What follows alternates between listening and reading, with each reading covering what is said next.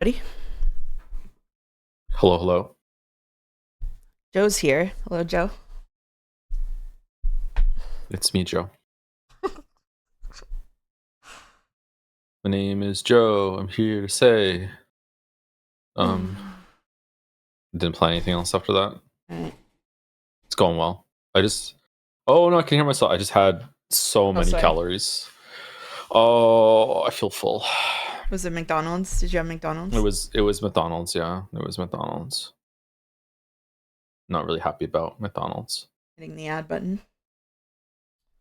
Is it McDonald's? McDonald's ad? Yeah, sound off in the comments if it's a McDonald's ad. Let me know when I can ping. Yeah, sure. Go for it. Lejo Army. There, Godot has a rhyme for you. You say that one. What is it? My name is Joe. I'm here to say, even on my best days, I'm still half gay. Oh, okay. I wish. You can be whoever you want.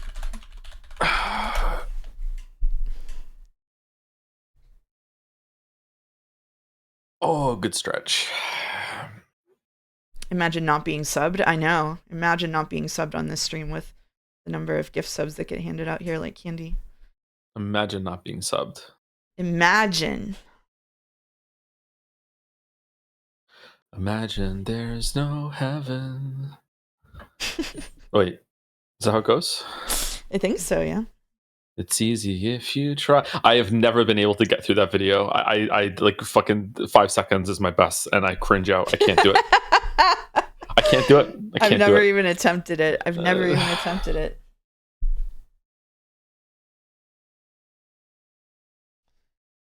August does not fuck with that song. No? Apparently not, no. You'll notice huge news today from my house. The chinchillas have provisionally gotten their wheel again. So we might get some chinchilla wheel sounds. That's exciting. How is the chinchilla injury? His foot looks okay, but it looked okay last time I put the wheel back. So I might just put some stuff on it preemptively. Which he's going to be really mad about. They're really mad at me. That's been a problem for a while now. Yeah, it has. They can have foot problems that go on for like a year. They're super little feeder or something. What? They're stupid little feet. They've got stupid little feet.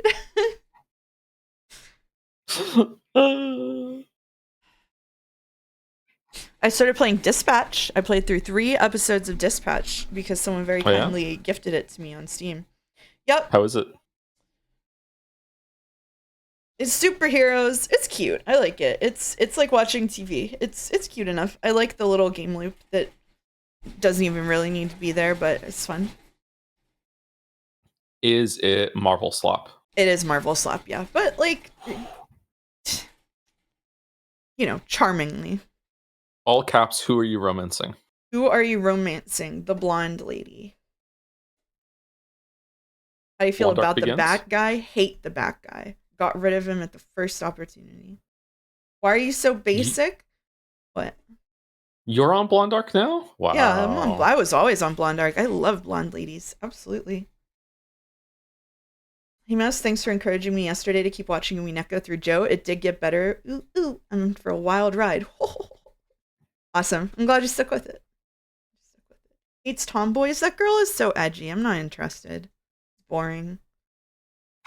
Swearing a lot is not a personality trait. Well, what? I'm right here. What the? Oh yeah, you can do your ad. Sorry. I'm going for it. And or finish. Yes, it fucking is. I'm just saying, if they're gonna give their characters one personality trait, they should make it more interesting than girl who swears. We can do better. It's 2025. Loves Kane. I know nothing about the game. I just know there is blonde and a tomboy. Listen, Kane is different. Dispatch, blonde, tomboy. All right. She's a has-been hotel character. Well, that makes sense. Oh, there's 2 of them. Oh, the blonde is the superhero with the blue. Oh, she's nice. Okay. Yeah, exactly. The tomboy is the one with like the purpley hair. Yeah.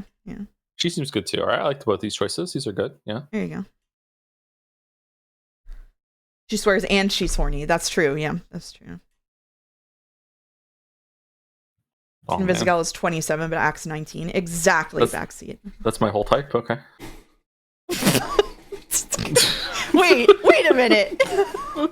Do you know chat the other day had the audacity? So Airbagged was in here. Airbagged and I are the same age. Chat had the audacity to explain to him that when he makes like Zoomer brainrot jokes, that he's being unk, but when I make them, it's just normal. What does that mean? What does that mean for me? Would I get the pass?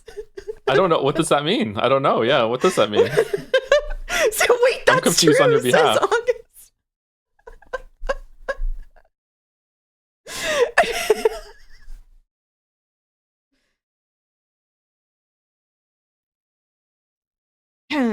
Whatever. You okay? Yeah, I'm fine. I'm fine. You know, it doesn't help that I look younger than I am too. It's just all the way down. You have a youthful spirit. Yeah, that's a generous way to put it.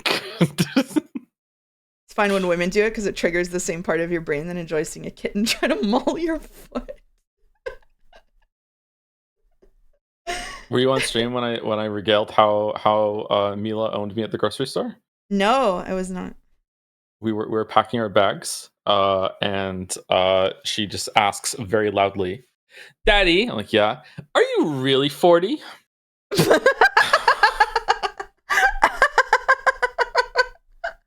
Yep. Thanks, Mila. Oh, she got you, kids dude. are awesome. Just no filter. They have no filter. No filter. I got ID'd buying alcohol at age 32, and I've been riding that high for months. Yeah, they love this story. They love this story. I'll tell this story again. I went out with my mom to lunch like 2 months ago, and the waiter said to me, "Wow, nice Labubu. Can I see your ID, please?"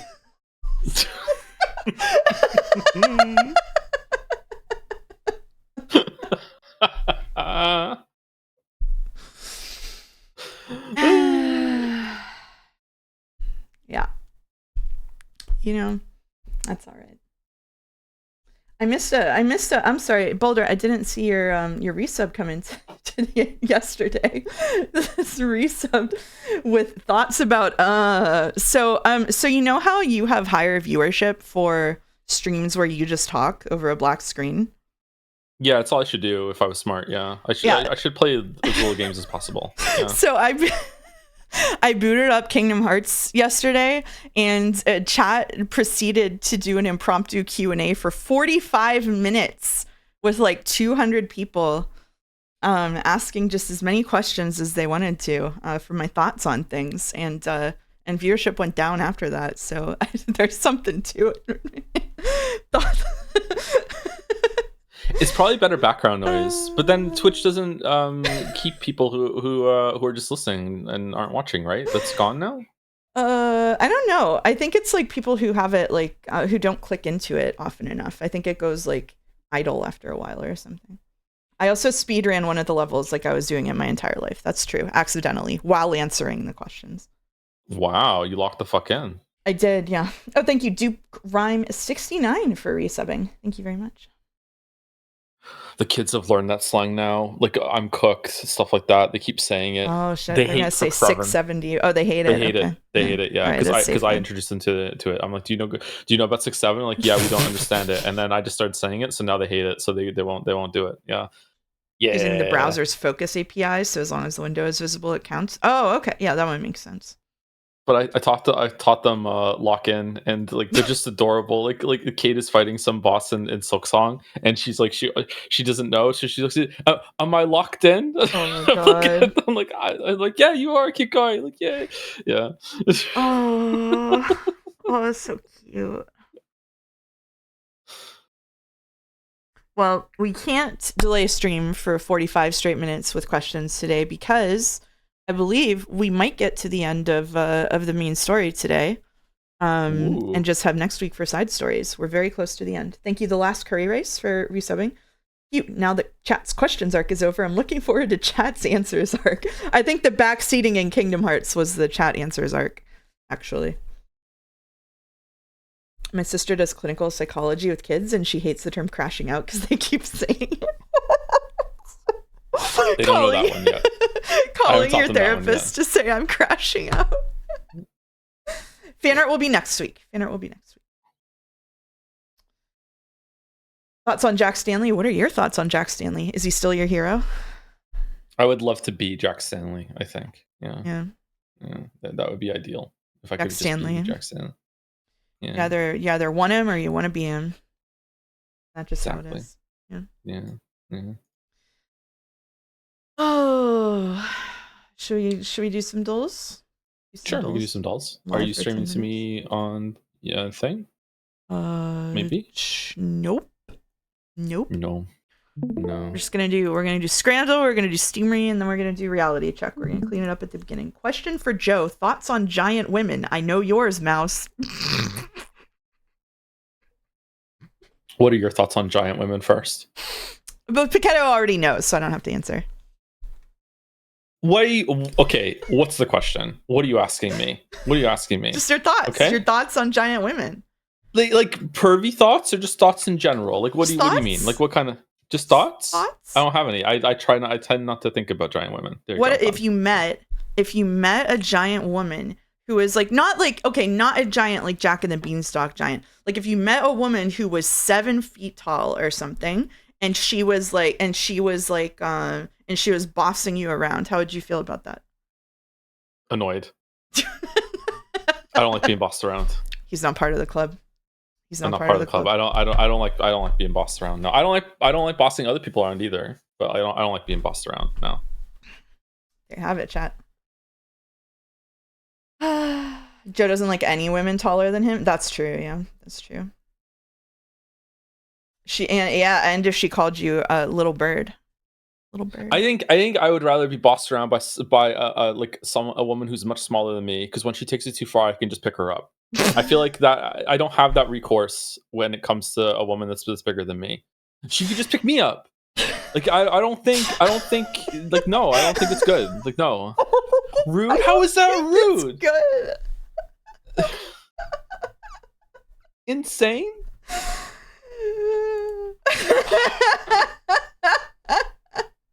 You don't think it'd be nice to be picked up? No. He doesn't get it. Eject him. We only have 2 more streams to get through, and then I'll never talk to him. I'm the straight top in this whole entire community. You know that? This is just fucking hell.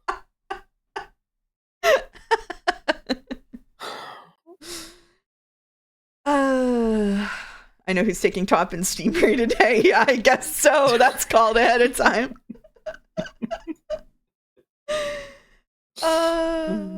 My dog hates being picked up. Aw, poor puppy. I said it during the I can't remember the name of the game. Hi-Fi Rush. I said Hi-Fi Rush. I don't think I could be with a woman who's taller than me. Equal height is fine. Like, but taller than me, I don't think I could do it. Wow.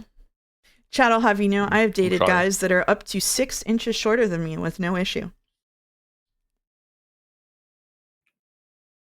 Wow. Wow. Okay. All right. Yeah, what if a tall woman tried to teach you something? How tall is Mouse? I'm 5'10". In what context? I couldn't learn from women, obviously. Just, not in the how to make the 4 hours feel like 8 sort of way. What was the name of the movie? I can't remember what it was called. Failure How to launch. Lose a Guy in 10 Days? Like okay, sorry. Well, yeah, they're shorter, not taller. I have gone on one date with a guy who was 7 feet tall, and I have dated someone who was 6'5", which is 7 inches taller than me. I go both ways. That's my whole thing. Really tall. Yeah, he was really tall. Really tall. He had a duck to get in my doorway. Did you measure? Are you sure he's not just like secretly 6'9"? No, that guy was definitely 7 feet tall. He might have been underestimating, if anything. Can we stop with the fantasies? I'm horny enough. Right. Let's do dolls. Let's do dolls for the sake of that chatter. Okay. All right. Are we doing for those who scran after today? Is it? I think so. Yeah. I think so. Yeah. Okay. Yeah. Oh. Oh Oh God. The Beast's rib for $23.50. The Beasts. Okay, is there anyone in chat who finds left super appetizing? To me, that's too rare. Is it even cooked? Is it one of those like salted things? Like, I do eat meat that rare. I have to say. does But this look good I to wouldn't you? eat this. Yeah, it looks good to me, I think. Oh, okay. But not for that price, yeah. They're both really expensive. Well, left might not be expensive. That's a big hunk of meat, and it looks like it's specialty prepared. I don't know. I would go right here, but I would also go right. That's it's so expensive. This is USA prices. This is how it goes. Right, it has a pint. It has a soda. Chicken tenders and fries with soda. Yeah. soda. Southern style barbecue can be pink while fully cooked. Yeah, this looks like Texas barbecue to me or something. Where it gets a nice sear on the outside and then it gets slow cooked. I eat steak tartare, so raw is not an issue. I do like steak and tuna tartare. We go right? We can go right. Yeah. This is actually really bad internet dropping. My stream is also dropping. Stream is also starting for me. Your stream on Discord is working for me, so it's probably on Twitch's end. Yeah, the stream is stopping for me as well. This is happening to someone else. I am not streaming on Comcast, actually. It was happening to somebody else the other day. We're having crazy connection issues. How did Airbag fix it? Did he just restart stream? Bum, bum, bum, bum, bum, bum. High latency gaming for me today.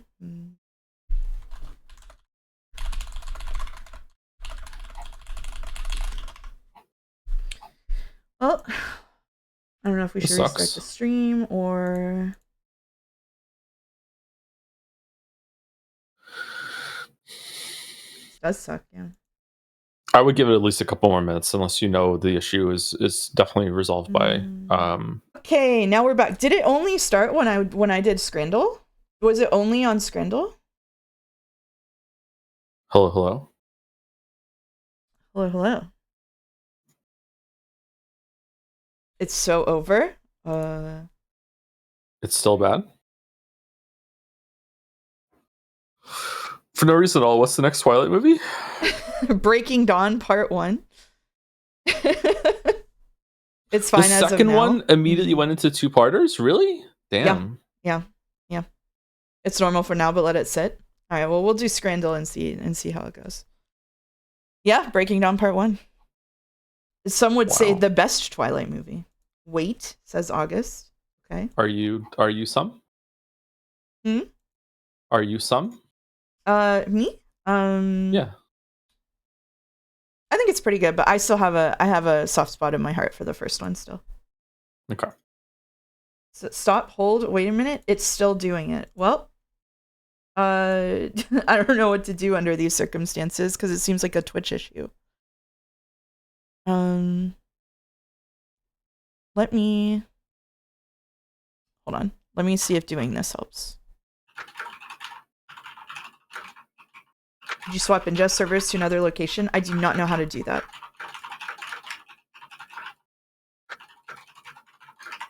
So not everybody is having a problem now.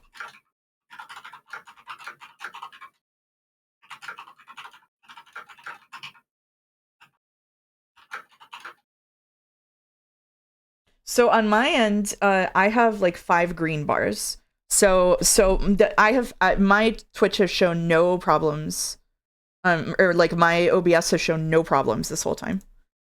So I'm not sure if there's anything I can do about it because I don't think it's on my end. Seems okay right now. It only buffered once. Need 6 to 7 green. I'm sorry.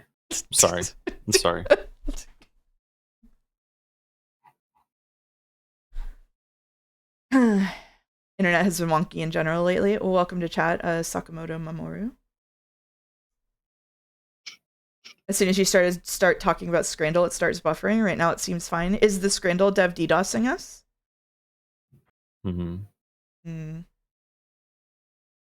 Jonas, cancel stream, and I'll teach you how to play Factorio. Yeah. If we can watch Breaking Dawn on the side while we do it, that would be a perfect evening. Oh my god, you're gonna let me teach you something? Oh, yeah, okay. of course. Yeah, all right. You could have the whole time. Damn. We never use trains, okay? It's belts all the time. We love belts. Only belts. Okay. Only belts. Only belts. Only belts. Okay, got it. Just like Kingdom Hearts. Yes, exactly. Yeah. In return, she gets to teach you how to cope with tall women. I do have heels that would make me 3 inches taller than you. Well, what's this cope? What do you mean? What? What do you mean? Where's the cope coming from? I don't have to cope with tall women. I'm fine with tall women. It's good. Now I'm buffered client side instead of Twitch side. Oh, okay. Anyway, what are we saying fuck trains for? In Factorio, specifically. In Factorio trains, they're overrated. Just use a belt.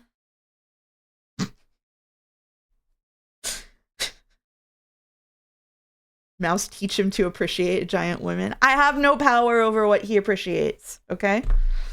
Well... Don't do that. Don't do that. Don't do that. Teach him to appreciate giant trains. He already does. He only liked Umineko because you like it. That's true. That's what true. They say. That's true. Yeah. That is what they say. Yeah. All right. The first 10 minutes of the stream are going to be lost media. Thank God. Thank God. All right. I want the tape. I want this tape. Okay. Opinion on Snowpiercer. I liked it a lot. It was a really good movie. You only liked FF6 because of the train? Oh, uh-oh. Taught him to like Umineko. I didn't teach him anything about Umineko. I didn't even teach him to install the mods. I did it for him. Which Final Fantasy is better, by the way, 6 or 7?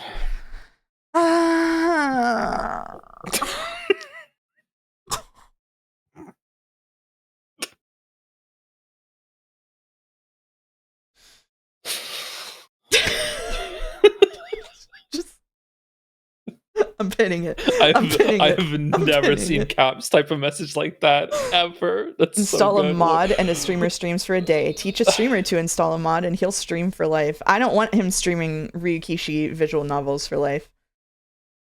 Man, it's been said before, but I don't think people understand the gravity of the situation that you got to front seat so hard that you installed the mod to fix Umineko. Like you got on the computer, got to download the thing, set it all out. I just walked away. I had a shower and I came back and it was done. Holy shit. It was so much better too. Like the rain effects were so good. Yeah. Got to sit in the squeaky chair. Gatsby kept me company.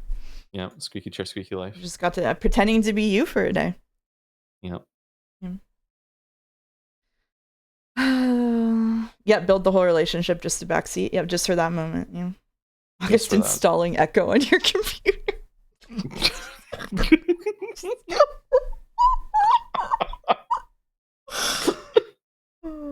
Got to be shown the drive-through Burger King. Yep. Got all the classics. Yeah. Speaking of Burger King, is the stupid SpongeBob SquarePants meal still going? The promotion, because the kids love SpongeBob SquarePants. So I think I might go get it in that if it's still going. And is it good or no? Was it overrated? That's a question for. Does anyone know about this? Yeah. I don't go to Burger King anymore. The chicken promotion. They apparently sometime in December they had celebrating the new movie. They had a Krabby Patty meal or something like that. I don't know. It's the Grinch meal right now. That's at McDonald's. Maybe Burger King also has a Grinch meal.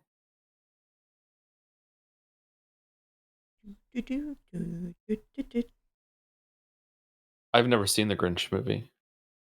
Me sending August a 100-line route recommendation order. He slips into your house Mission Impossible style late at 9 and pins to your PC with his own modifications. Hold your horses. It hasn't won. Hasn't won yet. Yeah. GG the stream says, I think the Burger King SpongeBob meal is still going, so there could be hope. Has anyone had it? I thought everyone loves SpongeBob SquarePants. Man, No? why does my brain do this? Anyway, got to see the feet that bought the right to jumps.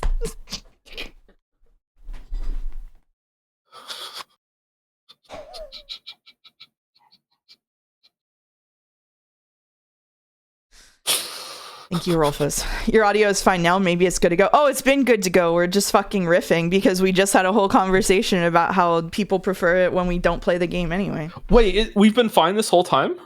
Yeah. Oh, okay.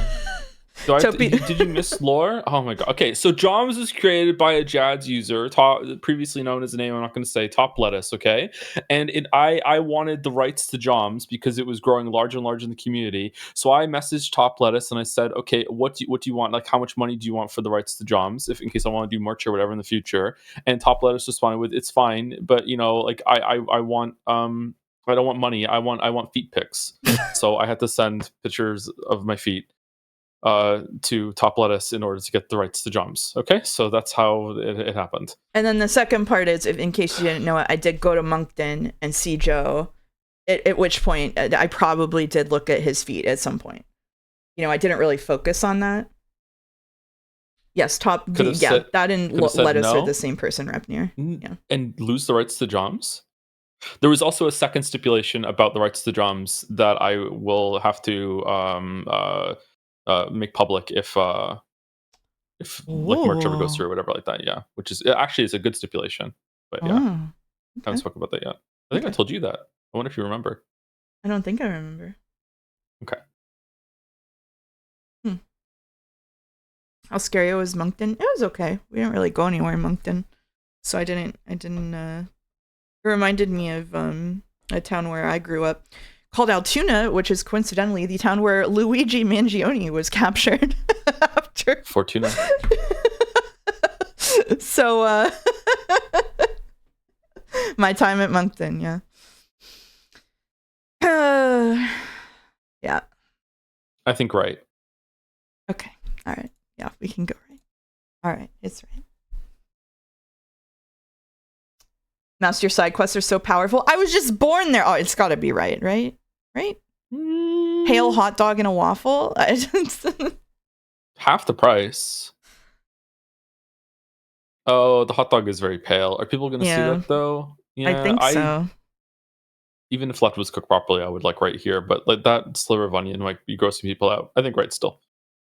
Did you meet his kids? No, I would not meet someone's kids unless I knew them for a lot longer than we've known each other. Hello, Mouse in chat. Welcome, Lancerowski. I'm not following Shibuya streams, but I'm very curious how long it is because they see this game being streamed from time to time. We have 2 more streams of this, which I think brings it up to like maybe 12 streams of about 4 hours each, but we go really slow, as you can probably tell. So I think it's like maybe a 20, 30 hour game probably. Yeah.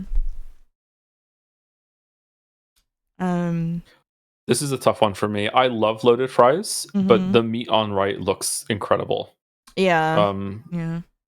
Side not included in price. And I Rebnir. Oh, the side's not included, so it's just 2 skewers of meat for $7.50. That's really expensive. I think maybe the fries might take it. Yeah, it's a bit pricey. Okay. Yeah, I've swayed over to left now. Shit. 94%. No. What? I'm sorry. I swayed you. I'm sorry. Ew, on the right here? What is this picture? I don't like right at all. No. I don't like left at all either, but we're just not voting for right. Wow. Oh, I have a coffee. Remind me to go get my coffee after we're done Scrandle. Okay. All right. I need to put it in the totally reasonably sized microwave though. Salty papas and meat in a bun. I think meat in a bun for me. The bun looks good, doesn't it? I like the bun. Yeah, it does. Yeah, I like the I think pretzel. right. Yeah. Yeah. Yeah. Is the stream lagging? Not the audio, but the visuals? God, I hope not. All right. Oh shit. I don't like the look of that chicken. I don't like it on the left. I say right me here. neither. I would say right. I'm not feeling left. Yeah. It looks dry and also frozen. Okay. Shit. Meat and potato pie for me. They hate the vegans. The cursor is jumping. Oh, I can see that on my OBS. I don't know why that's happening. For me personally, eating it, I think right, but they hate vegan stuff. You're right. And left is half the price, so yeah, it's gotta be left. Yeah, they hate vegan shit. It does not matter Oh, for easy the right. dolls. No. Easy right. This is a freebie. Oh my Yeah. god, left looks really gross. Free fucking. How is that so high? What? 35 on that left? I don't know. Oh. Oh, I think Choropan? right. It's free for fans. It's free. Yeah, Yeah. it's easy. It's right. It's right. We're going for a 9 out of 10 Scran here. Yeah, we are. Yeah. Yep. Let's land the plane. Salted pretzel versus mitralette. I don't know what that is. I don't know what that is either. I still think right. Do we like pretzels? I do like pretzels. This is pretty cheap, but it is cheese product. It is American cheese product. A pretzel is just bread, or there's some nuts in them? No, they're just bread. They're like a special kind of bread. Okay. I don't like the bun on the right. I also don't like the bun on the right. It looks dry. They used to serve at school lunches. Try in is a Britain. French or machine gun. It's a Belgian sandwich with half a baguette, fried meats, fries, and sauce. That sounds really good. I would like to say right here. Probably. Okay. I also think right. It's God's perfect bread roll. Oh, fuck me. What? How is it only 15? That's crazy, actually. How is left only 38? Those both look like... Can you bring them back? They both look like they should be way higher. Yeah. What the fuck are you talking about? Left should be like around 60 and right should be like an 85. Is this the wrong percentage for these? What? I don't know. This is crazy. I mean, it's still better than average, at least. That's crazy, though. Scrandle Dev explain? Where is the Scrandle go, Dev? Oh, my coffee. All right, I'll be right back. Yeah, go get your coffee. Thank you. All right. Sorry. Oh, God. Excuse me. Oh. Jesus. Okay.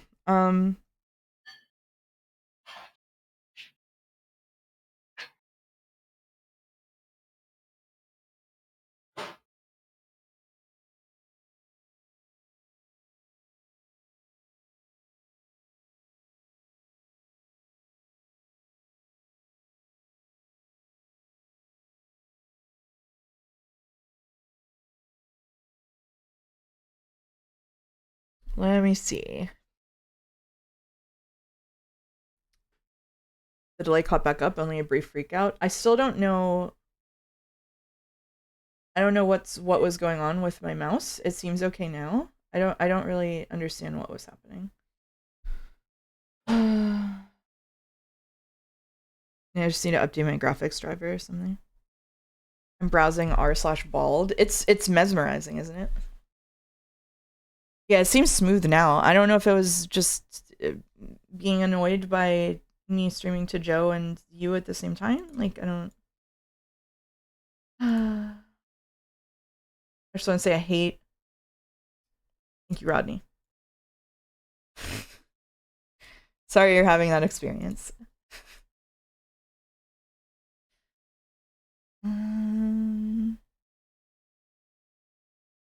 I've seen the browser capture lag during fan art too. I think it's just your computer. Yeah, that could be. That could be. I need a new CPU really badly. That could easily be it. I was gonna build a new computer, but AI is ruining everything. So. Yeah, I'm due to build a new computer too, with all brand new parts and everything, because the GPU is like most of it. Yeah. I can keep my GPU and my RAM probably, which would be the priciest parts, but I need a new motherboard and CPU, which is the most stressful part. So invest now what you can. The prices of these things will go even higher. I had a $2,000 plumbing problem, a $1,500 hospital bill that's still rising, and in January I will have a $1,600 sleep apnea device. We ain't building a computer anytime soon. Tragically. Building a computer hard? Not really. Putting the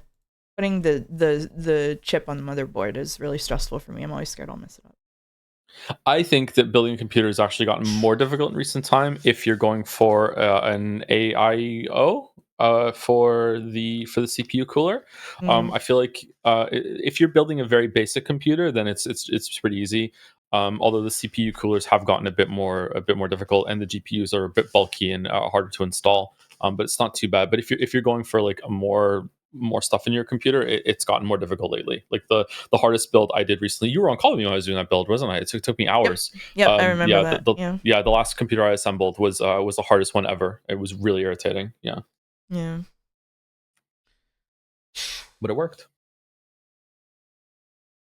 There's a problem for February mouse or something. Maybe we'll do a stream anniversary subathon with the goal of getting an upgraded computer. How about that? We'll do that. What should we marathon for Het Slap February? Oh God, 24 hours of Atome.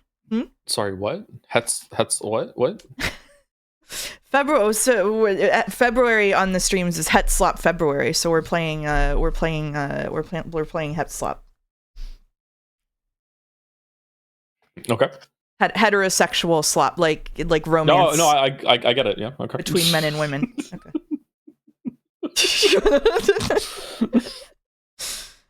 I got my current MOBO CPU and cooler pre-mounted, shipped with a hole cut in the motherboard box with the cooler just poking out. That sounds kind of nice, actually. Between what and who? I guess we'll just have to come find out. I have a perfect Atome I've never read and know nothing about to suggest.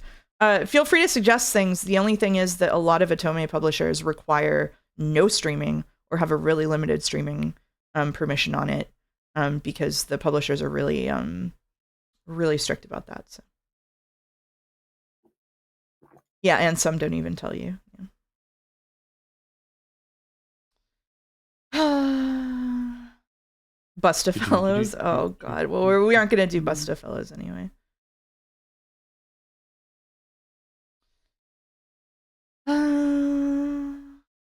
All right. Well, you're top. We know that. Well, chat. It's time. It's the time of the stream where I ask, can we Steam it? Yes, we ham. Yeah. Thank you. Thank you. Man, you were my joke. I wasn't gonna take top. I was just gonna tell you that you're bottom. All right, Crazy Machines 3 is the latest, greatest, most amazing, and craziest part of the series. It fascinates once more with the physics-based puzzles. Build your own crazy machines and share your awesomeness across the world thanks to the Steam Workshop. And on the power bottom, we have Void Crawler, a horror game set in a dystopian future where you pilot a vehicle nicknamed the Mole into a mysterious void deep within the earth to collect an extremely valuable material for a company dedicated to solving the world's energy crisis. I have no idea. Can we see some screen caps? Like, Top has a lot of reviews. That's a lot of reviews. It looks a bit... Whoa, it's a boat? This looks kind of cool. This looks like Little Big Planet to me for some reason. This looks kind of neat.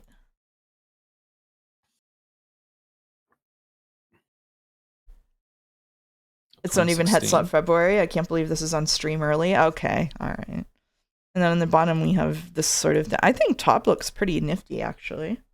Bottom looks interesting to me too, but doesn't have that many reviews. It came out in 2024. This might be like a sleeper thing, and it has like a higher rate. I still think top.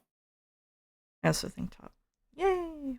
Good mouse. Oh, bottom's pretty high though. Wow. Morning, Joe. I hope Joe recovered from the KCD2 streams. Have you? The what? Oh yeah, I'm fine. Yeah, really. I think some people were kind of freaked out a little bit, like just how not difficult that was for me. Like, yeah, I've already lost my schedule though, unfortunately.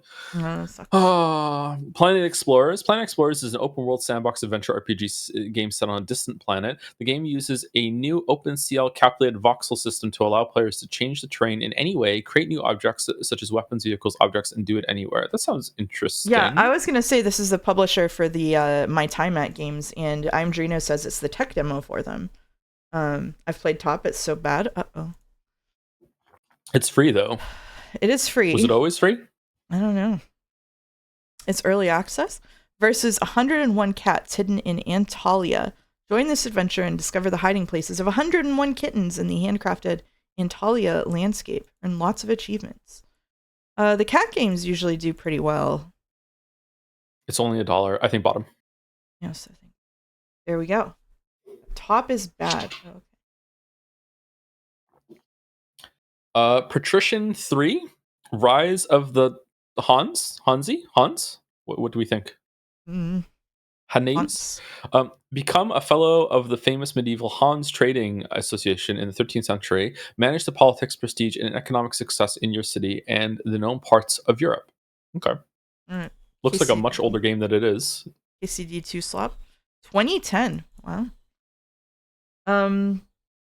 Roman Triumph Survival City Builder. What do you mean? At the farthest reaches of the empire, a new Roman city is born. Manage and grow your city, please the gods, and survive against barbarians and mythological threats to achieve Roman triumph. Hansa? Spanish slot. It's a Spanish-like. Okay. Oh, it's got some comments to it. Early access from September of this year, actually. 674 reviews, Roman Triumph. I think...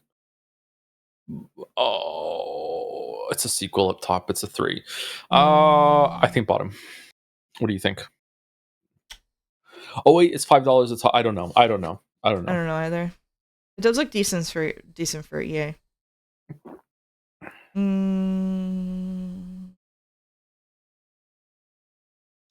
Talk came out in 2002, but Steam release. Oh, what's bottom? Steam release was 2010. Ah, okay, that's why. That's why it looks so old. Yeah. Yeah. Okay, here you go. Esports Life Tycoon. Manage your own esports squad, expand your gaming house, and defeat legendary teams to become the best in the world. Why does she look like that? Sneh. Snebel. Sneh. German game? Is it? Snowbell's ring. Heroes of Valor. This is war, soldier. Pick a class, gear up, and hit the front line. Whether you're storming beaches, piloting fighters, or holding the line with your squad, your orders are clear. Fight hard, fight smart, and never back down. Enlist now. Become a hero of valor today. Wow. Yeah. Wars change. Yeah.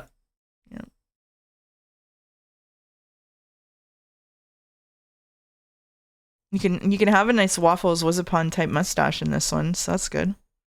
That's true. Or a horse head. I have a Waffles Wizapon mustache right now. Really? I also have a beard to go with it, so but yeah, oh, okay. Yeah, I do. Yeah. We see the header of bottom. Yeah. It's from this year. I think top. For no reason at all, I just think top. I'm just flipping a coin here. If you think bottom, let's go bottom. I have no strong feelings either way, so we can go top. All right. Well. I've never been more wrong. Whoa. I've never been more wrong. Whoa. August game on the top here. Scandalous Secrets. Candice DeBibis. The beautiful, multi-talented Candice DeBibi returns for the sequel to her minor hit Candice DeBibi's incredibly trick lifestyle with another magical action RPG that also makes you have so many plosives when you say the fucking name of the game. Okay. Oh. This is an August game if I've ever seen one. Yeah. Oh yeah. Big time, baby. Look at that. It's gross. Yeah, it is gross. Versus Broken World, an exciting and post-apocalyptic low-poly game where players have to survive in a world overrun by zombies and chaos. Build and strengthen your shelters, fight various threats, and explore a dangerous world full of secrets and dangers. You didn't know about this game? Famed game. It has 24 reviews.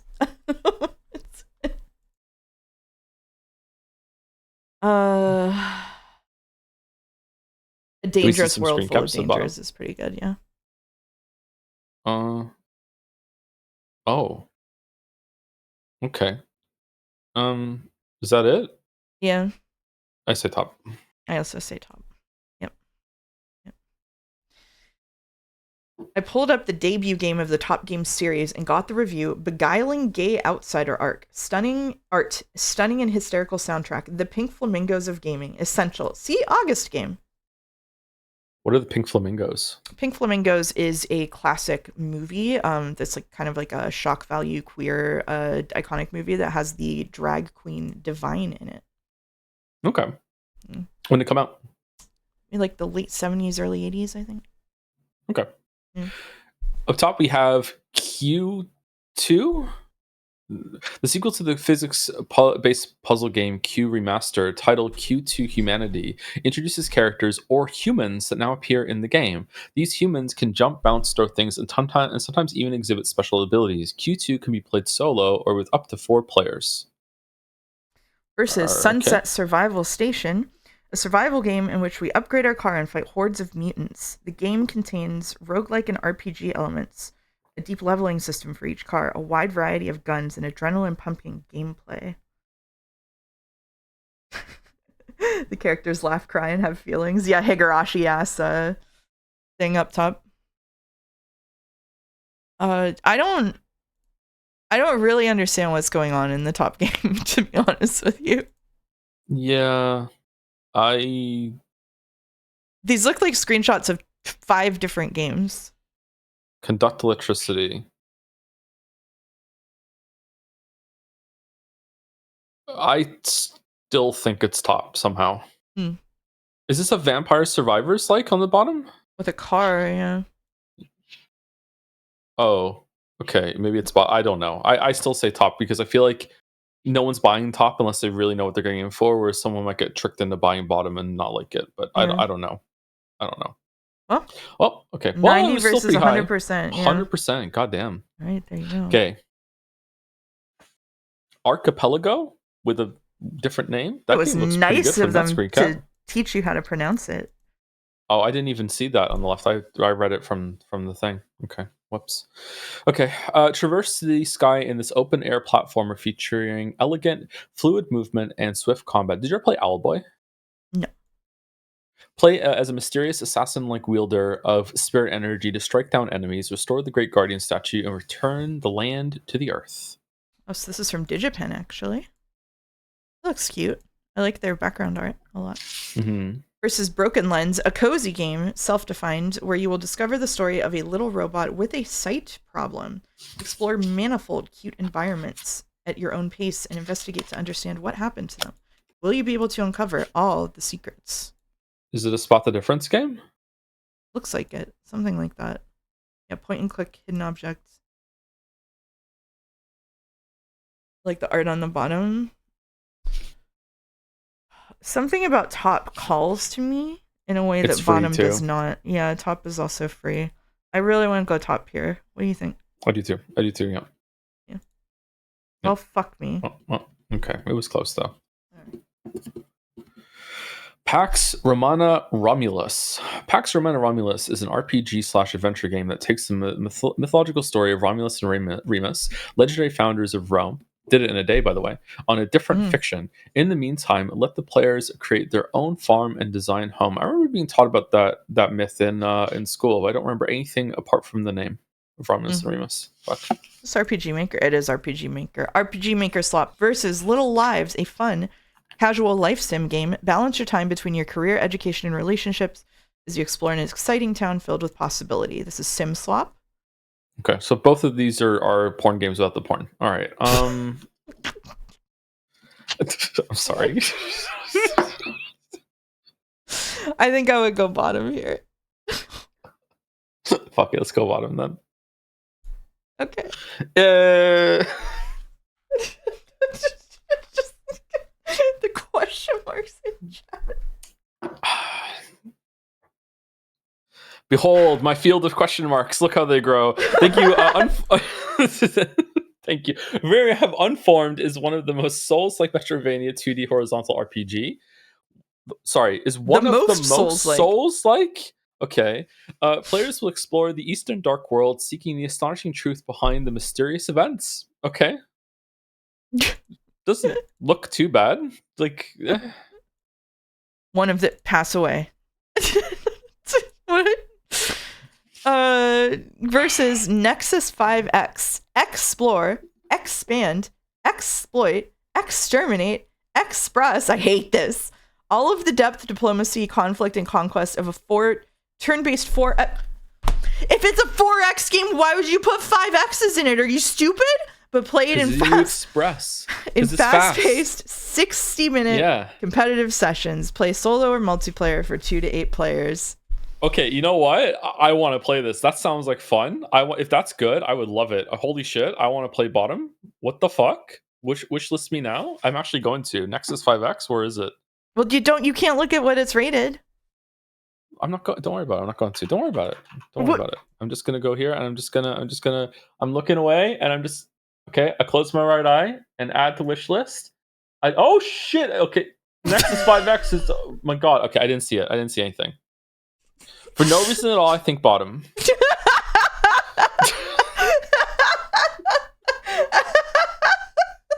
Okay. What was it? I didn't see. Was it bottom? UV Neko Wiki. Oh, it was bottom. All right. Okay. Let's continue. I really didn't see it. I swear to God. All right. Soulcaster. Escape an ancient temple by utilizing its arcane artifacts in an intriguing 2D puzzle platformer. Okay. This Hyphen is there. Pen again. Platformer. Puzzle platformer. Versus Cold VR. Time is your greatest weapon. Move to slow it down, stop, and risk everything. So it's the opposite of super hot? I guess so. Sub-Zero edition, even. I don't know. I also don't know. The entire install base of VR has played bottom, so they might have liked it. I think we can go top. Top is just a student game. People probably aren't. It's free. It has Homestuck vibes. I think top, yeah. It has Homestuck vibes. Yeah. All All right, not we bad. got 7. That's not bad. That's not bad. Wow, way better than today's average. Yeah, a lot better. Probably better than I would have done on my own too. Well, everybody wanted Q2 Humanity. I've been getting like 5s on Steamery. I haven't been doing so hot. It's just because like having someone else here like slows your decision process down a little bit. That's it. That's the only reason. Could be, yeah. It could be, yeah. It also means I listen less to chat. Ooh. Whoa. All right. Bold. AI at the grocery store. Yeah, at the grocery store. Average correct is 71%. Uh-oh.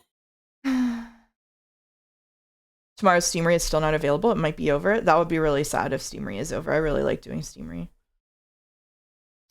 AI Lunacy. They ran out of games. Yeah, they did all of the games that ever were invented, and there's no more. All right. We've got the Left vegetable aisle. Left is AI. Because of the writing, do you think? Just everything's stacked too nicely. Yeah. Okay. Oh, we're on Nano Banana now. We're on Nano Banana again. That is the better model. So we gotta be careful. All right, we've got. look at the Pringles. Look at this. Is this how neat like grocery stores are in other parts of the world? This is wow. Not where I'm from. Let's see. All day snacking. All day snacking. The writing seems kind of fucked up on these ones too. I think that's just because some of the bags are turnaround though. I think left is AI.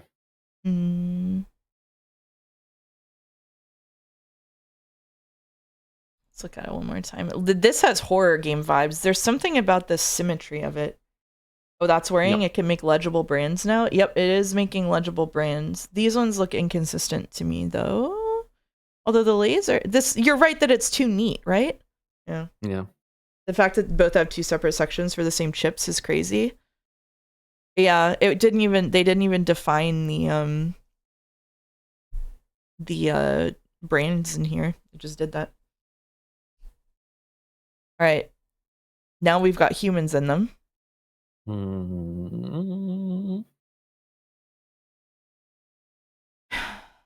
What are they selling? What's in the bag? Those look like mushrooms to me. Those look like dried mushrooms. Okay. Left has AI shine. The lighting is a bit strange. Close up on the writing.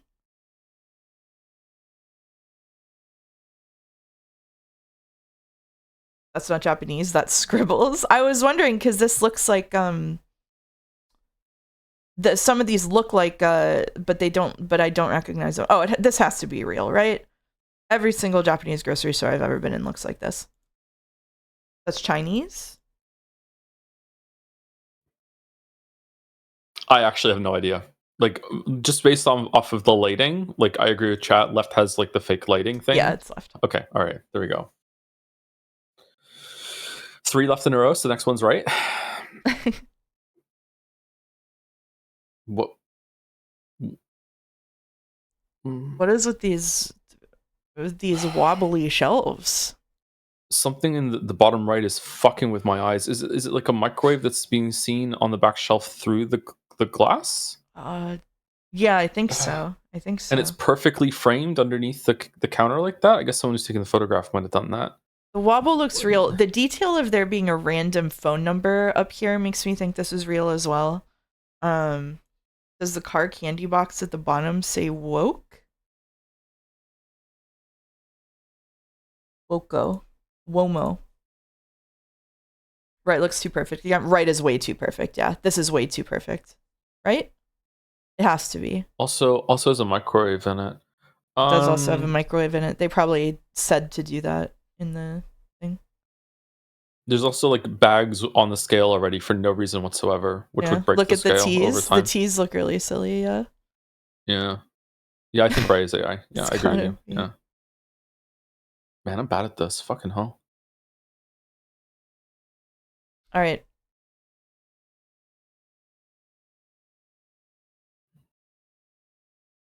Okay. These are labeled the same thing, but this has really. And then Have they been printed? left, The they're risotto all is like risotto. perfect in each one. They're all risotto. They're all risotto, and it says al porcini, which is a type of mushroom, but they don't. It's this is driving me crazy. It's exactly the same every one of them, but there's different things in them. It says AI right there in the picture. That's true. That's true. It should be al, right? It should be al. It should be Rivoto al stuff, right? The two tartufos are completely different looking. I thought there was only one kind of bread until I was 22 years old, so I'm not the one to ask about this. Really? Not two types of bread. It's Left just is AI. yeah. It's left. Yeah, it's just left. Yeah. I'm just fascinated that it printed exactly the same sign, but then assigned it to like 5 different looking things. It's very odd. All right, here we go. That mirror in the top left looks real clear to me. Yep. What? Is what is that a screen? What that's not on. Hmm. It would be reflecting the back corner, maybe. Yeah, maybe we can't see the back corner. Maybe it's fine. Yeah. That looks very odd to me. Coca-Cola. It's with the cables coming down from the ceiling. This looks real to me because of all of the little details. Can we see the Coca-Cola logo? It looks completely real to me. So this little sign over here, which AI would have no reason to put in. Yeah, I think it's free left. Yeah.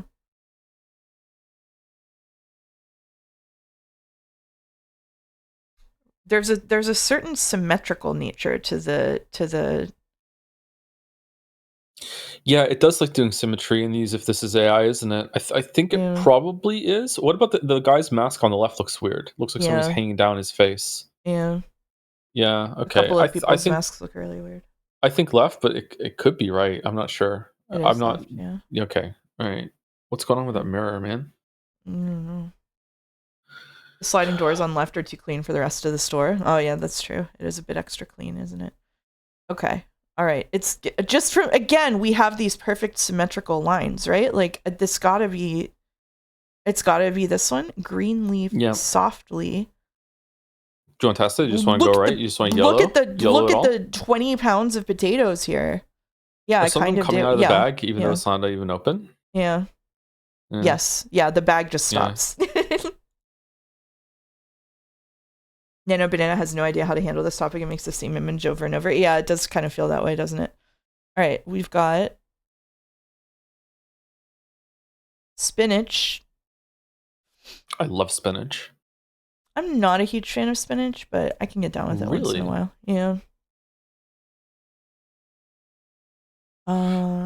What's going on with the basket? Kind of just... It's just sort of basket error. basket error. Yeah. It's around the. Well, I guess the celery is already in the basket. Is it? Yeah, like It's the just a basket big basket. continues. Yeah, it's a Oh, really I big see. basket. Okay, that's a big thing of celery there. All right. It is a lot of celery. What do you think about the prices zooming in? Are they consistent? They look okay? Yeah, 199, 349. 149, 199, 170. This 99 cents. Let's look at the first one again. This is doing the weird focus thing the AI does sometimes.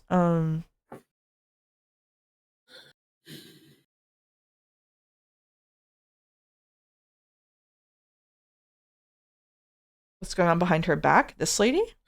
I don't know. I hate to be critical to people just in case they end up being real. She just looks weird to me. Like on the right, I couldn't tell you why. There's just something about her that looks Yeah. odd. But then if it turns out to be real, then I just insulted some person. Sorry, just. But you are right. The left looks like more of the AI focus that you Yeah. get. Yeah. Yeah, and again, we have the same kind of angle that they've done so far with the shelf, right? Like it's this perspective where it's just in a slant line. Yeah. Mm. She does look like a bit like she was photoshopped on the right, yeah. But I would expect I guess Nana Banana is better at this, but I would expect her hair to be less detailed. This asparagus is completely fucked up. I don't know, chat is saying left, but right has a bunch of weirdness in it. Why is left still examining it when she's already taking it down? I don't know. Maybe it's a pose photograph, right? Like, Yeah, I don't know. What gets me on right is the ties are nonsense. Yeah, the ties on the lettuce down here make no sense. I think it's right. I don't agree with chat. I think it's right actually. why would anyone take either of these photographs? So they have to be posed. Yeah, I don't Yeah. know. Again, it's because of the person. I feel rude, but I think it's right too. Nope. No, chat was right. Damn, I'm sorry. Yeah. No, it's okay.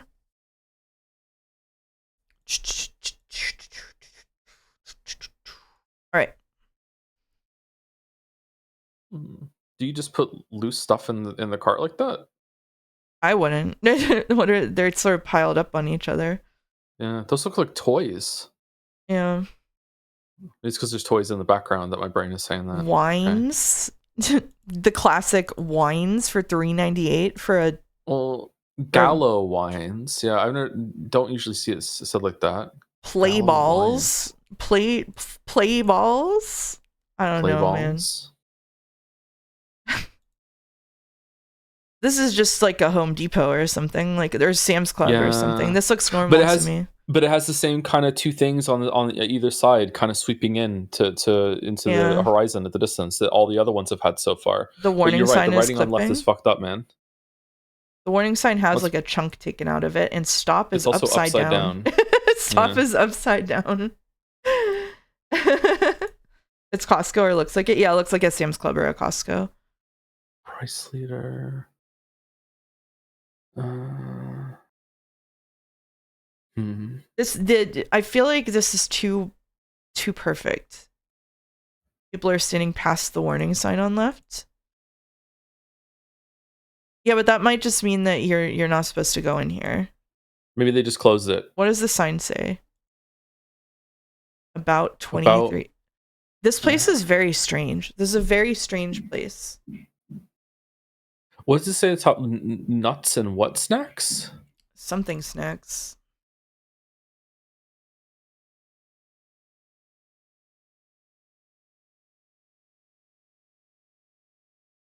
Every aisle has a cashier on right. I've never seen that. That's true. You know, normally that will Costco's sometimes like that. Costco has a lot of them open. It's employee owned, but you're not allowed to criticize it. I'm allowed to criticize anything I want. Thank you for shopping at Vane Co Foods, an employee-owned company. You're right that the wines and play balls that's crazy. No one says that. Yeah, Winco. Right does look like all the other AI stuff though. I think it's right, but left looks like a nightmare to be inside. What does it say on the blue bag in front of thank you? Here? I don't know. Why would it put a sign upside down? Maybe it broke and fell. No, why would the AI put a sign upside down though? Oh yeah, that's true. I do think left is real, but it's a strange purgatory sort of place inside next to the vegetables. Oh, that's a next level thing to think about. Actually, like a mistake that the AI wouldn't make. Like Yeah, why an exactly. imperfection? Heavenly Yeah. Why would something something. I gotta say, if left is AI, like that detail, yeah, that the warning that looks so good. Like Yeah, holy, like I think right has to be AI here. oh, I think I it's think right it's just right. because of the perspective. Left is Yeah. has some errors in it that I don't think AI would make. Okay, good. Holy shit, man.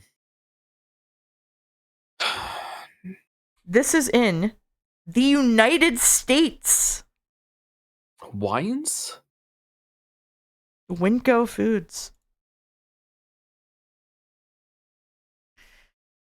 Oh, it's kind of a stressful one. All right, this will be halfway done. All right, fresh fruit, established 1940, daily. Okay. That all looks a little too perfect to me on outside. Recognizable fruits versus this. But Oh, the floating the bananas floating bananas? hanging by a string to lure you in. Oh, they are. They're hooked. They're hooked on. What are they hooked on? I don't Nothing. know. Ooh. Oh, there's like a very visible, barely visible chain here. What the fuck? The floating bananas, they're crazy. Okay, so this has limes, onions, oranges, apples, peaches, all the different kinds of grapes together. Dragon The fruit. the fruit in both of these images looks so good. Yeah. Maybe I'm getting into fruit now. Wasn't into that yet. I think the organization of the fruit here is bizarre, and it's look at these lights. The distribution of these lights is weird. I think this is AI.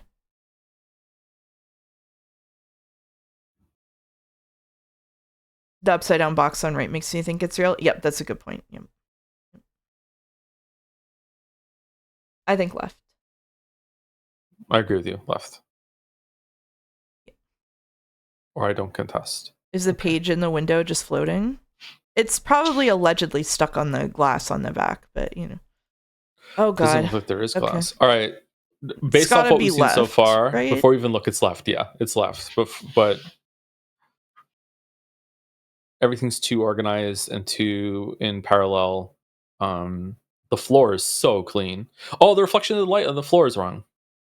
There's a horizontal light in the reflection that isn't up above it. Is there not? Yeah.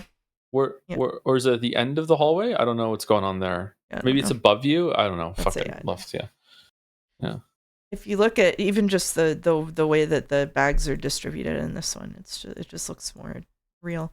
All right, we've got two delis. Here's one deli. Hate delis. You hate delis? I hate delis. It's just I don't want to interact with someone when I buy my deli meats. It's annoying. Why is there fruit at the deli? Other side of the deli, maybe? Maybe we're not quite into the deli yet? We're not quite into the deli. Here is to weigh the fruit. That's detail I don't know if quite high up for... It is quite high up, yeah. One of those banana keeps boxes is upside down. No way, it's AI. Oh yeah, that's true, it is. Versus peaches? Fresh peaches? Why are the peaches like different prices in the same thing on the left there? Yeah, it's right AI. Peaches versus fresh peaches in the same container. All right. Onion, sweet potato. I recognize these logos in the back, but that doesn't mean anything, as we saw. Potatoes on the bottom. This all looks real to me. I'm gonna be concerned if this is AI, so let's look over here. Okay. This has organic red onions in front of potatoes and organic red onions between red onions and yellow onions. Yep. And 2 layers of sweet potatoes. I think this is giant eagle ass layout. That's right, you live here too. I forgot. All right. Is this the same Oh, image as before? yeah, we saw it before. Yeah, this Yeah, is this a fake Oh, it's the same thing. It's right. it's Yeah. the same What the thing. Yeah, fuck? the one we Whoa. just did. Yeah. All right. This is a giant eagle ass layout. This looks like it could be the giant eagle in like the north side. It might very well be. What the fuck are the with the bucket Bucket lights? light One of is which amazing. only one of them has a handle. I love bucket light so much. Do you on the left is schmoove it? Yeah, look at him go. Bucket lights hanging off these rafters with exposed brick goes crazy. The handle folds up. Okay. I want to shop at this store. With the buckets. Is that lady weird on the right, far right there? Is she like double exposed? Using Yeah. oh, there's someone standing directly behind her. Yeah. Okay, Yeah. that's what it is. All right. And then here we have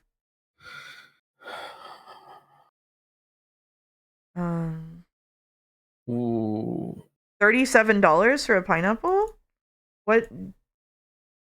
The writing on the bucket light mounts goes nowhere. Also bucket light, but just one of them. The rest A of them are single different. bucket light, yeah. A single bucket light.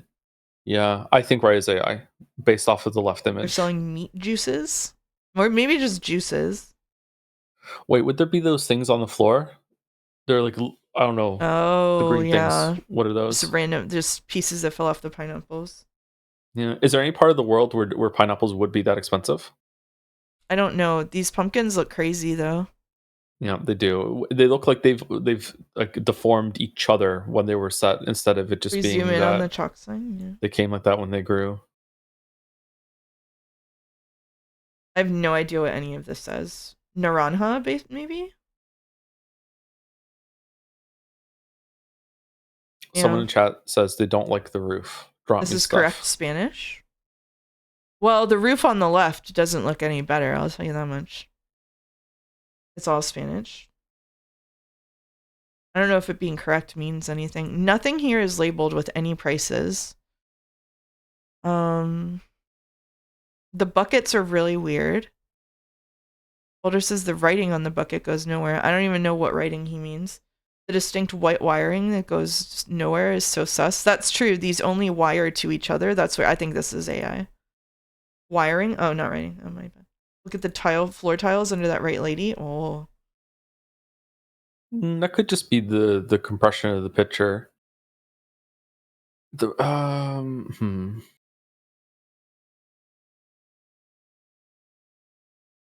No, it gets worse a little sooner than that. Maybe you're right.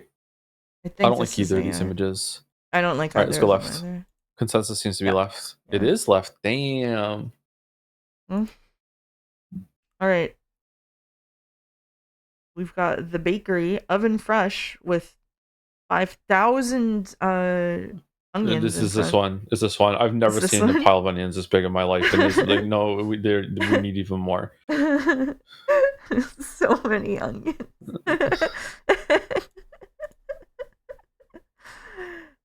Also the bread that's piled up, falling out of the thing. Normal amount in Poland. Okay, it's a bread basket.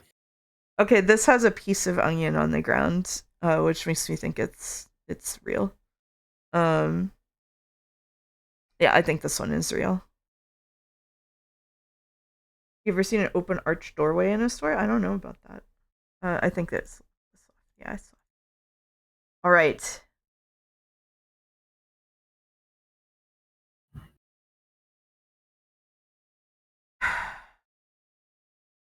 This is scuffed. This is so scuffed. The writing on the label with Portobello is so scuffed and inconsistent. This should be. I don't even know. I've never seen these kind of produce stacked in this way on a shelf like this, but you know, it's interesting. They're all recognizable produce, but and then we've got this, which is Portobello, shiitake. This is recognizable all the way back. Gold bell peppers, English cucumbers. Those aren't cucumbers, but eggplant. Oh, the cucumbers are between them. They're between the eggplants and the thing. This is very packed. Yeah, I think this one's real though.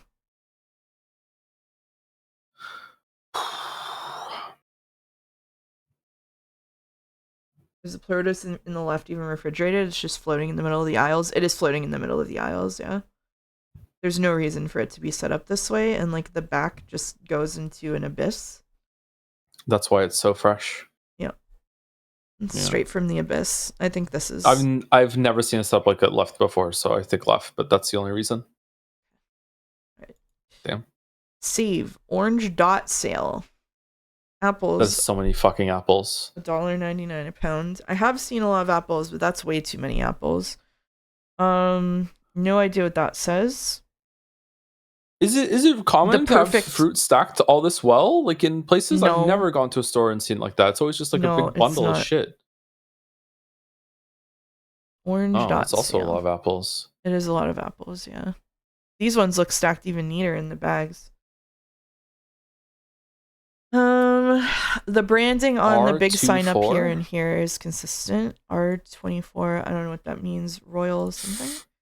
Royal Gala apples.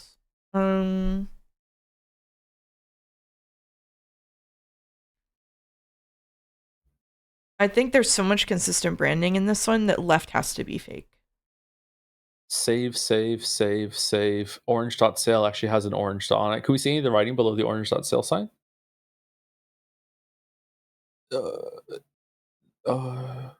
No. February 2016? Yeah. Well, that's before AI, so it has to be that one, right? I knew a girl who worked in a produce department and took Adderall at work, and her shelves looked like that. Did you know what? Fair point. Fair point. I think this is fake. I think right is fake just to be different. You think right is fake? What does chat think? Just to be different. We should go with you think. Okay. I'm being contrarian for once in my life. All right. Yeah. See, being contrarian doesn't pay off. For once in your life. All right. This looks so chaotic that I immediately think it's real. There's a cat in the grocery store.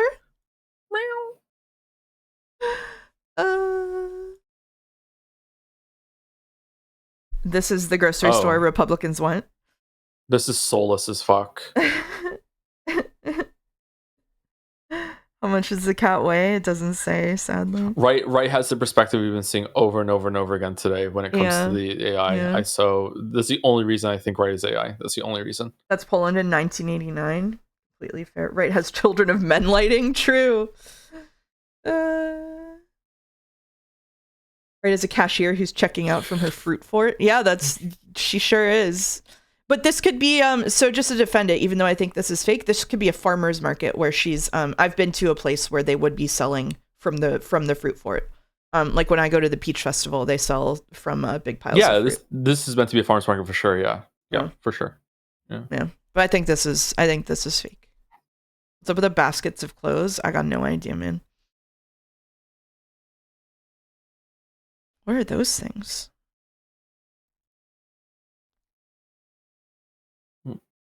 Order passes?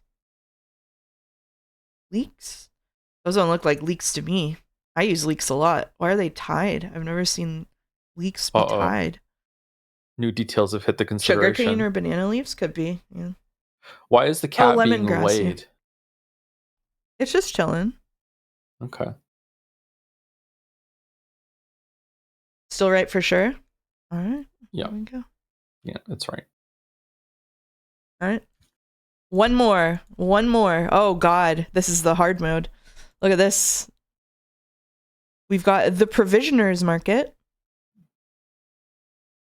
Everything here costs $75. I've been in a grocery store like this. I went to a grocery store like this in Ottawa, and it was so fucking expensive. Oh, shit. Okay. I went right to be fake because the amount of open space annoys me. I mean, the amount of open space is nonsensical. We also have the perfectly stacked stuff again. Although in this one, you can see that it's inside things that keep it perfectly stacked. This looks like an airport. It does look like an airport. It is a nightmare realm. What does the sign say at the top? Fruits and vegetables, presumably. It's spelled different. These are 2 different languages. You see the sign at the top? This one?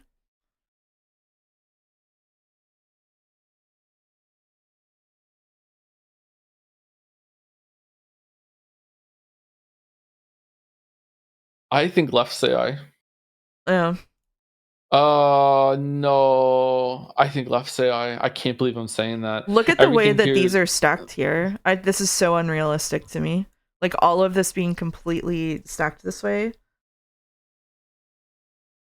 I think that left is fake here.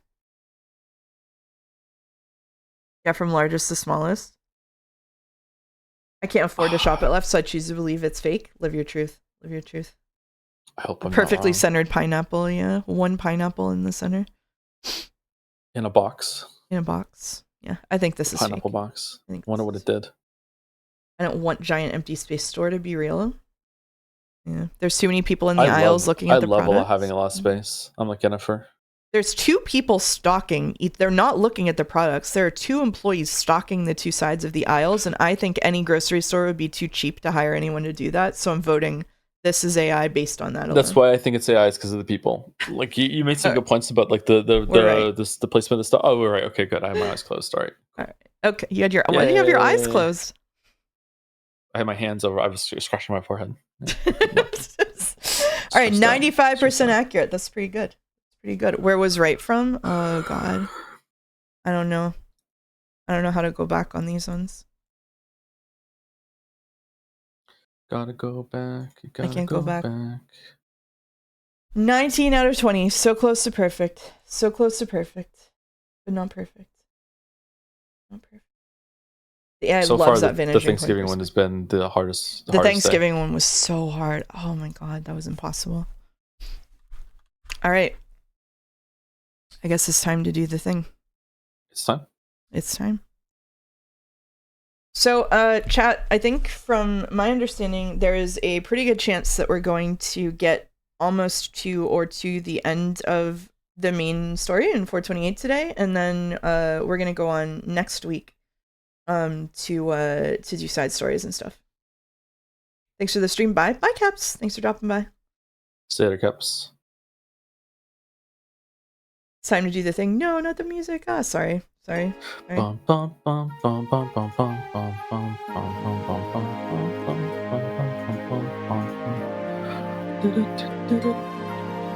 All right.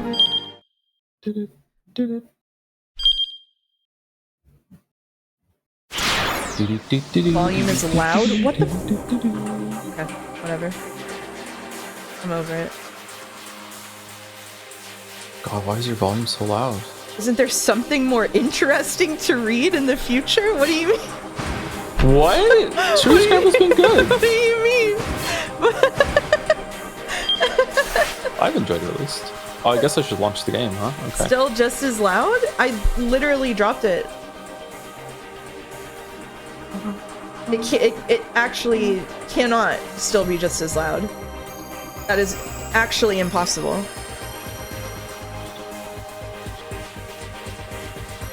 What is this No, game? it is. Angeline Era that's on my recommended list.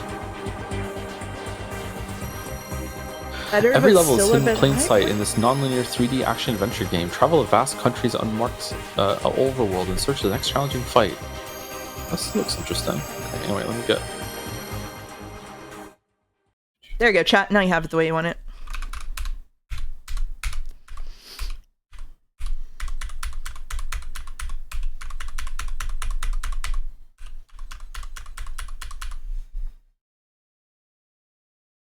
Baking pancakes, making pancakes. Put some bacon in, put it in a pancake. No difference. Pancakes, that's what it's gonna be. Bacon pancakes. No, it wasn't fucking doubled. Jesus Christ. I'm the one who doubles audio, not mouse. It's happened like twice. I'm gonna stop streaming forever. I swear to God. We're gonna finish this, and I'm just gonna be done. Yeah, I feel like that a couple times a year. That's why I just leave. Yeah. Yeah. Yeah. Yeah. Oh, that's totally. Oh, I could do that. I could do that. I could do that, couldn't I? Okay, we're on Keep Out on Jack Stanley. We're on End of Maria. We have Asawa's ended, and Minorikawa's ended. Wait, we're done. We have nothing else to do. Do we have to do a jump or something, or? I think we have to do a jump. Yeah. Thank you, Dawn to the Dons, for subbing with bacon Jack pancakes. Stanley, I think, right? Or jump to Teteno. You gotta jump to someone. I have a question for you. Yeah, what's up? What is the story even about? Do you think that there is like a message here, or any theming or anything like that, or is it just like a fun twisty story? Because I was thinking about earlier, I was eating, and the only I could think of that repeats is the idea of like people close to you keeping secrets or not who you think they are. That seems to be like in every single path, like with Achi's dad and the history they went through, Kano with Teteno, Maria with the twin sisters and also their father, Sawa with his family. Minorikawa is probably discovering more about his mentor. Like, is there anything more deeper in the story, do you think, or is it just like a fun scrambled story? To me, if they're attempting anything deeper, it doesn't land. So they might be trying to make a bigger point, but I'm not getting anything out of it. Okay. It's Japanese 24. What's the message of 24? Yeah, I don't know. It's you know, like, I feel like, so my opinion of the characters in this thing is that, you know, most of them have just kind of one thing going on. A couple of them are a little bit more complex, but when they try to be more complex, it kind of collapses. Like, Achi doesn't really work. It's just like it's not like a character driven story to me, and it's not telling some kind of deeper story. This is more of like a structural story to me. Like the structure is impressive. Like, if anything, maybe the structure of like how all of these people's lives intersect and affect each other is maybe the bigger point. But like, this doesn't have any kind of like serious emotional core for me or anything, so I can't really connect to it. You know what I mean? Don stole my joke. I was waiting to say it when there was a lull. Yeah, the message of 24 is torture works. How could you, Don? Fuck. How could you? God damn it. I think sometimes the story is just a fun thrill. Yeah, I agree, Balder. Yeah. So this is like Silent Hill 2. Okay. All right, chat. I'm going to turn the sound back on. But you have to be good.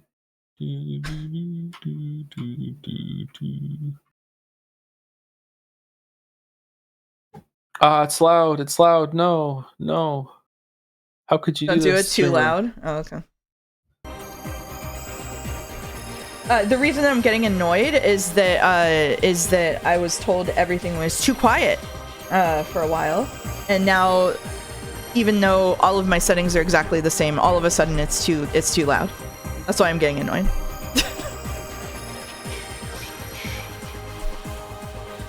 I get so annoyed when there's a Crackle-y event. I can tell, yeah. I can tell. Yeah, it's not chat's fault, but I just get so mad. I don't know what it is about it. Just everyone just suddenly filling up with crackly. It's good to say because I might miss it, but fuck, it makes me so mad. Yeah, I also get really mad about the audio thing. You know what's crazy? Somebody showed me, this is insane. Somebody showed me a clip. I think August showed me a clip of NL's stream where he had an audio crackle and people just didn't say anything and they let him live his life for like 25 straight minutes. Like nobody said anything. Are they that scared of NL? Holy shit. NL does slam back in this chat more than any other streamer I've Maybe ever we seen. should just ignore the audio posters. I think what I might do is just not acknowledge it verbally, and then just change it till I've changed it enough to care about it, and then people can either deal with it or leave. I think that might be the best choice for me. That's because they know NL doesn't react at all to audio problems. Yeah, I think that I've taught people the wrong lesson, so I think that I will start ignoring audio problems. No, but it's good to know about the audio problems. I want to know about the crackly. It's just irritating. That's all. Well, you can handle it however you want. I'm just saying what I'm gonna do, which is ignore everybody. Okay. All right. You live your life. Okay. All right. Sorry. Yeah. The audio levels in this game are very inconsistent. It happened yesterday too, where OBS was displaying Kingdom Hearts hitting the exact same levels, but everybody was like, "Oh, it's so loud." I don't know why that's happening. It's annoying. I'm ending a type of guy that complains about perfect audio to make it worse.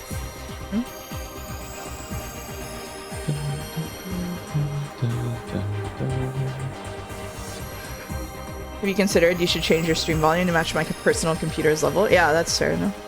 I genuinely think Windows changes volume without any actual cause. That could be true, but then why OBS look same?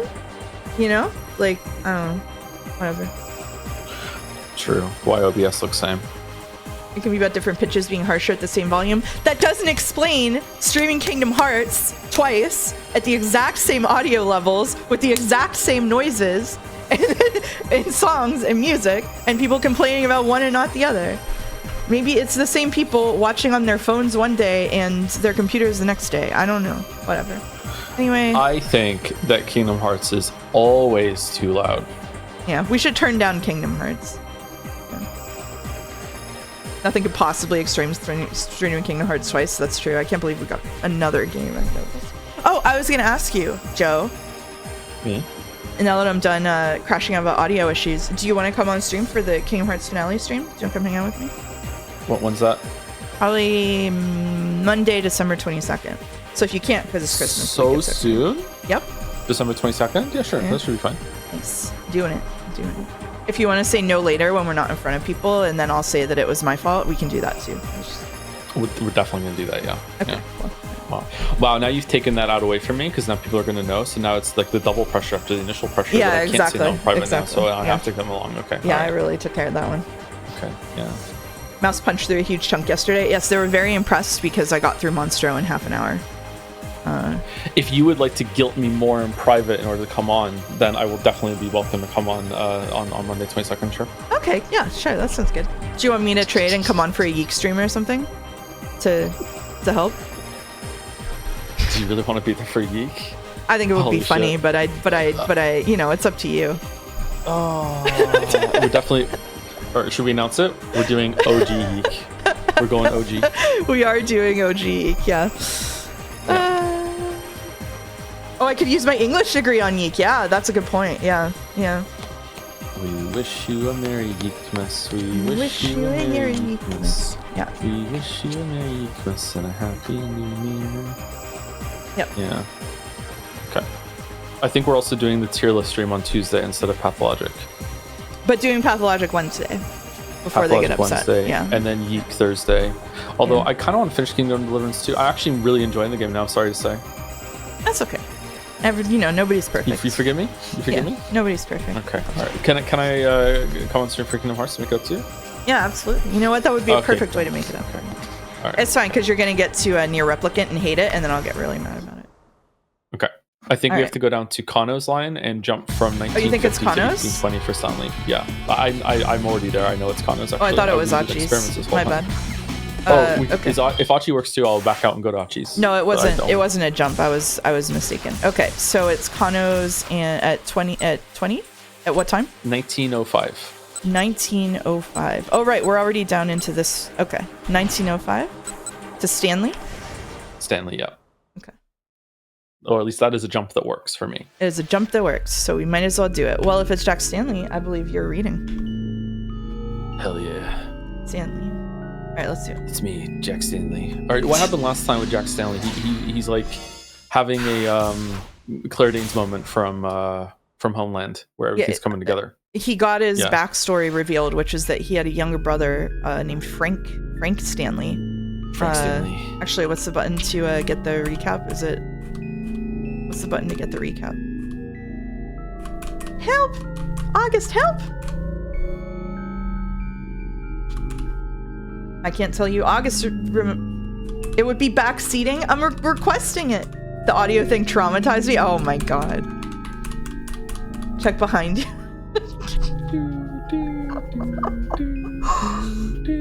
Wasn't it left arrow? Left arrow doesn't work, so maybe we just can't do it here. Alright. Don't shoot. I'm sorry, Godot. I didn't mean to traumatize you. Don't shoot. Don't shoot. I think I've quit Hunt Showdown again. Have you? What are you going to do on Saturdays? Well, the only time I played Hunt Showdown in the past 3 weeks has been on Saturday with Bill. So we did 2 sessions, and it was 2 sessions in a row, week to week, that we went up against teams where like we were counting, we were keeping accountability of everything that's going on, and they're just not missing. Like no one is missing us ever. So I don't know if all the people that weren't cheating in Hunt Showdown are currently playing Arc Raiders, not shooting over there. But like yeah, it's ridiculous. What we're going up against. Like we downranked a lot, and it's getting worse rather than better. I don't know. It's weird. Not fun, but that's how online games are right now. Yeah. I'm sorry. Still too loud. I just wanted you to kill me for that. I didn't know what the deal is compared to Kingdom Hearts because I was doing other shit yesterday instead of listening closely. You should time out like Crazy Fist or someone. Ooh. So just to give you context, I am at negative 14 decibels on the game right now, and before it was way lower than that. So I just don't, or like it was turned up way higher than that. And I just don't know why that is, but it's fine. It's not a big deal. It's fine. It's just, you can take a time out. We're not timing out Crazy Fist. I like Crazy Fist. Crazy Fist wants to be timed out. Is it okay now? Is the sound okay now? I'm losing at the idea of a pantomime show where the audience goes behind you and the actor fucking loses it. That's just so you know that Kingdom Hearts has an open back seat policy, but if you're in the front seat, you get precedent. And I was playing and I wasn't sure where to go because it was a really confusing place in Tarzan World, and I was given the advice behind you. I lost it.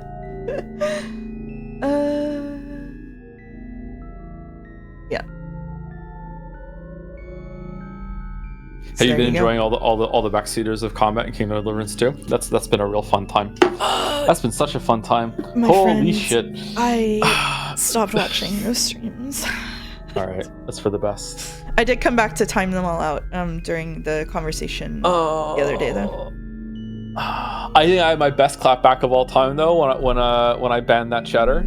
Oh, that was so good. I was so proud of that bit. It was so good. When I banned the chatter because the chatter said that it was like the worst stream they've ever seen live, and then I banned them, and then someone in the chat said they meant to say because of chat, and then I said, oh well, I meant to mute instead of ban. It's like it was such a good clapback. I've been awake for like 27 hours at that point too, and I did that clapback. I was so proud of it. Oh, it was good for me. I banned them though. The person that you banned came to my stream and gifted me subs right afterward. Oh, did they? Okay. Yeah, they did. Yeah, poor GoPot. Yeah, I felt bad about it. It's fine. Yeah. Hey, GoPot. Oh, they're here. Hey, GoPot. Chat. Hey, I'm sorry. I was awake for a long time and I was grumpy. Like chat was really annoying me before that. With your armor is too loud, even though it wasn't because the armor was too loud, and just like Famous just chatter. has to be a bit right. Anyway, should we read? I guess so. I mean, I guess this is what we're supposed to be doing. Okay, Yeah. all right. Kano's plan of action for the scramble was steadily coming together. Stanley half listened as the young detective discussed the stakeout with the rest of the group. His own mind was still caught up with the question of what he himself should do. He couldn't shake the conviction that he needed to head to the lab, even assuming that Alphard really did turn up at the scramble, and assuming that he carried out another bioterror attack there. The worst that could happen would be a disaster in Shibuya. Terrible though that might be, it would be far worse to let Alphard, who was already in possession of the Ua virus, destroy the world's only supply of the antiviral. If he succeeded at that scheme, his bioweapon would be unstoppable. He could hold the entire planet in the grip of fear. A terrorist arms dealer must never be allowed to obtain that kind of power. Stanley couldn't take that risk. Even if he was wrong in his suspicions, it only made sense to shore up the defense of the lab. There was only one person he could count on now, Kanan. She was on the way to the lab already. If Stanley could alert her to his conclusions, it would make it that much harder for Alphard to carry out his plan. I don't trust Kanan. If nothing else, hopefully she could buy time for Stanley to get there. Stanley approached Kano. You need to go to the scramble without me, he said. What? Kano was visibly shocked. Where's this coming from all of a sudden? Please, don't ask me to explain. Something else has come up, and I have to see it. Stanley hated having to do this. He wished he could explain everything. If he made any unusual moves now, though, there was a risk Alphard would pick up on it. There was no telling where the mastermind might be watching. It was better to keep his companions in the dark, just in case. I understand. Kano said. Do what you have to and come back soon. I'm sorry. I wish I could tell you more. It's all right. I'll find a way to get by.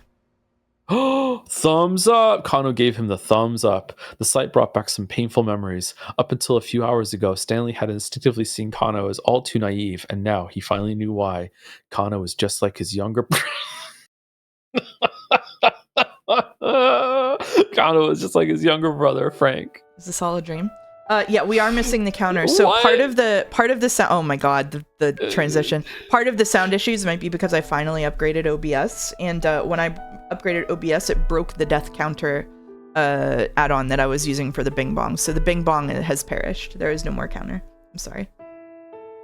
See, that's why I never update OBS. Yeah, Just I never do it. should have. Yeah, why I do it? should have Yeah, done that. yeah. Yeah. For no reason at all, I was writing here. They might have looked very different, but in the way they mixed up their responsibilities with their personal feelings, they were totally alike. Stanley couldn't discount that naivete.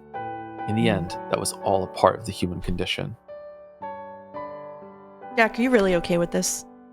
Frank cast an anxious look at his older brother as they made their way onto the University of Chicago campus. "It's my responsibility to look after you," Stanley told him. "As long as you take your studying seriously, I'm all for it." Frank had been worrying about tuition costs as he prepared for college. After losing their parents 5 years earlier, the two had struggled to get by. Yeah, but Stanley set both hands on his brother's shoulders. "Listen to me, Frank. You're my brother, and I care about you. I just want whatever you do to be something you can be proud of." all right, Jack, I hear you, and thanks. Oh, he's a good guy. He has a family, a brother. "Kano, promise you one thing. What's that? Once this is all over, you'll go have a beer with me." Sure. All right. "That's a promise now, remember." Kano flashed him a grateful smile. And in that smile, Stanley again saw a little something of Frank. I think my Stanley is more and more becoming college humor Batman, but I don't know. Hurrying out of the electronics, Stanley tiled up to Tenno as he ran along. All right, that's our next jump point, I guess. Yeah. "It's Stanley. What's going on?" "What I'm about to tell you is mere conjecture on my part, but for now, let's assume I'm mostly on the right track." He took a deep breath and steeled his nerves. "I think Alfred is heading to the lab. He's planning on hitting it to destroy the antiviral." Are you serious? Tenno's voice was laced with apprehension. "Yes, you need to turn back right away. I'll go to the lab with Kanan." The detective's only reply was silence. "Did you hear me, Tenno? This is an opponent who's out of your league. Turn back. I'll handle the..." Can't do that. Now, Tenno's tone was calm and steady. My job is to get Maria to the lab as soon as humanly possible. Whether Alfred is coming or not doesn't change that. "Don't be absurd. Even if you do have Kanan with you, you can't keep Maria safe and still win the fight that's coming." I'll give my own life to protect that girl if it comes down to it. Stanley could tell that he'd never overcome this degree of stubbornness. "Fine, have it your way then, but I'm heading to the lab too. Whatever you do not let your guard down." Understood. Tenno would be no match for Alfred. If the terrorist spotted the detective, he'd probably kill him on the spot. Reassurance or encouragement would be meaningless. Instead, Stanley left Tenno with one final warning. Oh. Just A? I guess just say. "If it comes down to it, just shoot him. If you hesitate for a moment, he'll have you dead." I think Stanley needs to visit R. Bald. Nah, he can hold. He can hold. Tenno hung up. "What's R Bald?" R. Bald is a subreddit where people go and post their hairlines to ask if it's time to shave their head to make them look better, or if they should keep their hair. I'm a mod there. I'm kidding. Okay. I'm kidding. All right. I'm a mod there. Yeah, he's a mod there. Okay. All right. I should go there, I guess. Tenno hung up without saying anything. Okay. Stanley made it to... I still haven't cut my hair. Stanley made it to his car, still parked on the roadside. Jumping in, he sped off toward the laboratory. Traffic had gotten pretty congested by the time he made it out onto the main road. The chaos and panic from the area around Shibuya Station was starting to spread. His frustration steadily growing, Stanley fought his way along the congested streets. Just as his aggravation was beginning to boil over, he finally arrived at the Okoshi Pharmaceutical Laboratory. He could tell immediately that something was wrong. Whoa! Whoa. Yeah, a little bit. A plume of smoke was rising from one of the laboratory windows. It was thick and black, clearly the result of a fire of some sort. "Gone out already?" Stanley hopped out of the car, drawing his gun as he approached the door. He was about to make his way inside when a scent on the air stopped him in his tracks. The smoke carried the telltale odor of explosive residue. Is this because he told him to shoot and he shoot a barrel or something? He hadn't made it on time. All his fears had come to pass. Maria, Asawa, Tateno, Kanan, they were all surely dead. Goofy, Donald, and no doubt the antiviral had all been either stolen or incinerated. In all likelihood, why did he say first let's all get off? Why did he say that? I don't understand. Why that phrase? Is he fucking crazy? In all likelihood, moreover, viral samples from the lab had been dispersed by the explosion. Stanley cursed he'd already inhaled some of the smoke. This really was the worst case scenario. They'd been utterly defeated. Stanley called up Gordon to request backup for a sweep of the laboratory. He knew that it was already too late to change anything. Even so, Stanley would go through all the motions before he admitted defeat. Should we reenact the other clip from yesterday? Nope. We've already done enough of that on stream today, apparently. Let's go jump to Tateno from Stanley. Okay. Oh, we don't want to try the other endings here? I think we want to see what it made happen. Oh, I see. I think Tateno's going to follow his advice, yeah. That makes sense, yeah. What was the other clip? Don't worry about it. I've been banished from doing it. Don't worry about it. Redacted. Don't worry about it. Hey, don't worry about it. Are you Tateno or do you want me to read? You can read Tateno. Once they'd made it past Shibuya Station, the roads were relatively clear. They ought to make it to the lab in no time. That's not the other clip that I was talking about. That's the clip that Joe was talking about. Tateno's phone rang. It was Stanley. What's going on? He asked the American. What I'm about to tell you is mere conjecture on my part, but for now, let's assume I'm mostly on the right track. Stanley's voice was filled with tension. Tateno braced himself for bad news. I think Alphard is heading to the lab. He's planning on hitting it to destroy the antiviral. I think Alphard's in the back seat, but okay. Are you serious? It was even worse than he had feared. It's you that's reading, not me. It is, yeah. Alphard heading to the lab? Yes, you need to turn back right away. I'll go to the lab with Kanan. Is something wrong? Kanan asked, peering at him from the back seat. He couldn't hide the fact that he was trembling. She seemed perfectly calm, unfazed by the possibility of further complications. Perhaps she had already anticipated something like this happening. Did you hear me, Tateno? Stanley said. This is an opponent who's out of your league. Turn back. I'll handle the... I can't do that, Tateno replied, managing to regain his composure. My job is to get Maria to the lab as soon as humanly possible. Whether Alphard is coming or not doesn't change that. Don't be absurd. Even if you do have Kanan with you, you can't keep Maria safe and still win the fight that's coming.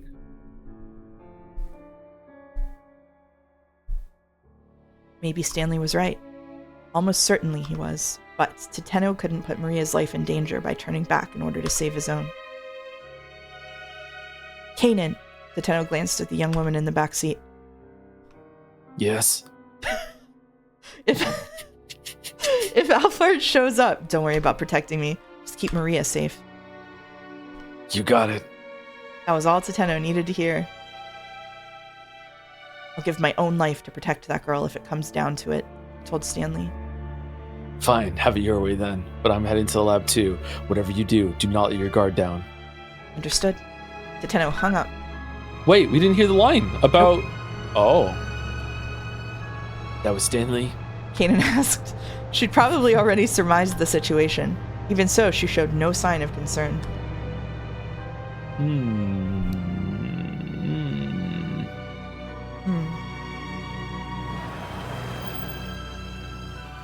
At last, the minivan arrived at Okoshi Pharmaceutical. Tateno pulled up at the front gate and got out of the vehicle.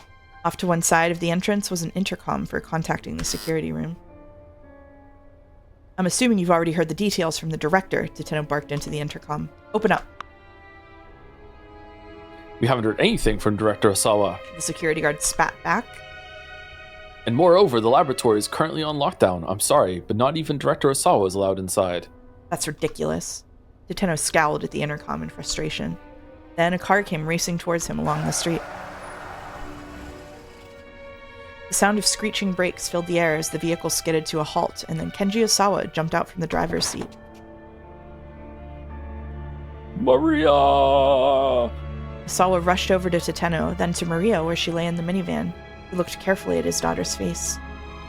Oh, thank goodness. She still hasn't gone symptomatic. Mr. Osawa, why aren't people being allowed into the laboratory? Osawa tilted his head. Like a dog, they're not? Teteno explained what the guard had said. That's ridiculous. Osawa immediately called the security guard on the intercom. He got the same story. You've got to be kidding me. Osawa raged. I'm the lab director here. But the security guard wasn't hearing it. Is he wearing leather pants? Oh. Or dark denim? Are they wet, maybe? Maybe. I'm sorry, sir. These orders come from Mr. Makino. No, so am I just supposed to sit out here and watch my daughter die?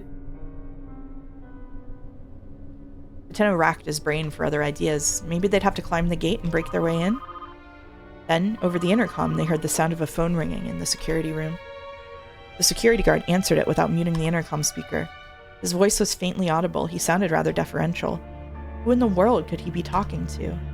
Before Teteno could muse further, the gate suddenly opened.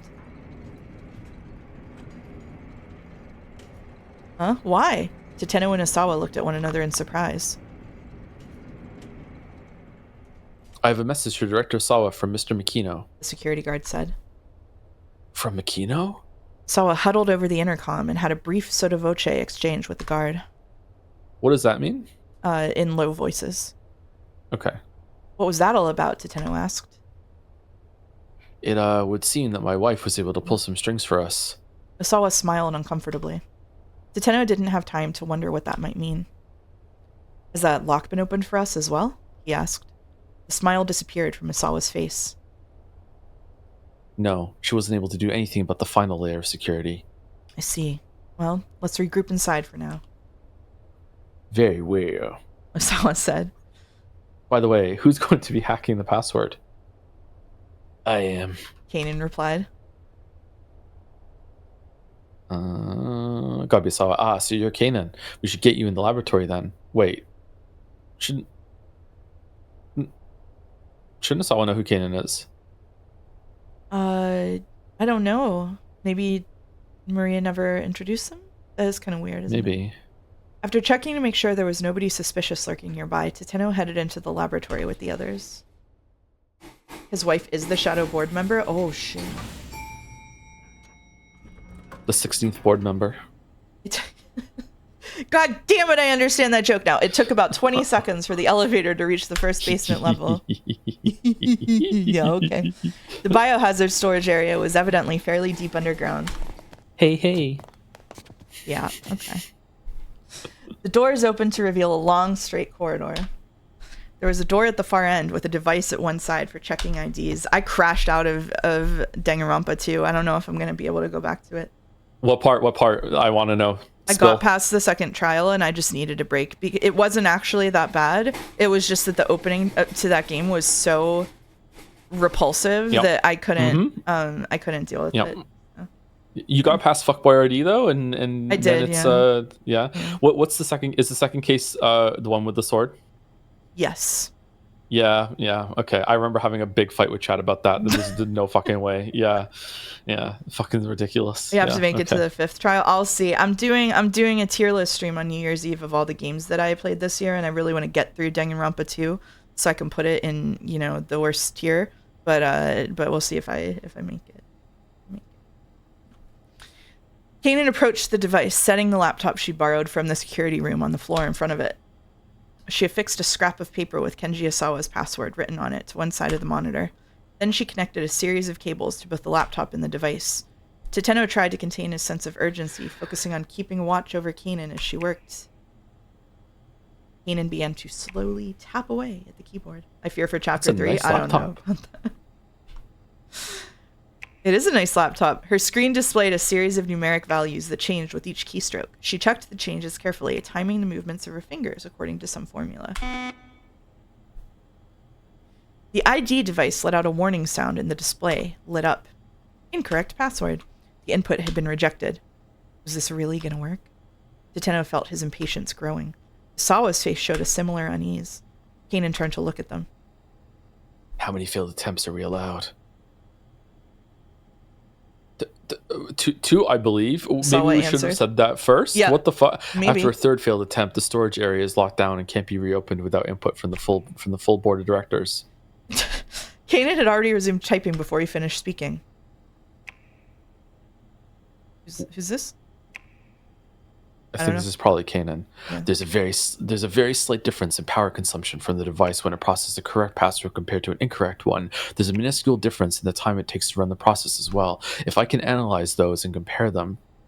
Kanan's voice trailed off. She continued working. Beep. There was another warning sound. A second failed attempt. A single bead of sweat ran down Tateno's forehead. But Kanan didn't so much as bat an eyelash. Oh my god, that's what I do? I'm so excited. Good for you! I see. Her face remained full of confidence. It won't be a problem, she assured them. This is my first time with this type of mechanism.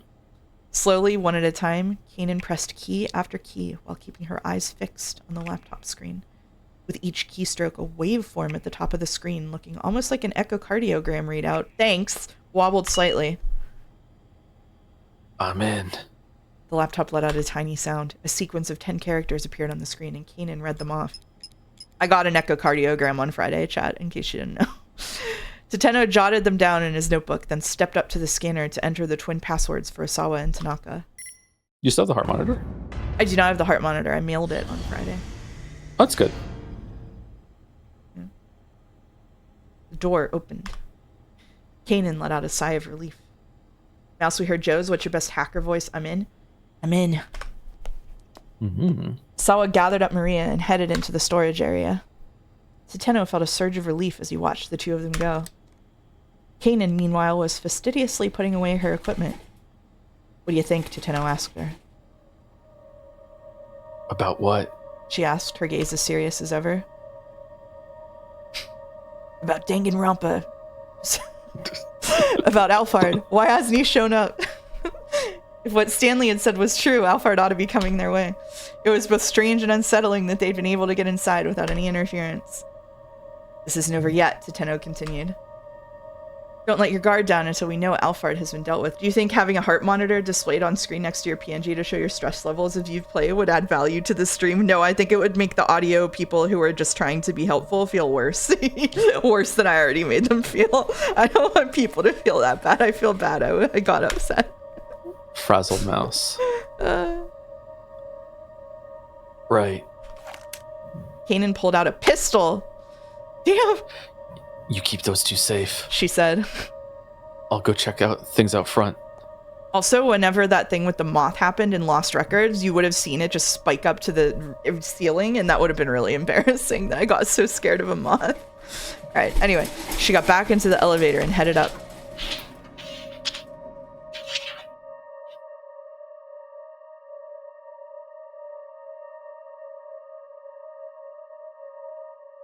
Left alone in the hallway, Tateno was enveloped by an eerie silence. He drew his gun from its holster, then went into the storage area to join Asawa and his daughter.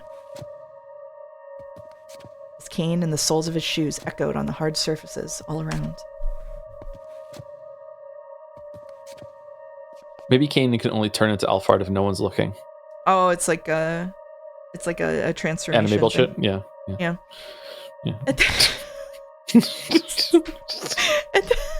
At the end of the hallway, Tateno came to another door. He took up position there, determined to guard the two individuals inside. This was the only way in. If anyone was coming, they'd have to pass through here. Putting his back to the door, he let out a sigh. A great weight of exhaustion settled over him. Too much had happened over the past few hours. He'd recalled too many painful memories that had long been buried deep within his mind, and he'd realized that his whole life was rife with things he could never undo. If you're coming, then come on. Tateno aimed his gun down the empty corridor. Right now, he just needed to protect Maria. That had become his life's sole purpose. I just automatically read the signs behind him to see if they made sense, to see if this is AI or not.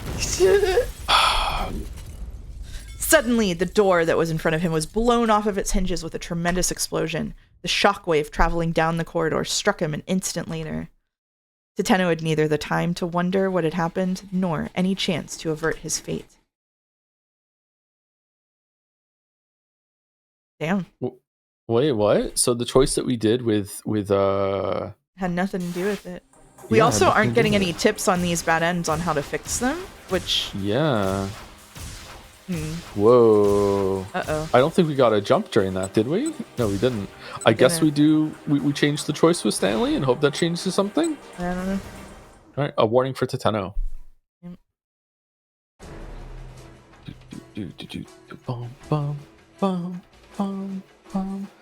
Try B. Yeah. They turn up tips for this part. Really cool voice, which didn't matter to me because I never used them. Good for you, August. Find some way to stall until I get there. If he realizes we're onto him, you're done for.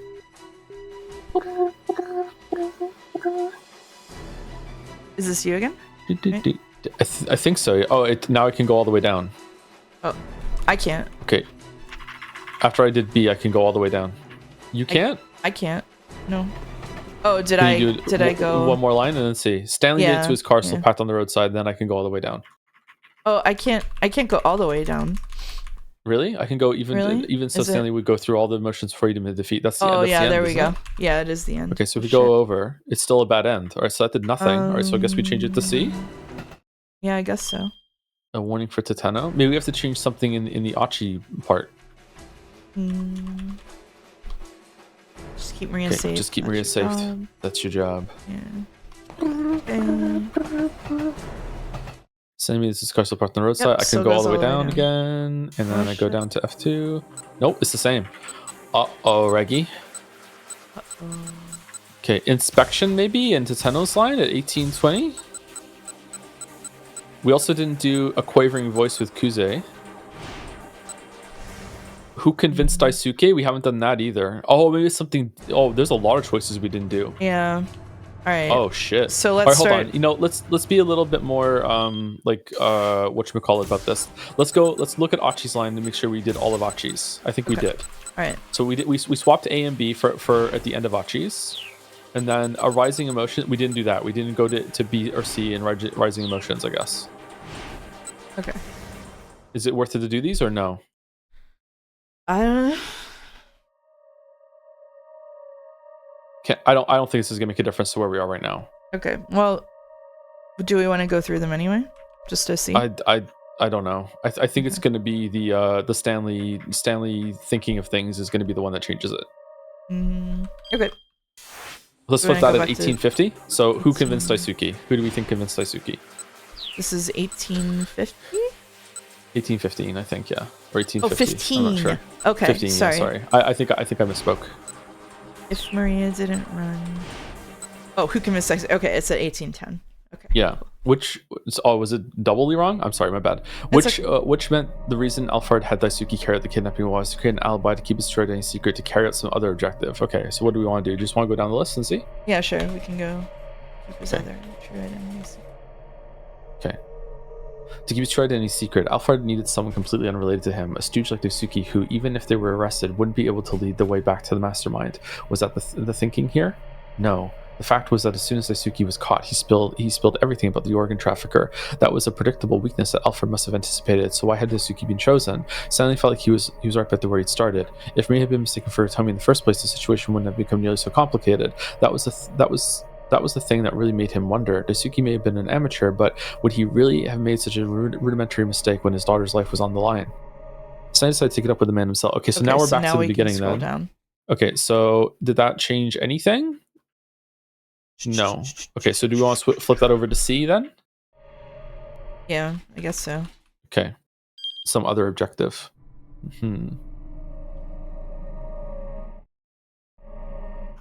Whoops. Shit. Okay. To carry out some other objective. just made the exact same mistake I just saw you make on stream. Wow. Okay. So constructive. He'd set up the kidnapping, devised the ransom relay, and kept the full attention of the police on that. All the while, Alfred himself was working toward his true goal, getting Hitomi's blood, which meant that Daisuke kidnapping Maria by mistake had in fact been a misstep. That was why, in the end, Alfred had proposed trading the password for Hitomi's blood. Could that really be it? Stanley decided to take it for the man himself. Okay, so now we can go all the way down. All right, so I guess these don't matter then. All right, so we go to 1820 now. The place where Maria was held. If Maria didn't run.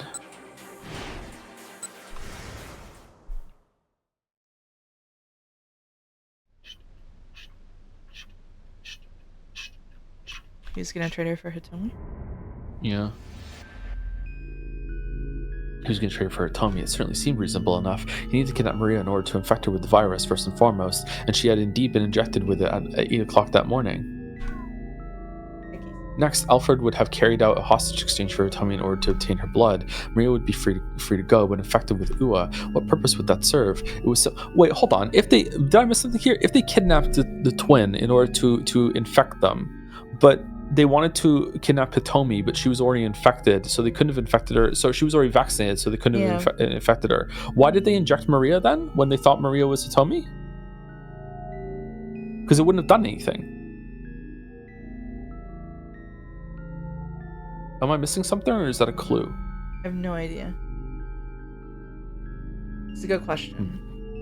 What purpose would that serve? It was simple enough to deduce. Once he learned that Maria had the virus, Kenji Asawa was certain to take action. He would bring her into the storage facility in order to administer the antiviral just as he'd done with Hitomi. That meant the storage facility would be opened once more. That was what Alfred was really after. A way in, so he could destroy the antiviral samples at the lab. It was the only logical conclusion. Infecting Hitomi 6 days earlier had ensured that she would be carrying the DDS in her body, but it also served as a sort of dry run for today. Okay, if it turned out that Asawa wasn't able to access the antiviral storage on his own, the entire plan would fall apart. Hitomi had been a test case in order to make sure.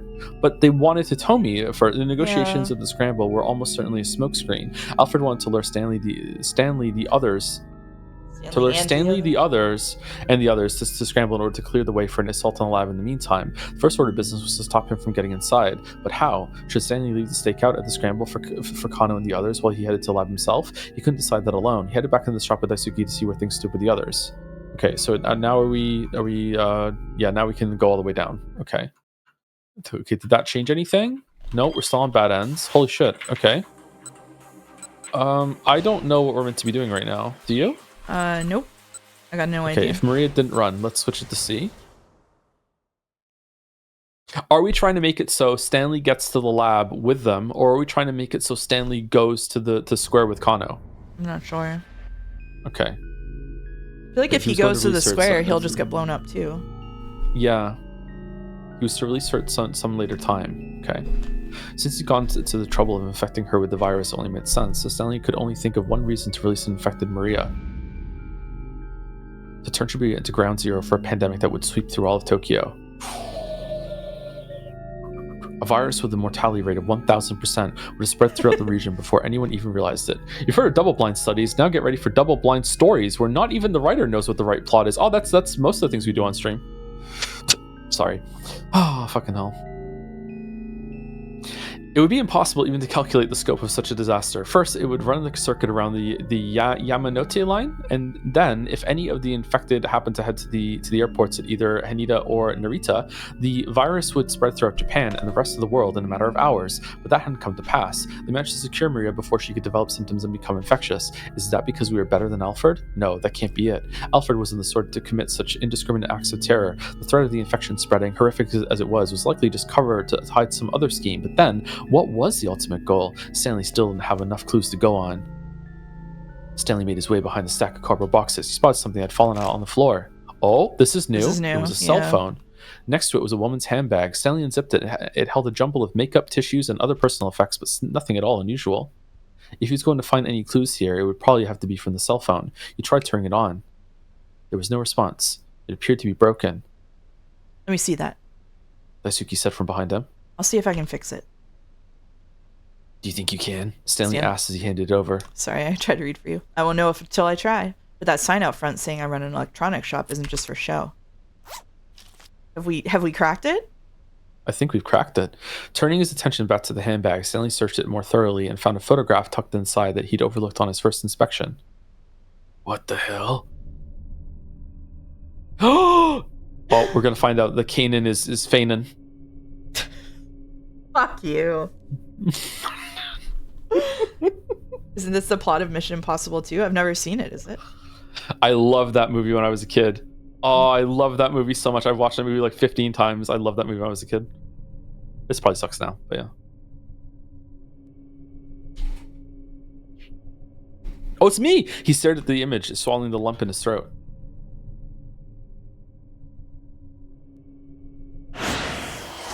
Bro, fuck you. Nuh-uh. Oh, ruh-roh, Raggy. Uh-oh. All right, so this is at 1825.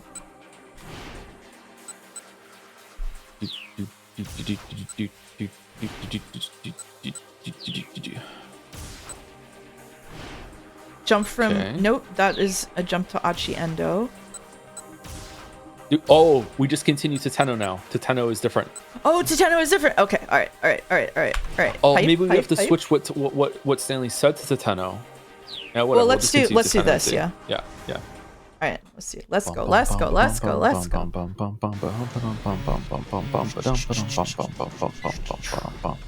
Tenno's phone rang and he picked up as he sped onward.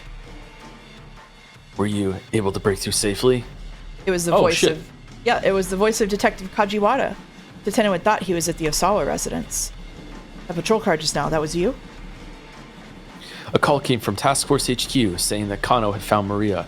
I figured maybe Kano was planning to take her to Okoshi Pharmaceutical, and so I thought he'd need to make his way through one of the checkpoints here. But the fact that it was you, Detective Tenno, haha, now that was quite unexpected. He let out a weak chuckle. Kajiwara, are you hurt? No, don't worry about me. Just please, help Maria. I made a promise to her father that I'd save his daughter, no matter what. Tenno could hear the energy draining from Kajiwara's voice. Understood. I'll keep that promise for you then. Oh, shit. What's that noise? Thank you. Car. Is this car? Okay. The line went dead. Is the sound okay now, chat? You can answer. I won't attack you. The song's a little bit louder, so... He'd crashed headlong through that barricade. There was no way he'd come out of that uninjured. Don't shoot. It seems fine. Okay. I'm sorry, Kajiwara, Tenno said to himself under his breath. And thank you. He bit his lip, then stepped hard on the gas again. I wonder if, What? What the fuck? Are we gonna have one on Achi now? God, I hope not. I don't want to play as Achi again. Yep, we have one on Achi. Do you want me to be Achi? Wait, and Kano. And Kano? Oh, shit. Okay. Do you want me to be Achi and you can be Kano? We're almost at 2 hours. You want to take a break? We're actually above 2 hours because we have to restart the stream, you're right. You're right. Yeah, let's take a break. Good, cliffhanger. Right. Break time. We'll see you in a bit, chat. I've been taking longer breaks, so it'll probably be 10 or 15 minutes because I'm gonna have to eat slowly. Time to kill the Europeans. Yeah. Right. Yeah, make a tea. All right. We'll see you soon, chat.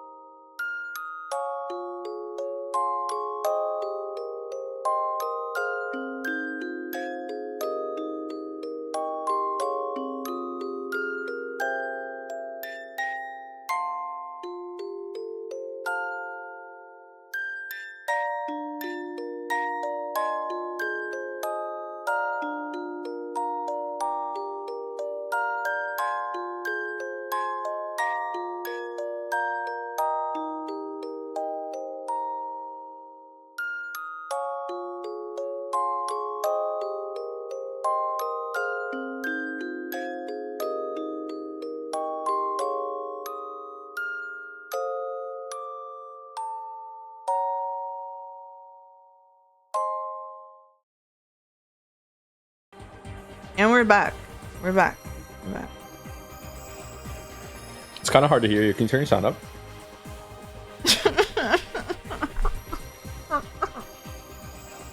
No. All right. Okay. I've survived. Congratulations. All right. Do we want to start with Achi or Kano? Same scene. I can play Achi if you want to be Kano. Sure. Let's start with Achi then. Okay. All right. You enjoy your Alfred's your composure. Alfred's composure. I guess it's not new, but sorry. Why did he still seem so confident? Something definitely didn't feel right. Let's go B. I think B, yeah. Really doesn't care if he survives. Oh no. He was gonna unleash the virus, accepting that it would kill him too. Alphard met Achi's eyes, and seeing the haunted realization there, the terrorist flashed a wicked and triumphant grin. Suzumu? Yeah, that can be you, I guess. Who's Suzumu again? Oh, the gang guy. The gang leader. Enough of the high and mighty act. Susumu shouted. He began to stomp toward Alphard. But he didn't reach him in time.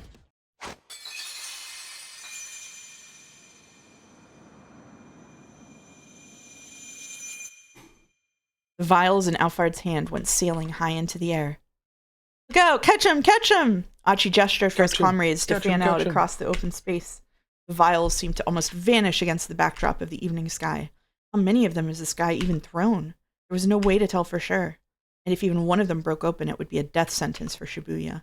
They had to make sure they caught them all.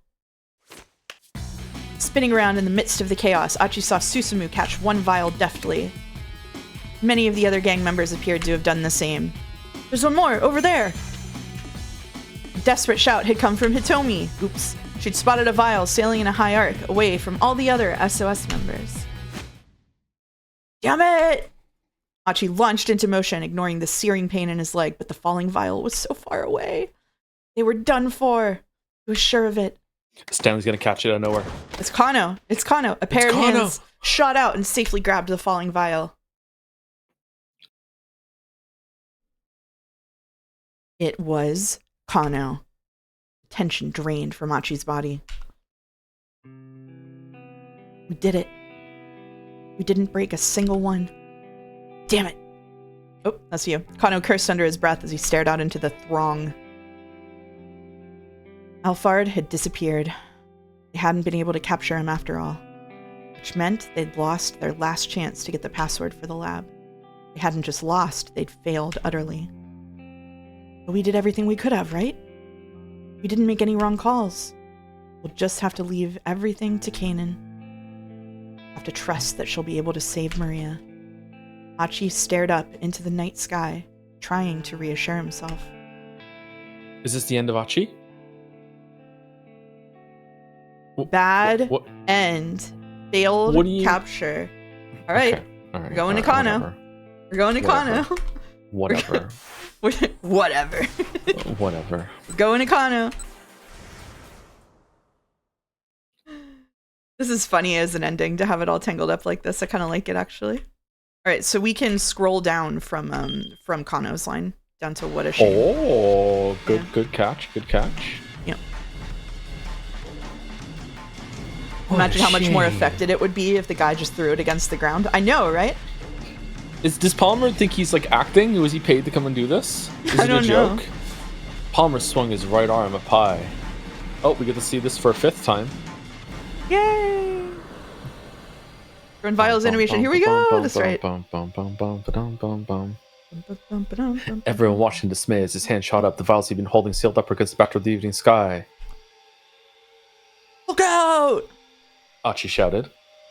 Catch him! Catch him! Gotta catch them all. The hurtling vials scattered and began to fall. It seemed impossible that Kano's team would be able to keep them all from shattering against the ground. Oh, I wonder if That's Kano just what can they run did. after him instead of catching the last vial. And he lets Achi do it. Or Hitomi can actually do something for the first time ever. The SOS members fanned out, positioning themselves as best they could to intercept the falling vials. Kano likewise prepared to catch one that was heading straight toward him. As he did, he caught sight of Palmer speeding away. Kano made up his mind on the spot. There was only one right call here. He needed to make it. He had to realize he had to chase after Palmer. Beep, beep, beep. Yeah, beep. Beep, beep, beep, beep, beep. Beep, beep, beep, beep, beep, beep, beep, beep, beep. He had to chase after Palmer. It didn't matter if he didn't grab the vial. Something about the way this was playing out made Kano sure of it. Calling upon his rugby training, he broke into a sprint. Deftly dodging through the crowd, Kano kept Palmer in sight. He would catch him. One or another, he was going to bring this bastard down. Steadily, he gained on his quarry, and then he tackled him, once again calling on his rugby training. At last, he drew within striking range and immediately dived into an expert tackle. He caught Palmer around the waist. Their bodies collided with violent force. Oof! Oof! Palmer went down flailing and hit the pavement hard. Even then, he tried to resist, but Kano straddled him and held him down. Tell me the password, Kano snarled. The kidnapper sneered triumphantly. Oh, this is sexual. I mean, yeah, okay. Do you want me to say it, or you? You can. You're enjoying your voice somewhere. You made the wrong choice. Wrong choice? The Ua is out now. Now nobody can be saved. You've just killed everyone in the city. No, Kano shot back. Nobody's going to die. And what makes you so sure of that? The way you fled the scene just now, if the virus had really been in those vials, you could never have hoped to escape infection. Running off on foot would be pointless.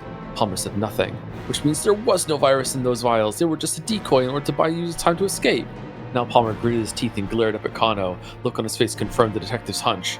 But more importantly, it was your eyes. You didn't have the eyes of a man who was putting his life on the line. My eyes? Who do you think you are? Sherlock Holmes? I know full well the look in a man's eyes when he's willing to die. Dictum number fucking 67. In the back of his mind, Kano replayed the moment when Tateno, doused in gasoline, had marched into that financial office to talk down a would-be arsonist. Now then, the password. Give it to me, now! Kano tightened his grip on Palmer's collar, but the man just gazed back at him with an icy glare. Let me have Hitomi Asawa's blood. That was our original deal. Kano wasn't surprised. He'd known it wouldn't be easy to get him to talk. Maybe it really would be impossible to strike a deal without Kanan, but if getting her on the phone wasn't an option, Kano had to figure out something else. Sweat beading on his brow as he cast about for ideas. Then he happened to catch sight of a car that had been overturned by an accident nearby. What? Hajiwara?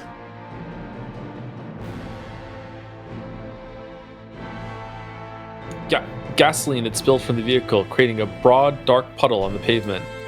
Is he gonna douse both of them in fucking gasoline? Oh my God. god. Took out his handcuffs and cuffed Palmer's arm to his own. Come with me. Jerking his captive back to his feet, Kano led him over to the car. You really did learn something working with an American. Dude, do you have any idea how difficult it would be to drag someone via handcuff? Then without hesitation, he sat down in the pool of gasoline. Yanking on the handcuffs, he pulled Palmer down beside him. Kano pulled the lighter from his pocket. Palmer snorted. And just what's this supposed to be, Tell me the password. Or else what? You'll light the gas? You'll be burned to a crisp yourself. Yeah, probably. Kano heard the casual desperation in his own voice. What the hell are you thinking? The smile vanished from Palmer's face. Kano scowled down at him. I just want to know the password. I'm getting revenge for my partner. Even if I die, my friends will avenge me. So we just go top to bottom? Guess so. Just want to know the password.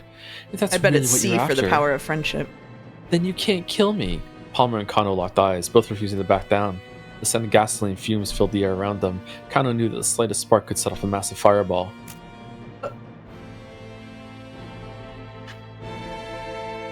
Uh-oh.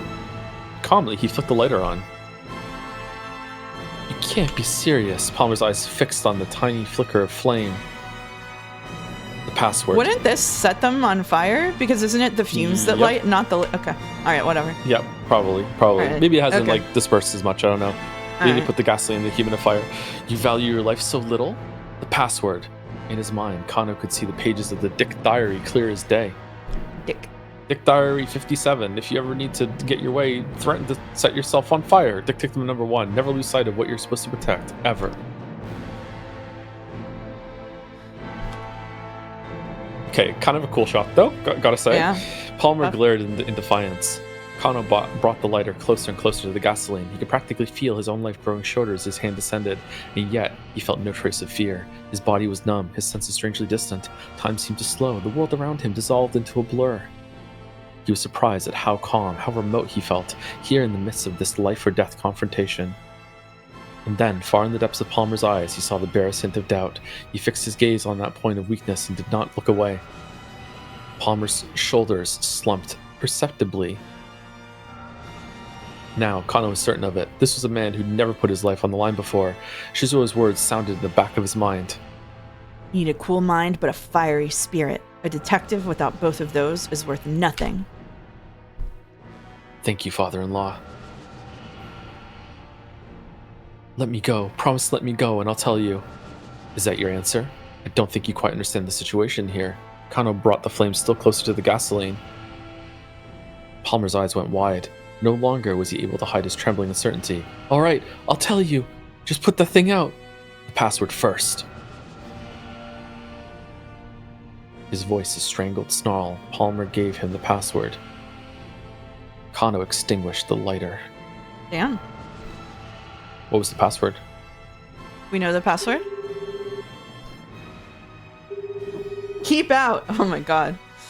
Pulling out his cell phone, Kano dialed up Asawa. As he did, he recalled his last exchange with Stanley at the electronics shop.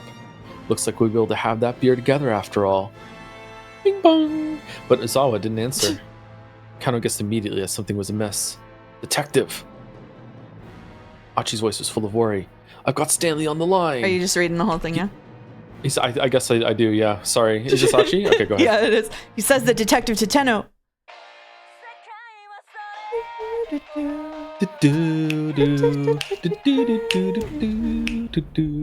Kaboom! Uh-oh. What about the gasoline?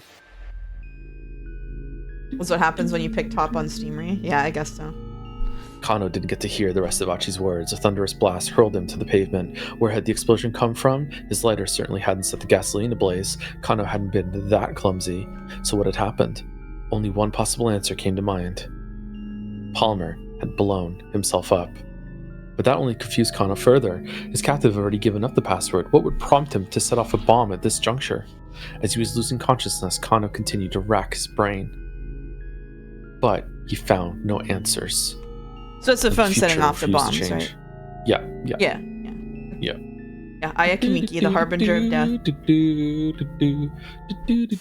All right, so we have to jump to our boy Jack. Wait, Achi can go further. Now Achi could, yeah. What? Because we Oh. Yeah. All right, do you want to see that or no? Yeah, let's see it. Let's see it. Okay. For completion. I'm gonna hold down until I get there like a smart boy. Okay. A desperate shout had come from Hitomi. She'd spotted a vial sailing in a high arc away from all the SOS members. Damn it! Achi launched into motion, ignoring the searing pain in his leg, but the falling vial was so far away. Yeah! It was now or never. He threw himself into a headfirst slide. Nice catch, bro! The gang members broke out into cheering and applause. Everybody stood up and clapped. Achi got to his feet and looked around, but saw no sign of either Kano or Alphard. Hey, Achi, if you're looking for the detective... Susumu gestured with his chin. Achi looked and saw Kano far away across the scramble, chasing after Alphard. Soon, both men were lost in the crowd. Achi would have charged off in pursuit as well, but his wounded leg made that impossible. Get him, detective, he murmured under his breath. The only reason why his leg is injured, so he couldn't be in the scene. Yeah. We're counting on you. Achi's cell phone rang. It was Stanley. Mr. Stanley, what's going on? Something isn't right. Huh? Where is she? I can't get in touch with Tenno, Stanley said. What about on your end? Anything unusual going on? No problems here for the moment. Detective Kano managed to catch Alphard. Did he get the password? Dunno. I think he just finished his interrogation. Could you put me on the line with Kano? Yeah, give me a sec. Achi turned to Kano and shouted, Detective! Kano turned to look at him as he was flipping his own cell phone closed. I've got Stanley on the line. He says that Detective to Tenno.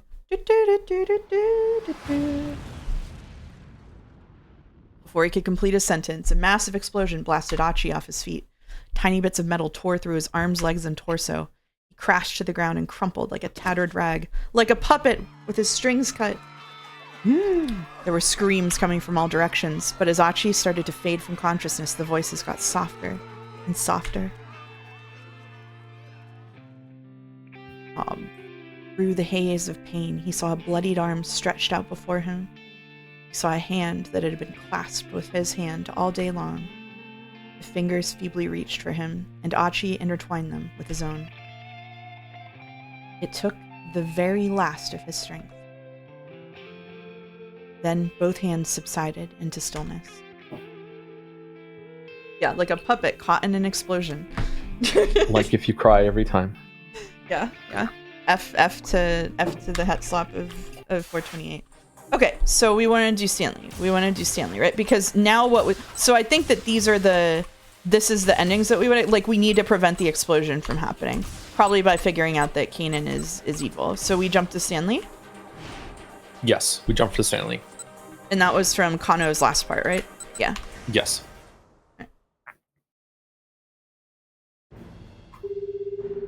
Like a spider crawling on the walls in a typhoon. That's right. No. Stanley. What do you think, everyone?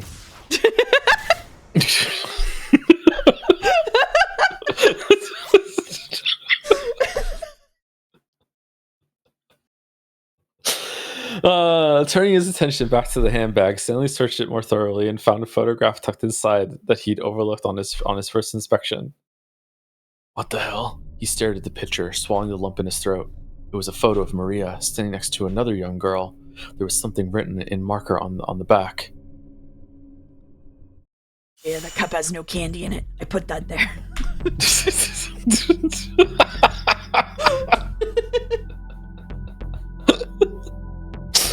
Me and Kanan, 7:30. Stanley hurriedly flipped the photo back over and looked at it again. What does this mean? The girl in the photo with Maria looked nothing like Kanan, who had been there at Endo Electronics, who had left with Maria and Tateno just a few minutes ago. Good call. Why would from Alfred you. try to pretend to be Kanan of all people? Why? What do you mean you were the one that noticed that? You're the one that I thought you were the one that did. I thought that you're the one that said that the reason why we're not seeing Kanan in the flashback is because of someone else. Yeah, I thought it was you. Was it me? It was both of us. Yeah. It looks like the same actress in a bad wig. Yeah, it does. It does. But if the girl but if the girl they were working with wasn't Kanan, who was she? No. Stanley felt his blood run cold. Could she be? Was she Alfred? The more he thought about it, the more it all added up. Assuming Alfred were masquerading as Kanan, the whole sequence of events suddenly began to make sense. She was strikingly audacious and fiendishly clever, but she hadn't outmaneuvered them just yet. As luck would have it, they still had a chance to stop her, and at long last, Stanley could see the outline of Alfred's plan. You were the one who started calling her fake Kanan. It was you all along. Yeah. Okay. Her goal was to get the antiviral. But extracting the DDS from Hitomi's blood wasn't enough. Akashi Pharmaceutical still had the drug at their laboratory. The antiviral's value came specifically from having a monopoly on it, which meant that in addition to obtaining the drug herself, Alfred also needed to destroy Akoshi's research facilities. That was the crux of her plan. The problem was finding a way to infiltrate those facilities. In all likelihood, Alfred's scheme went something like this. Have Maria Sawa kidnapped, then infected with the UA virus. After that, eliminate Tanaka. Once Asawa learned that Maria had been infected with the virus, he was certain to use the antiviral on her. Blackmailed the leader of the company to not give him access, but he needed his partner Tanaka in order to access the storage facility, and Tanaka was dead. That was why Alfred had been masquerading as Kanan. Kanan was Maria's friend and an expert at hacking passwords. If she could secure Asawa's trust, he would let her into the research facility in order to carry out the hack. That's why Alfred, in the guise of Kanan, had saved Hitomi's life repeatedly. Getting Hitomi to trust her would likewise earn the trust of her father. There were still some finer details that remained a mystery. For instance, how was Alfred going to destroy the lab? Still, Stanley could look into that once he had her in custody. He needed to move quickly and stop her from ever getting into the Akoshi facility. I fixed it. Daisuke approached Stanley and held up Maria's cell phone. Well, as best as I could, at any rate. It looks like it'll get a signal, but whatever data was on it is all gone. So is the professor just an underling of hers, or is he being blackmailed into doing all this too, or whatever? Probably an underling, since he's so villainy about it. Yeah, like I don't feel like he could put on that good of a show, but yeah. Yeah, I feel like when someone's gonna blow you up, you break kayfabe. Yeah, you're like, yeah. Okay. Stanley took the phone and put it in his pocket. He hoped he might be able to learn something useful from it, but luck evidently wasn't on his side. He was just going to have to go up against Alfred with what he already had. Now that he guessed what was really going on, Stanley went to talk to Kano. "You need to go to the scramble without me," he said. What? Kano was visibly shocked. Where's this coming from all of a sudden? "Please don't ask me to explain. Something else has come up and I have to see to it." Stanley hated having to do this. He wished he could explain everything, but if he made any unusual moves now, there was a risk Alpha would pick up on it. Okay, is this the same? No, we can't. Okay. Nope. It was better to keep his companions in the dark just in case. I understand, Kano said. Kano Do what said. you have to. You come back soon. Sorry.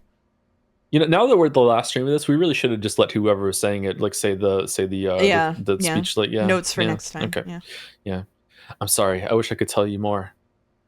It's all right. I'll find a way to get by. Kano giving the thumbs up. The sight brought back some painful memories. Up until just a few hours ago, Stanley had instinctively seen Kano as all too naive, and now he finally knew why. Kano was just like his younger brother, Frank. Are we going to do the whole thing again? Really? Okay. They might have looked very different, but in any way it makes it the responsibility of the person feelings they were totally like. Stanley couldn't discount that naivety. In the end, it was all part of the human condition.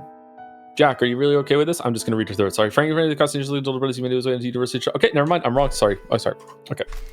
University of Chicago, a private university in Chicago, Illinois, lauded as one of the foremost research institutions in the U.S. More than 90 alumni have been awarded the Nobel Prize. The school has made a number of major contributions to the world beyond simple academics, including the construction of the world's first artificial nuclear reactor, Chicago Pile 1, and the Chicago School of Economics, a school of economic thought that stresses monetarism. As opposed to the first natural nuclear reactor? What the hell is an artificial nuclear reactor? Okay. "It's my responsibility to look after you," Stanley told him. "As long as you take your studying seriously, I'm all for it." Frank had been worrying about tuition costs as he prepared for college. After losing their parents 5 years earlier, the two had struggled to get by. Yeah, but...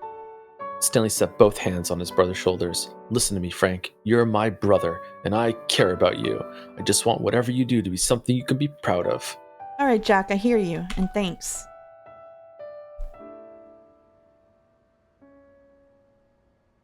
The sun is a natural nuclear reactor? Yeah, that's true. Okay, are there any on Earth? Does that happen naturally? I remember reading about something like a couple years ago, something I could never imagine to happen naturally that actually does, but I don't think it was nuclear reactions. There are also places on Earth where natural fission also happens. Yeah, maybe that's what I'm thinking of then. Okay, maybe it is that. All right. Ken, I'll promise you one thing.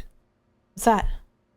Once this is all over, you'll go have a beer with me. Sure. All right. I think we've seen this like 6 times. That's a promise now. Remember, I've already had a couple myself. Kano flashed him a grateful smile. And in that smile, Stanley again saw a little something of Frank. Promise me, Kano. The importance of being frank. Hurrying out into electronics, Stanley dialed up to Tenno as he ran along. "Listen carefully. Your life may depend on it," as he said as soon as Tenno picked up. He knew that the detective wouldn't be able to respond openly since Alfred was right there with him. On the spur of the moment, Stanley devised a simple code for how he should answer yes or no. He told Tenno to respond with "that's right" to mean yes, and "will do" to mean no. Genius. There was no time for anything more complex. Right now, Stanley just needed to stop Alfred from getting into the lab. He quickly explained his suspicions about Kanan. Tenno sounded distinctly unnerved. "At any rate," Stanley said, "you need to find a way to turn back without her realizing what's going on." "Will do," Tenno replied. So he was going to head to the laboratory despite Stanley's instructions. "Saving Maria is your top priority, isn't it?" That's right. I already forgot the code. Will do means no, that's right means yes. Yeah. I'm so fucking stupid. That's right. His observation was firm. All right then. I guess I have to let it that way myself. In the meantime, do not let her get inside that lab. Jack, I already forgot the code. That's right. Tenno was no match for Alfred. If she figured out what was going on, she'd probably kill him on the spot. Reassurance or encouragement would be meaningless right now. Instead, Stanley left Tenno with one final warning. Oh, I bet these matter now. Want to go A?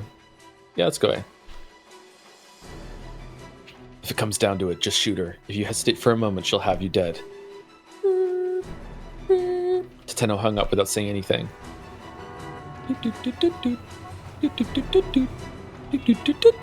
The area around Dogonzaka was in disarray. The government had declared a state of high alert, and the people on the street were milling around uneasily, unsure just what was still going on. State of high alert. Modern-day Japan lacks both the infrastructure and the legal framework to properly deal with a large-scale bioterrorist threat. Coordination between the police, Japan Self-Defense Force, JSDF, health centers, and so forth would be a monumental task. In all likelihood, if a bioweapon was ever unleashed there, the target site would fall into chaos. Isn't that reassuring? Aw, dude, high alert. Aw, dude. I almost just told you something that I should not say on stream. Okay. The main roads had been blocked off, and automobiles and motorcycles were at a standstill. Some vehicles had overturned on the curb. And you okay? In an apparent attempt to circumvent the blockade. Any moment now, Kano's team would be putting their plan into action at the scramble. Stanley wasn't sure who they might have gotten to help, but Kano was certain to put them to good use. Please stay safe. Don't you dare die on me. This better not be the end of Stanley's route. Stanley prayed silently as he darted. I don't know why I took a piece of chocolate underneath the railway overpass. He made it to his car, still parked on the roadside, and fortunately beyond the blocked off area. Jumping in, he sped off toward the laboratory. Oh, he drives a Chevy. Like an American. Did they drive on the right hand side of the road in Japan? Was dry. I don't know, actually. I don't know. What about in France? Is that left or right? I don't remember. Japan is left-hand drive? I think is it it? was Left-hand drive. We were on the right side. Yeah, we were on the right side in France, for sure. Yeah. Well, the wheel is on the right, so this is left side of the road driving. Yeah. Okay. As he drove along, Stanley again tried to deduce Alfred's plan of action. If Alfred herself was on the way to the lab now, then what was the objective of the fake who'd been sent to the scramble? A call came in for Tateno. Stanley here. He picked up quickly, but as he did, he wondered, why was Tateno calling him? Alfred was right there. There was no way the detective should be risking a phone call. What's going on? Tateno said nothing. Stanley repeated the question. Still, Tateno did not reply. Is this Maria's phone? Or no, it couldn't be. Stanley's apprehension spread like a droplet of ink in water. Like blood in milk. Hey, has something happened? Hey, answer me. Yeah, sorry. I almost leaked the office bioweapon response plans. My bad.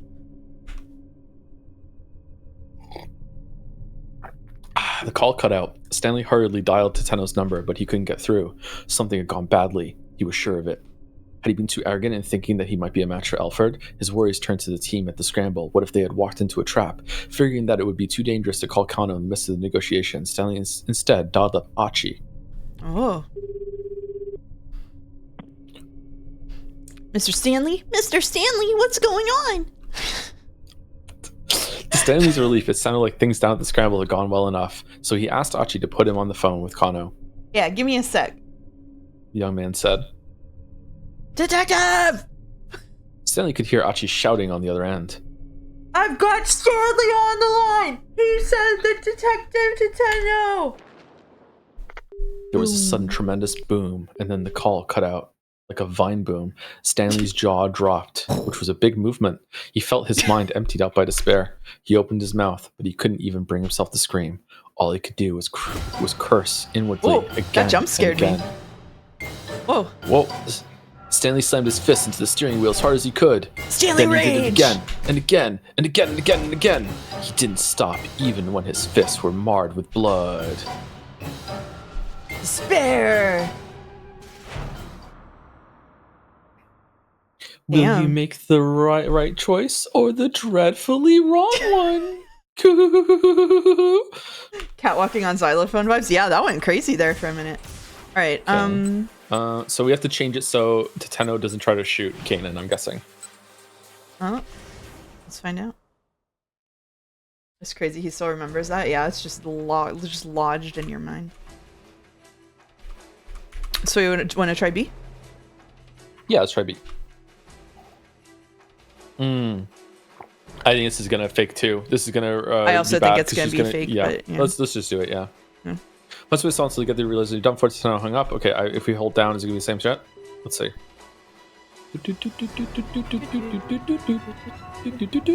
Yeah, it is. Yeah, okay. So we have to switch it to C. Okay. Oh, shouldn't Teteno's line be completely different now that Teteno knows that it's Feinen? Yes. Do we Yeah, want to let's do switch it C to here just in case? Yeah, let's switch C, yeah. Give me a C.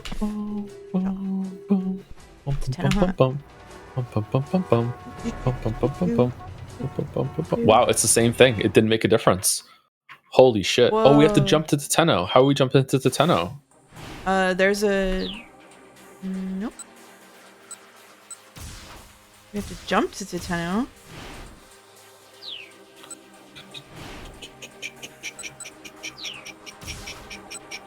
Where is the jump to Teteno?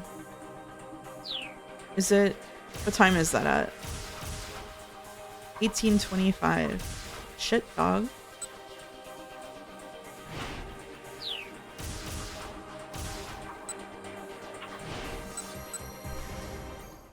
Is this... Uh-oh. Uh-oh. It was all I would going even so go well. as far as to say, uh-oh, SpaghettiOs. Not this. I think I remember how to do this and it's diabolical. Oh, good. Do we have to flip something else over in one of the other lines?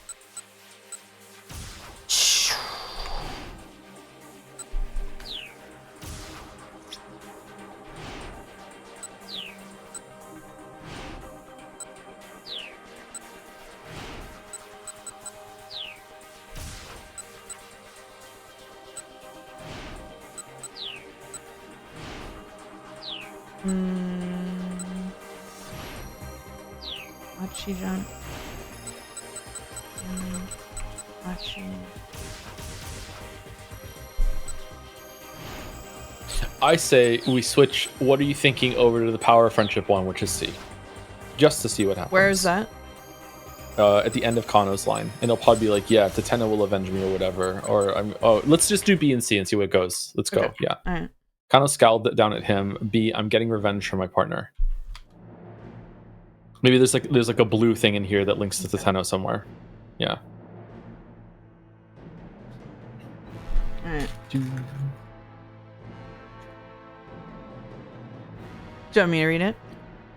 I just put 4 chunks of chocolate in my mouth, so yes, please. Getting revenge from my partner, Kano thought back to the sight of Sasayama sprawled out and bleeding on the pavement. Screw you, by the way. I want chocolate so bad.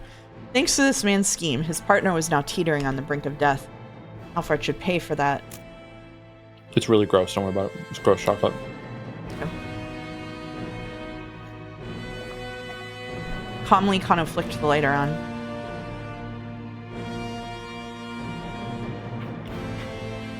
You can't be serious. Palmer's eyes fixed on the tiny flicker of flame. Password. Oh, now it's... Okay. So Yeah, this no, didn't do it's... it. Okay. Yeah, that did not do Right, it. so I think we have let's to try change Power of something Friendship. else so it doesn't get exploded. Yeah, Power of Friendship. Let's just try it just to see. Yeah, we can choose Power. I don't think it's going to be it now, though. I think all these are the same thing. Yeah. I think we need to change something up in someone else's line, probably. Even if I die, my friends will avenge me. Kano met Palmer's stare dead on. Palmer and Kano locked eyes, both refusing to back down. The scent of gasoline fumes filled the air around them. Kano knew that the slightest spark could set off a massive fireball.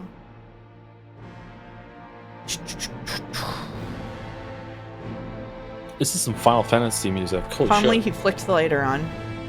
You can't be serious. Palmer's eyes were fixed on the tiny flicker of flame. All right. Nope, there we go. We're back in. Okay. Again. Okay. Is there like who is calling for the van to blow up? It's Feinen, right? So if is there like an option in Teteno's line that like makes her lose her phone or something like that?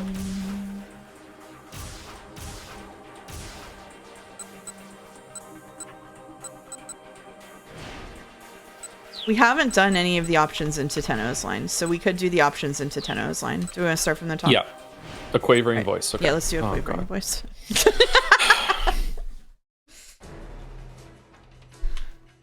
He was confused. Now was their chance to make a run for it. Teteno signaled with his eyes to Kanan, then got ready to sprint past Kuze and his team. He didn't get the chance to, though. Arrgh! Suddenly, Kuze let out a pained yelp. Then, as Toteno watched in surprise, he proceeded to collapse onto the pavement. It hurts! It hurts! Have I been infected with the virus too? The riot squad immediately rushed to the director's side. As Toteno stood there dumbstruck, We're down now. secretively flashed him a knowing wink. Oh, I see. Okay, so now inspection? I guess so. I think we might have to get chat's help for this one. I'm not sure. Wasn't there a jump to Toteno and Stanley's line when you tell him to shoot Alphard? I don't... Was there? Was there? Do we want to look for them? Yeah, sure. Let's look. I thought...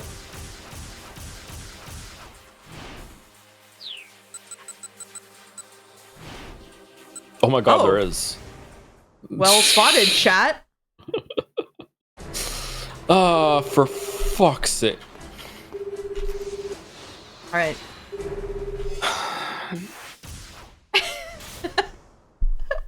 I remember making a mental note of it too, and then it just went out of my fucking head. Now that's comedy. Yeah. 10 out of 10 best backseat. Yeah. Behind you. Once they made it past Shibuya Station, the roads were relatively clear. They ought to make it to the lab in no time. The phone rang again. It was Stanley. What's going on? He asked the American. Listen carefully. Your life may depend on it. Look at Kanan in the background now. I'm going to ask you some questions. Kanan. If the answer is yes, say that's right. If it's no, reply with will do. Do you understand? For a moment, Toteno was bewildered. That was a lot of rules to think about. From the urgency in Stanley's voice, however, he realized there was some kind of emergency. That's right, he said after a moment's thought. That ought to let Stanley know he understood the code. Is Kanan with you right now? That's right. That Kanan is an imposter. Toteno gripped his phone more tightly, hoping it would stop the trembling in his hand. It's her, Stanley said. She's Alfred. The detective had to stifle a gasp of alarm. I don't have time to fill you in on the details, but I've got some pretty incontrovertible evidence. You need to turn back now. Gatsby bark? He's having a dream. Oh. Toteno struggled to come to terms with what he'd just heard. He glanced at Kanan through the rearview mirror. She was holding Maria tightly in her arms. Was this really all an act on her part? And if so, why? There was only one possible reason. If Kanan really was Alphard, then she had only one goal. She was pretending to help Maria in order to get into the lab, where she would be able to steal the antiviral. Wasn't Alfred the one that blew up and killed Stanley's brother? So how old was she when that happened? 14? That was 5 years ago, wasn't it? Maybe it's like the Dread Pirate Roberts, where Alphard is a title. Ah, okay. But wait, hold on. Kanan was Maria's friend, wasn't she? Hitomi had said as much herself. Kanan is my sister's friend. Maria certainly knew what her own friend looked like, and since it was obvious that Maria might be present, it didn't make sense for a clever imposter to pretend to be Kanan. Or did it? When Kanan showed up on the roof of South Hill, making her surprise attack on Toteno, Maria had taken off down the staircase without ever looking back. And when she turned up at the Endo Electronics workroom, Maria had already collapsed and fallen unconscious. Toteno felt a chill spreading through his body. As far as he knew, Maria had never actually seen the girl who was now sitting in the back seat. Then what about Hitomi? Shouldn't she have known what Kanan looked like? Toteno tried to remember just what Hitomi had said.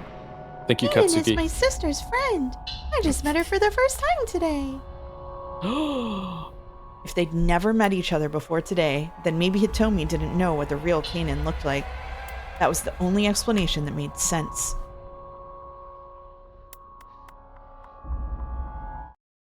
Hey, Toteno, are you still with me?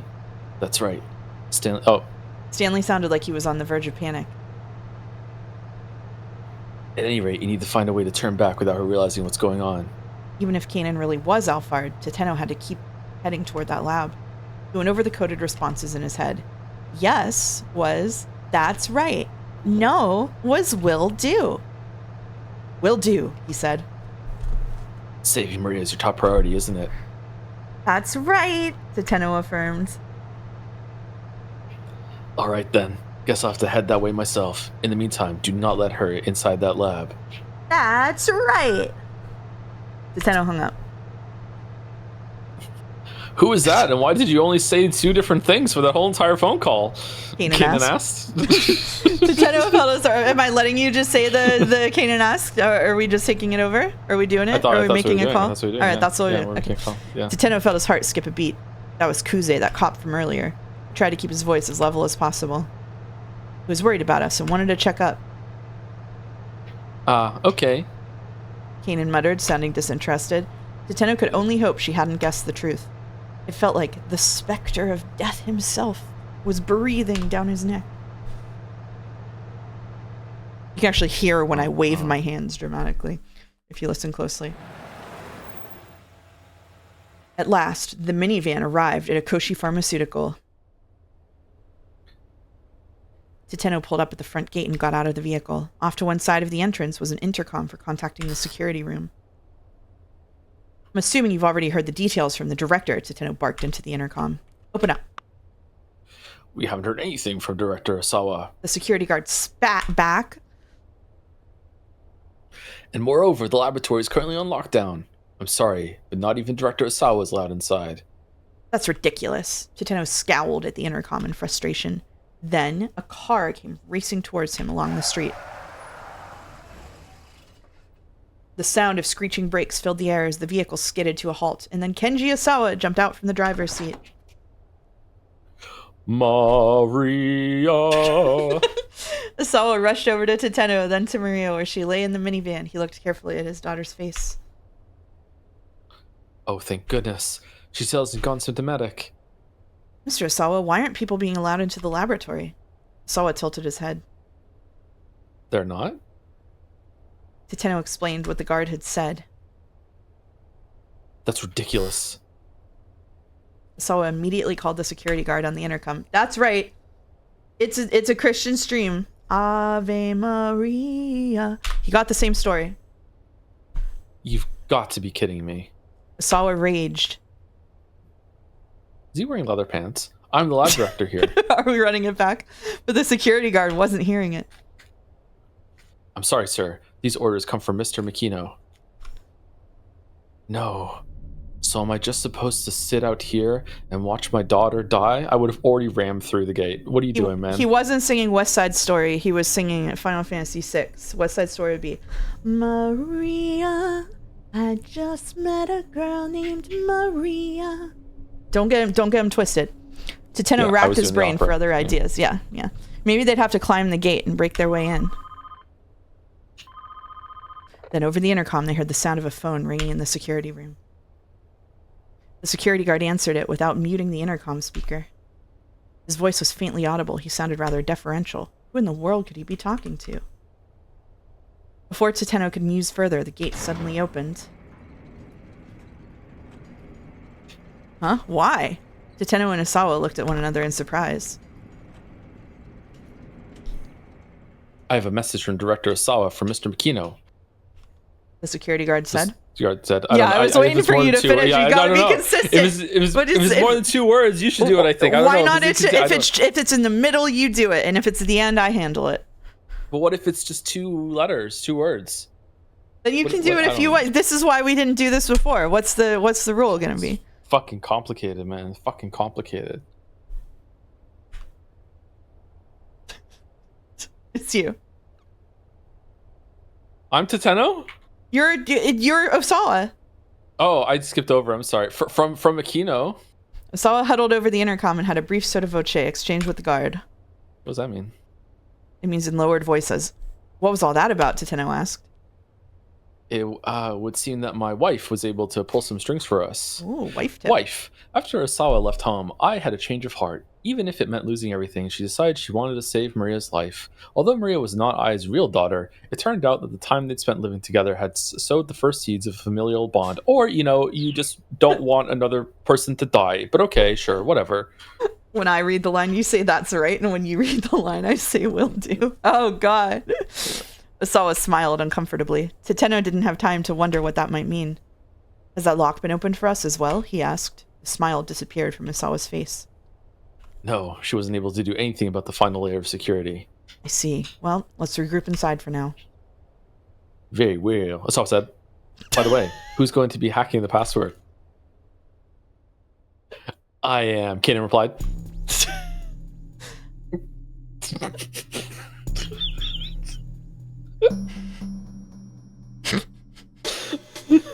Is this me? So you're Kanan. We should get you to the laboratory then. Asawa began to lead the way inside. Kanan followed. Yeah, we're doing this now. We're at the dramatic fucking climax of the story, and we're doing this. That's right. If Kanan really was Alphard, Teteno couldn't let her into that lab. But without getting that lock open, there was no way of getting Maria the antiviral she needed to survive. What was the right call? Should he still pretend to be in the dark and let Kanan try to hack the password? Boop-a-doop, boop, boop-a-doop, boop, boop. I think B is the right answer, but should we do A just to see?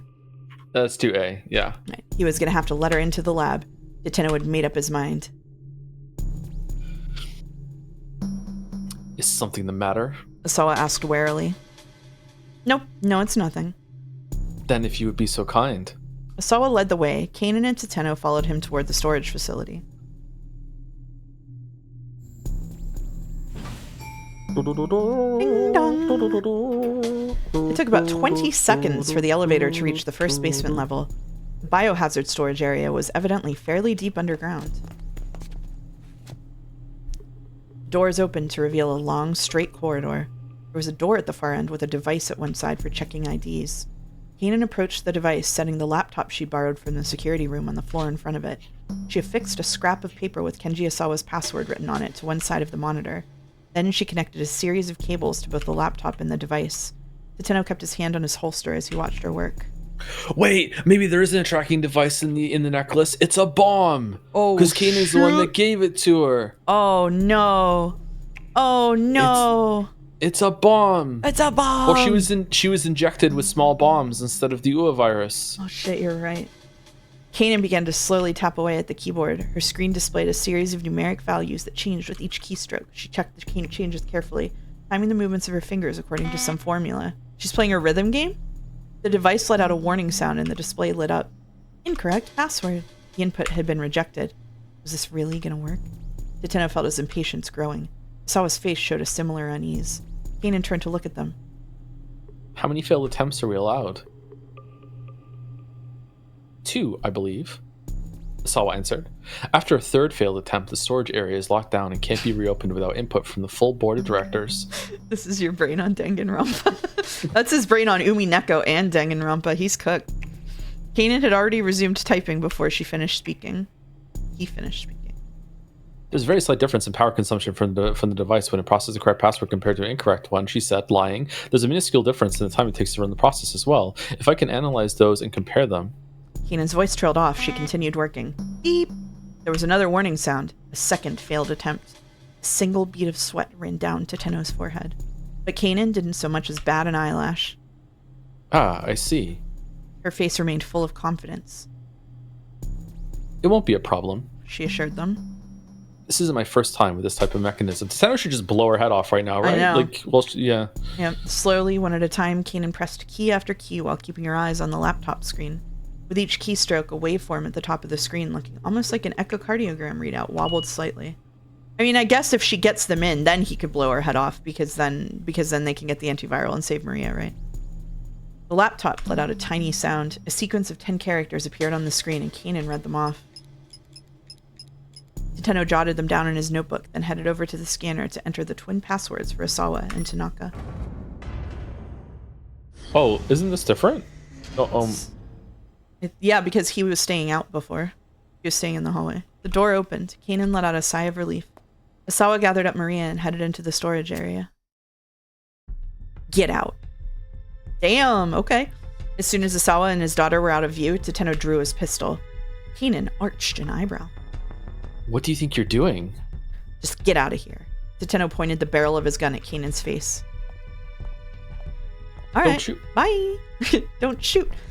Silently, she did as she was told, turning and walking toward the elevator. He followed a few paces behind. She gave no hint of resistance.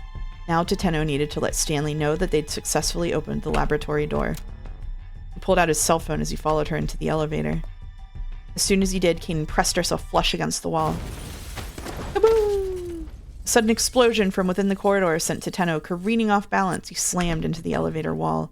Then, as he lay in a daze, the elevator doors drew slowly closed, and the cab began to rise upward. Tenno could tell that the impact had broken several of his ribs. Blood rose up from his throat and filled the inside of his mouth.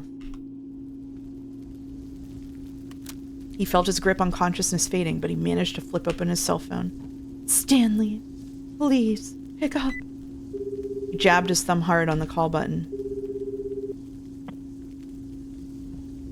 Stanley here. What's going on? Hey, has something happened? Hey, answer me. Oh, But it was that too was late. the phone call. Yep, for Tenno even to hear Stanley's voice. Damn, the dead phone call. Shit, dog. Bad end. Number Wordless 84, a warning. wordless warning. Are there 100 bad ends? I don't know. 100 lines? Just like another game? Alright. Let's go back to send Kanan in. Kanan Yeah. in. Mm. What was the right call? I should still pretend to be in the dark and let Kanan try to hack the password. Right. They couldn't go anywhere until Stanley got there. Tenno knew exactly what he needed to do. What's the matter? Sawa turned and cast a look of confusion back at Tenno and Kanan, both of whom had stopped in their tracks. "We'll wait out here," Tenno said.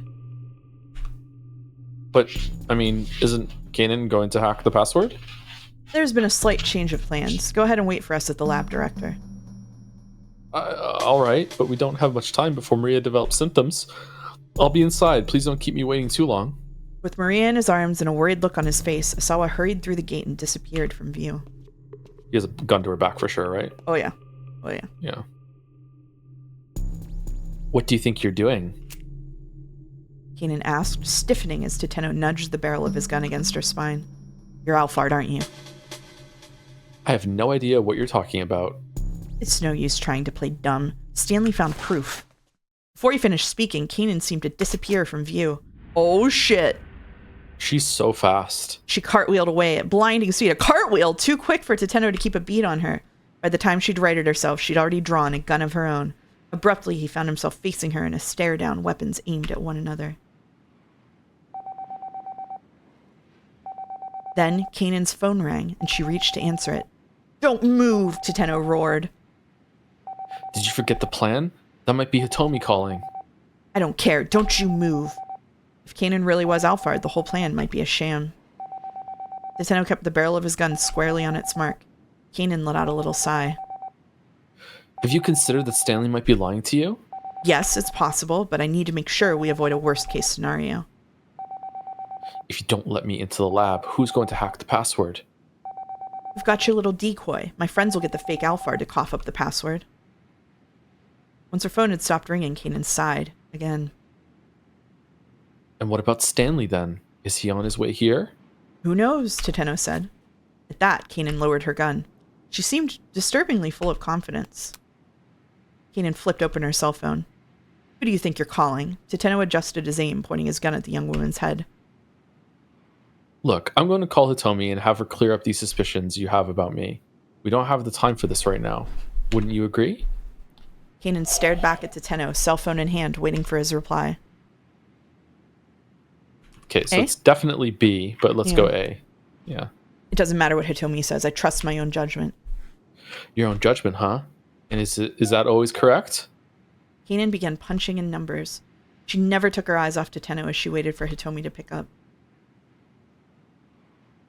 She's not answering. Kanan hung up and tried calling again.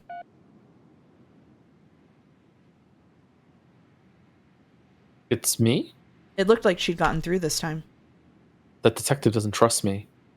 Apparently he thinks I'm Alfred, not Kanan. After a few moments, Kanan held the phone out to Tenno.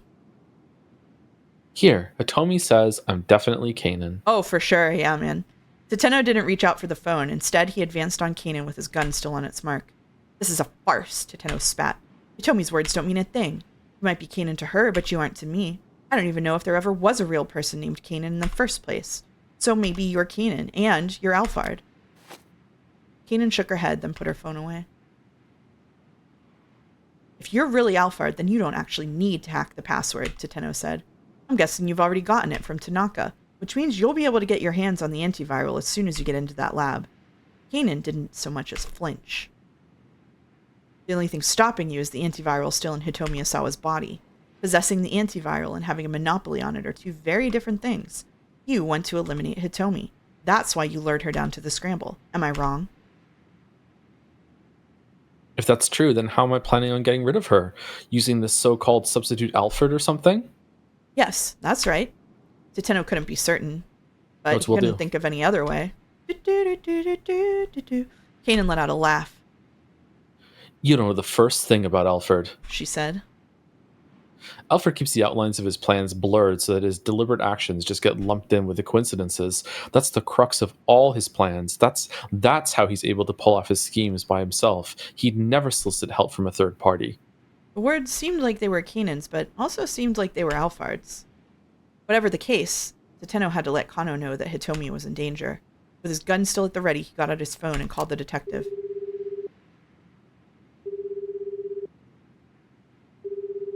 Uh-oh. But the phone rang several times and nobody answered.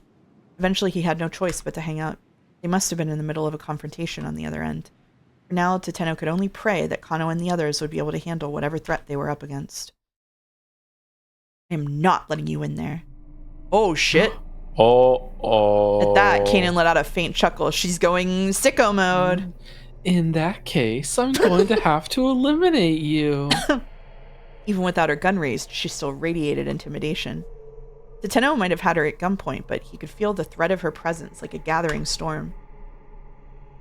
Eliminate me, he said, doing his best to mask any sign of weakness. You're the one who doesn't have your gun ready. I don't need my gun. Kanan said simply.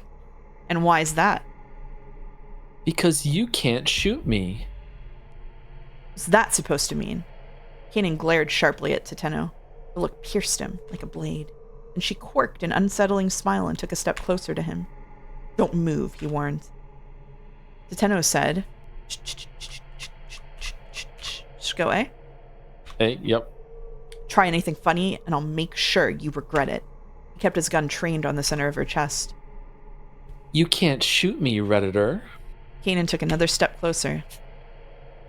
You're still traumatized from that time you let your friend's wife die. Oh, wait, shit. What? How do you know about that? Toteno was shaking now, his aim wavering.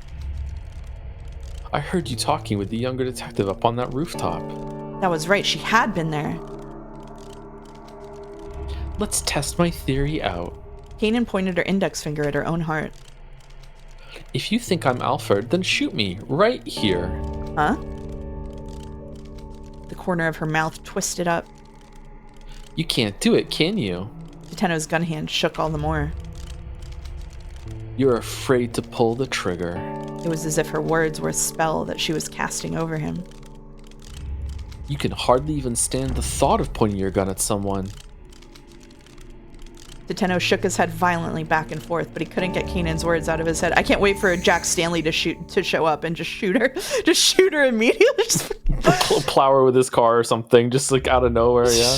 Just keep Maria safe. That's your job. Oh, shit. Oh, shit. That's what Stanley had said. What if we told him to shoot her? No. And he was right. Don't hesitate. Don't think.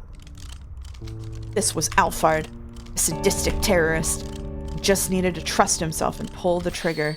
Pull it! Pull it! Pull it! Pull it! Pull it! When There the was a seagulls horrid, cried. visceral sound. Gastric fluids rushed up to Teno's throat, pitched forward onto his hands and knees, and vomited on the spot. The sensation of pulling the trigger, the recoil in the wake of the shot, it was exactly as it had been all those years ago. He never wanted to fire a gun again. At this point, he'd probably never be able to. Oh, shit. Where were you even aiming? The voice had come from right in front of him. Oh, shit. He looked up to see Kanan standing right there. His heart began hammering like mad. This was the end. He braced himself for oblivion, even as his body cried out to survive. Jesus. There was the dull roar of a gunshot, and then silence. Damn. So now, should we make it so Stanley says something else? Just shoot at the first opportunity? Yeah, maybe? just shoot at let's the see. first opportunity. Yeah, let's do it.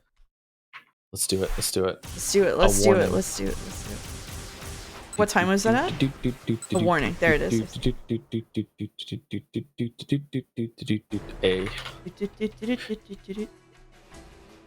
If it comes down to it, just shoot her. If you hesitate for a moment, she'll have you dead. Okay, there we go. It's on A. And we go back. And oh, it's different! Oh, aiming at Kanan. Shit. Alright, which one was that on? There, it's Tenno. You just want to go with A again and see what happens? Yeah, we can do that.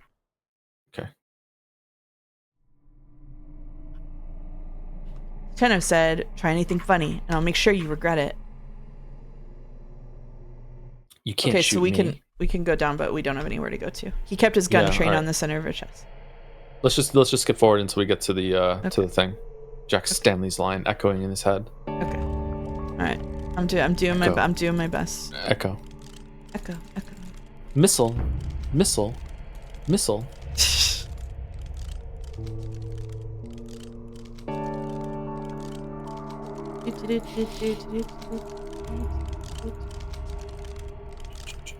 If it comes down to it, just shoot her. If you hesitate for a moment, she'll have you dead. I'm not there yet. Okay. Yeah, okay, I'm there. That's what Stanley had said, and he was right. Don't hesitate. Don't think. This was Alphard. Sadistic. Oh, shit. A sadistic terrorist. He just needed to trust himself. It's still the bad end. It's still the bad end. No, is it really? It's still the bad end. Okay, let's see the other thing that he can say if it makes a difference. No. That's some bullshit. I don't think it's gonna make a difference. Do you? It could. A warning. All right, we have to go to B. Yeah. To B.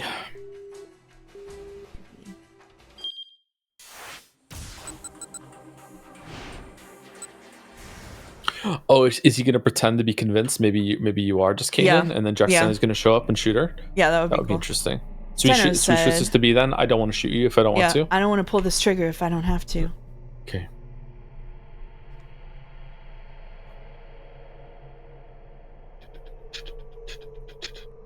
It's not that you don't want to pull that trigger. It's that you can't pull that trigger. Kanan took another step closer. You're still traumatized from that time you let your friend's wife die. Shit. Okay, so now we're going. We can just skip through this.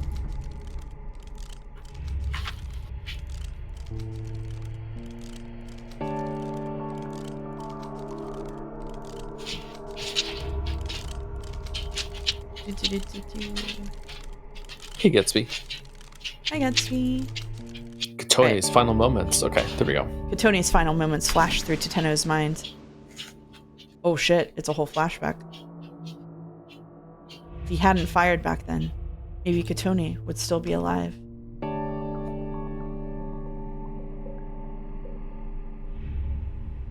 Your friend's entire life was changed because of you. Why hadn't he tried to talk the culprit down? He knew the reason why. Because he'd loved Katone. He'd still loved her even after she'd become Daisuke's wife. His desire to be the one who saved her, his warped sense of judgment when things had come down to the wire. Tenno, do you not enjoy being with me? There was a forlorn look on Katone's face. It wasn't that he didn't enjoy being with her. Her very presence soothed him. But the more serious their relationship had grown, the more it tore at Tenno's heart. The truth was that he didn't really know what happiness was, and so he was incapable of making someone else happy. If it were possible, he'd want Katone to be smiling always. And that meant her being with someone other than him. Hot take, this is the only good romance of the story. I think it would be best if we stopped seeing each other. Asawa and Kajiwara. Oh yeah, that's a good point. Yeah, Tenno blurted out the words bluntly, and Katone's face fell. He hadn't broken up with her because of any lack of feeling for her. Rather, the impulse had actually sprung out of his pursuit of human warmth and his growing fear of losing it. He'd just been so uneasy. More than anything, he'd been afraid that he wanted too much love and affection from Katone. This is the most human romance in the story. Just saying. Oh, this seems like the right answer. You were right to go back to that one. Cool. Bit by bit, Tenno lowered his gun, his hand ever more unsteady. His heart was on the cusp of breaking. And still, Kanan continued with her diabolic whispering. You can can go ahead and kill me. But if it turns out I'm not Alphard, what then? Now she stared at Toteno with an almost pitiable look. You'll have once more done something that you can never undo. Something I can never undo. Toteno repeated the words dully, feeling himself forced into a trance. That's right. Could you ever accept that? No, I couldn't. Couldn't make the same mistake. His whole body felt like it might fall apart. He wanted to drop to the ground and curl up in a ball like a child. And that's why you can't shoot anyone. Can't shoot anyone. As Toteno muttered the words, Kano's face appeared in the back of his mind. I can! Tears fell from Kano's eyes as he looked down the barrel of his gun at Toteno. He'd become a detective who didn't lose sight of what he was supposed to protect, no matter the situation. Toteno had nearly abandoned his inward promise to be a detective worthy of that final salute Kano had given him. Wow, that salute's really coming back. Yeah. Brought his gun back up to bear. Don't be absurd. Kanan mocked. Oh, sorry. You can't shoot anyone. It's okay. Actually, I can. The words creaked dryly from Toteno's throat. When there's something I'm supposed to protect, I can shoot. The memory of Kano weeping but taking aim had given him the resolve he needed to face down an opponent who ought to have terrified him.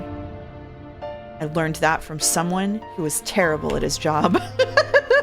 Good line. Good line. Good line. Kanan's eyes went cold. Immediately, she lifted up her gun again. Once more, their eyes locked, sparks of hostility crackling between them. But almost immediately, Toteno could sense the difference in skill between his opponent and himself. The young woman radiated a deadly aura. The force of her stare was like a knife pressed to his throat. She had borne witness to carnage and bloodshed the likes of what she couldn't even imagine. He couldn't win this. She would kill him, guaranteed. Toteno braced himself for death, never taking his eyes off Kanan's. If nothing else, he needed to buy time for Kano to get that password. Could he do that, given the opponent he faced? Yes. Somehow he would do it. As a detective, as a man, even if he had to give his own life to succeed.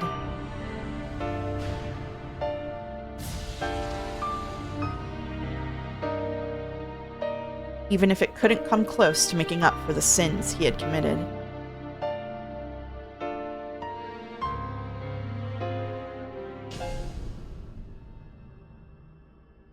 Oh. The end. So now we jumped to Stanley's line from his end of his story. Man, they're dropping like flies.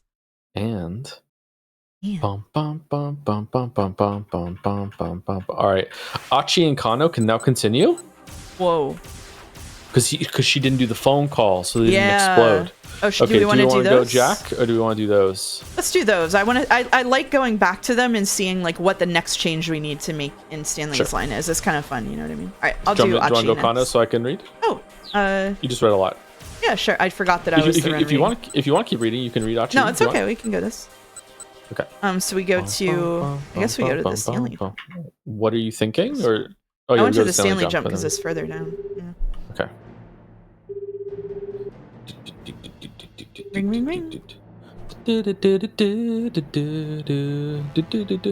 ring, ring, ring, ring, ring. Phone call. Playing on his cell phone, Kano dialed up Asawa. As he did, he recalled the last exchange with Stanley at the electronics shop. Looks like we'd be able to have that beer together after all. What? Wait, what? Takeout? Huh? What? Still? How? What? Wait a minute. Really? Kano was suddenly thrown down hard onto the pavement. Where had the explosion come from? His lighter certainly hadn't set the gasoline ablaze. Kano hadn't been that clumsy, so what had happened? 2 bombs? Only one possible answer came to 2 bombs. Palmer had blown himself up. But that only confused Kano further. The detective had already gone into the passwords, ordered to prompt him for the juncture. As he was losing consciousness, Kano continued to rack his brain. Okay. Yeah, but the future but he found no answers. The future refused to change, yeah. Oh, shit. Alright, well. It's my last impression. Do you like it? Yeah, it was pretty good. Okay. Okay, thanks. I don't even think we need to run through Achi's, right? We can just go to Stanley. All right. Okay. Good old let's Jack. jump from Toteno to Stanley. Oh, do we have to jump? I thought we could just continue. I thought it was a jump. No, it's not a jump. I'm silly. Never mind. All right, here we go. Silly Billy. The area around Dogenzaka was in disarray. The government had declared a state of high alert. We read that one already, right? And the people on the street were you can milling skip around down. uneasily. Unsure. Oh, can we go? Whoa, hold on. There was a... No, it was a spelling mistake. Okay. He made it to his car, still parked on the roadside, unfortunately beyond the blocked-off area. Jumping in, he sped off toward the laboratory. Ba-da-ba-da-bum. Ba-da-ba-da-bum. Wait, what? Oh, for We do have to jump to Stanley. Ah, fucking... Okay, now I'm the silly Billy. Yeah.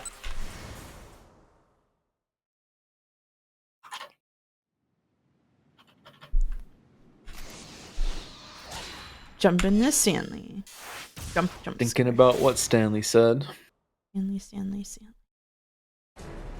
Love is watching someone die. As he drove along, Stanley again tried to deduce Alfred's plan of action. If Alfred herself was on the way to the lab now, then what was the objective of the fake who'd been sent to the scramble? Decoy, Hitomi's blood, indiscriminate terrorism. Decoy. I think decoy. A is right. Yeah. That's a decoy. Surely that was the imposter's purpose, but it wouldn't be a simple matter of providing a brief distraction. Alfred had been careful to wipe out almost everyone she associated with in the past. That was precisely why all of her defining characteristics, such as age and sex and nationality, had been unknown. It was unthinkable that she'd allow this decoy, who almost certainly knew who she really was, to stay alive. And since Hitomi carried the antiviral in her body, Alfred likely wanted to get rid of her as well. In all likelihood, the terrorist mastermind was planning to steal the antiviral from the lab, but as long as some of it remained in Hitomi's bloodstream, she wouldn't have a monopoly on it. Aha! Stanley suddenly blurted aloud. He just realized what Alfred hoped to accomplish at the scramble. She meant to eliminate both Hitomi and her own decoy at the same time. The question was how. Beginning with her bombings in Chicago, Alfred had made frequent use of remote-controlled explosives. It was likely she'd opt for something similar here as well. But she wasn't going to be at the scramble herself. So how in the world was she going to trigger the explosion? Was there some clue to be found in something she'd said or done earlier? There's a bad ending after what we saw with Toteno, where she still makes the call, and we have to avert it with Stanley. That must be what it is. Yeah. Think, feel, try to remember. Think, try to remember. If he didn't do something, everyone at the scramble was probably going to die. Then, as he desperately racked his brain, he remembered something Kano had said. It had been while they were at the scene of the minivan explosion together. He'd said he heard a cell phone ringtone at the time of the explosion. Not sure if that's significant, though. Oh, that was Kano and you. My bad. Stanley recalled the recent exchange between Alfred and Hitomi. The two had called each other's cell phones. That's okay. Alfred really had... Do you want me to read you Echo? Just in private? Alfred hadn't really been checking to make sure she had the right number. She's been checking to make sure Hitomi hadn't changed her ringtone. That was it. The bomb was set to detonate in response to a specific piece of music. And wait, what? And not the phone call itself is? Yeah, Aya Kamiki is the explosion song. Okay, and the ringtone on Hitomi's phone was the trigger. Where could the bomb be hidden then? Stanley didn't have the time to think. He needed to alert Kano and the others right away. As he pulled out his phone again, he recalled the map of the stakeout positions. Kano would probably be right next to the decoy Alfred. It might be a mistake to call him under the circumstances. Maybe he couldn't risk calling Kano, but he could call Achi. Stanley dialed Achiendo's number. Please, don't let me be too late, he muttered to himself as he waited for the call to connect. Achi, get the fuck out of there. But although he recalled repeatedly, Achi still didn't pick up. That's different. Was he already too late? Stanley dreaded the answer to that question. Yeah, usually he does. What? Another key phone? Maybe we have to use the same jump again.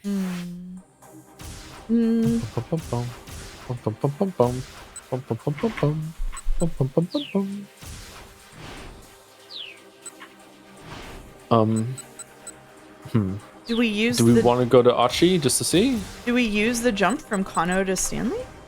Oh, maybe we do. Hold on. Reuse jump? Let's try it. It's at the right line. It is at the right line.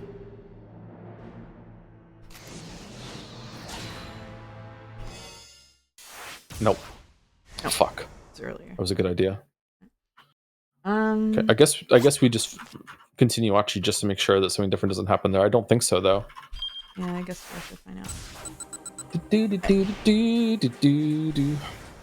Oop, Bless you. Did you sneeze? Nope. I said oop. Oops. Even funnier I did when it you again. when you consider that the Ayakimiki song appears to be the only song that exists in the entirety of Shibuya. It does, doesn't it? All right. Why did you still sing so we can still. Okay, we can scroll down pretty far. Achi would have charged off in pursuit as well, but his wounded leg made that impossible. Get him, detective, he murmured under his breath. We're counting on you. Kaboom! Nope. Before he could complete his sentence, a massive explosion blasted Achi off his feet. Tiny bits of metal tore through his arms, legs, and torso. Wait, this is earlier than it was before. Why is the call coming through earlier? I don't know. Oh, maybe them going down and hacking the computer takes longer than the exchange she has with Teteno, and then she just blows them up. Oh. Yeah, I guess it could Okay. be, right? And I'm still pressing it because I can still go down further. Yeah, just in case. Through the haze of pain, he saw a blade arm stretched over her. Yeah, it's the same as last time. Okay.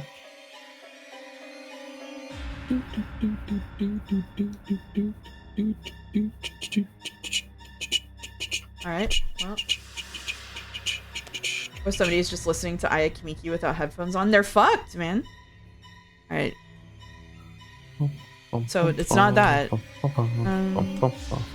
I don't think we can change anything on Jack Stanley's line. Do we have to change something that happens here at the Scramble?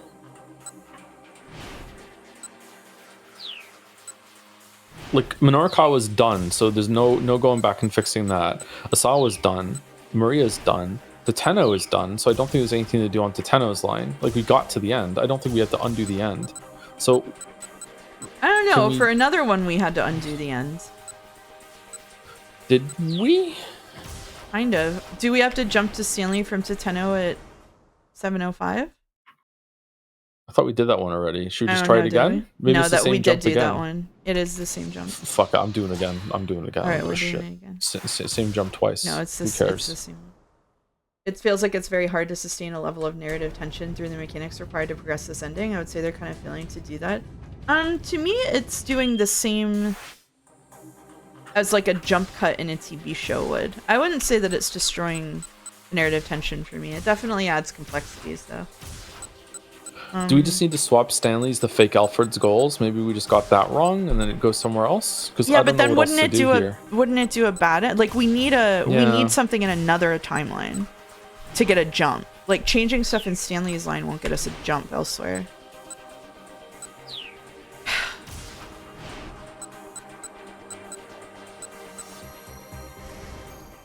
Let me look at this. Bum, bum, bum, bum, bum, bum, bum. I like the number of bad ends that occur here. It shows a good ending as a miracle, or all of the characters have to be in specific places. That's right, only in one fragment. So I'm going to change Kano at 7 o'clock to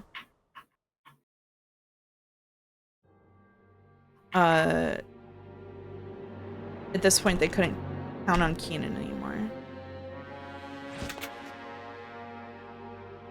Maybe. Did we do this already? No, we didn't. I don't think we did this. All right, let's try it. Yeah, okay. Okay. Freeze! Kano drew his gun and trained it on Palmer. Nearby pedestrians scattered in fear. Seasoned moment. Achi darted in to protect. Okay, so now we go down. Okay, can we switch it to B for the next choice too? Which one is that? The Ua virus? Yeah. How can I even know that's real? Or you can't let that loose here? I don't think this is going to matter either, but let's just flip it to B and see what happens, I guess. Yeah. Okay, so you'll be infected too. Truba solely all the bystanders around us. A thin smile crawled across Palmer's face. Did you come here to carry out a suicide attack, Mr. Alfred? Hardly. I have no desire to die here. All I want to do is get a little of this girl's blood and then go quietly on my way. So we're on but that's all depends on you, doesn't it? All right, so that's now we're back to that. Okay, and did anything change? No, nothing changed. It's weird that jump to Stanley in the last part goes so far up. Yeah. So then we did all of the choices down farther. Okay. It has to be. What if we let what if we get Kano to grab the vial? Okay, I'm trying it. Wait a minute. She still called Hitomi in the timeline that we're in on Teteno's, I think. Oh, on calling Hitomi. Yeah. Can we stop? Hold on, let me switch this back. Yeah, we do stop. This is the sort of nonsense we don't have time for right now. So she blew them up already. Okay, so we have to stop her from from calling. Say okay. Stop. This is the sort of nonsense we don't have time for right now. Okay, hold on. I need to flip mine back because I switched something in Kano. 1 second. Yeah, I think this is it. I think this is it. Can you shake her head and put it front away? Yeah, it has to be it. Okay, good catch. Good catch. If you're really Alphard, then you don't actually need to hack the password, Teteno said. I'm guessing you've already gotten it from Tanaka, which means you'll be able to get your hands on the antiviral as soon as you get into that lab. Kanan didn't so much as flinch. The only thing stopping you is the antiviral still in Hitomi Asawa's body. Possessing the antiviral and having a monopoly on it are two very different things. You want to eliminate Hitomi, that's why you lured her down to the scramble. Am I wrong? Okay, so this is still new, it says. So go ahead. I was catching up to you, sorry. Oh, sorry. If that's true, then how am I planning on getting rid of her? Using this so-called substitute Alfred or something? Yep, that's right. Teteno couldn't be certain, but he couldn't think of any other way. Kanan let out a laugh. You don't know the first thing about Alfred, she said.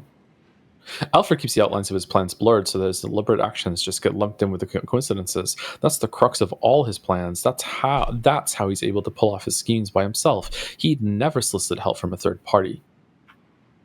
The words seemed like they were Kanan's, yeah, but also seemed like they were Alfred's. We did read this, yeah.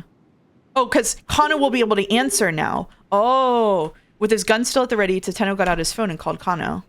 The young detective was quick to pick up. Oh, that makes sense.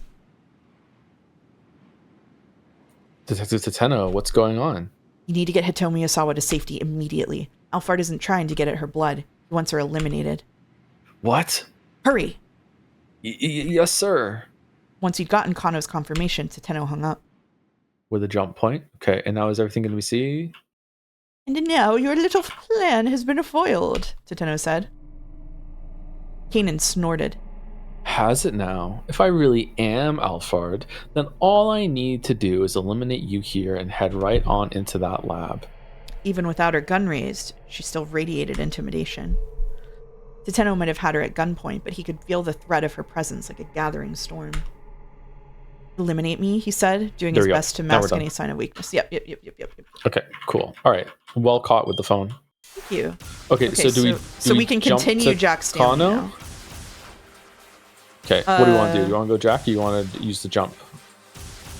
We don't have to jump. We can just go to Stanley. Although I think it's going to do the thing where it... I thought the jump was to Kano. Oh, yeah, we do have a jump to Kano. I don't think we have a keep out on Kano yet, though. We can also continue Kano. All right, let's continue Kano. Let's continue Kano, yeah. Okay, jump Stanley. Okay. Stanley. This crazy self-blazing from Alphard. Yeah, it is. Just talking about yourself in the third person and how smart and cool and awesome you are. Hey, self-positivity is a really important skill. That's true. It's good to have. You need to do it, yeah. Self-affirmations in the mirror every morning. Yep. Okay, phone rang several times before Sawa picked up. It's Kano. Or I skipped over a line. Pulling himself on Kano Delta to Sawa. As he did, you recall the last exchange with Stanley at the electronic shop. Looks like we'll be able to have a beer together after all. Phone rang several times before Sawa picked up. It's Kano. I have the password. Are you serious? Sawa blurted in shock. Here, let me give it to you. Are you ready? All right. Yes. 59FBAI4QL1. As he passed along the alphanumeric sequence, Kano kept his eyes on Palmer. The man stared back at him with an expression of bitter defeat. Why would he actually legit have the password? I shrugged. You just shrugged? I forgot that you can't hear me, that you can't see me. I shrugged. I just put my, yeah. Wow. There was a long silence on the other end of the phone.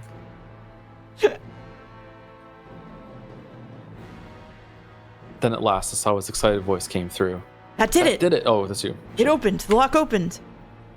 Kind of let a deep breath of utter relief. Palmer snorted. Do you want to read him? You love reading him. Sure. Yeah, you're really satisfied with catching me and saving the life of one girl? I suppose it's the Japanese way to forget the pain that's been visited upon you. But it's not over. The bloodshed will continue. All over the world, women, children, the elderly, innocent, all will bleed because absolute justice is on our side. Is that right? Kano drove his fist into Palmer's face. There was no such thing as absolute justice. It was that kind of blind faith that kept the world in conflict. Well, this sure is quite the mess. It's Kuze. I'll do it. Quite the mess. I got you. You do it. Whirling around surprised, Kano saw Kuze standing there. Director Kuze! You son of a... He bowed his head apologetically. He may have apprehended the criminal mastermind, but only because he'd ignored the direct order to place Maria under quarantine. I'm sorry, sir, but I... Do you think you should just shave it? Yeah, this is definitely a go for it. Save the apology. Is that a subreddit bald opinion? Yeah, that's Kuze a subreddit bald opinion. You're the one who solved the case. You did good, kid. Once again, Kano bowed, this time even more deeply. Oh, and one more thing, Kano. Yes, sir? Sasayama has regained consciousness. I thought you'd like to know. Oh, that's good news. We love Sasayama. Yay! Sasayama? They were able to save him? I got a call from the hospital. Looks like he's gonna pull through. Nanako came around. That's great. Really great news. Tears of relief came to Kano's eyes. And if Asawa was able to get the lock at the lab open, he should also have been able to get Maria the antiviral without any further difficulty. What if Kanan is... What if Kanan is Sasayama? Sasayama. Yeah.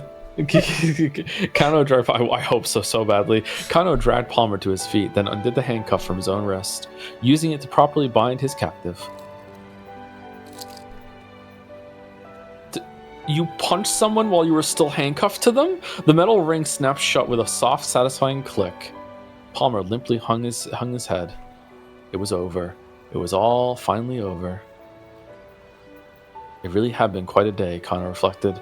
Beyond all the challenges he faced, he had come face to face with his own shortcomings. Now he... What Disney song does this sound like? What? Okay. Now I spin a whole new world with you. If the fucking Sounds like a whole new song world. plays now. Yeah. Da-da-da-da-da. Now he knew a long way he had to go to be the man he wanted to be, but at least he'd learned what it truly meant to be a detective. Huh? Kuze was muttering to himself nearby. I mean, you don't even look alike, but... Disney is banned on the stream. Fucking streaming kingdom, fucking hard. The director shook his head and cleared his throat. You know, Kano, for a second there, you looked just like Teteno. Really, sir? Kano smiled, fussing sheepishly with his hair. Kuze's words were the finest praise he could have asked for. Someday, he hoped he really might be a detective like Teteno. No, he decided he would be. And until then, he'd never give up on that dream. It might be a long, long road, but he would walk it. Kano looked up into the sky. The neon lights of the city shone from all over. This was the same old Shibuya that it always was, but one that he looked at now with new eyes. They're really laying it on thick, huh?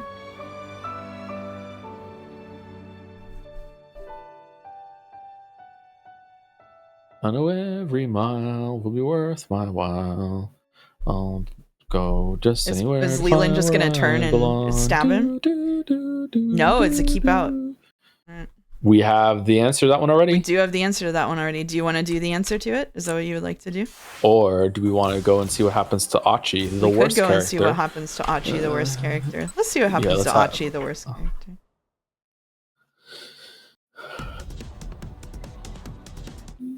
Okay, I'm skipping down to Achi would have...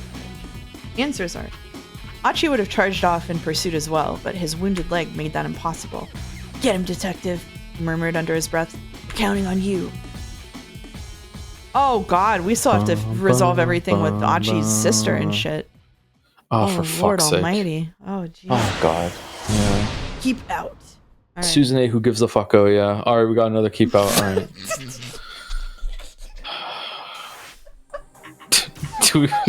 do we want to do Jack or do we want to jump to Kano? I think we can jump to Kano. Let's jump to Kano. Susan A. Who gives a fuck? Oh, really got my ass.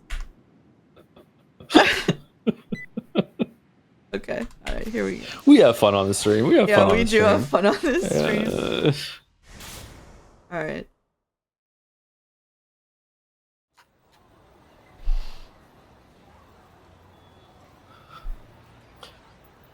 This was the same old Shibuya that it always was, but one that he looked at now with new eyes.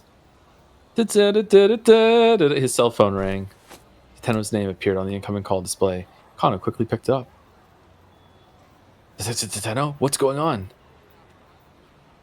You need to get Hitomi Asawa to safety immediately. Alphard isn't trying to get at her blood. Once her eliminated. What? Teno wasn't making any sense. Alfred, Palmer had already been arrested. The threat was over now. Hurry! Teno barked. Yes, sir! Detective! Achi called out suddenly. This point is so funny. You! He was standing with Hitomi and the others near the statue of Hachiko. Fucking Hitomi does not look happy to be here at all. Look at her. She's done. No. She just wants to go home. Sleepy. Fucking hell. Give the girl a couple lines. What are we doing? Detective! That's not the real Alphard. He's a fake! A fake? Yeah, I just got a call from Stanley.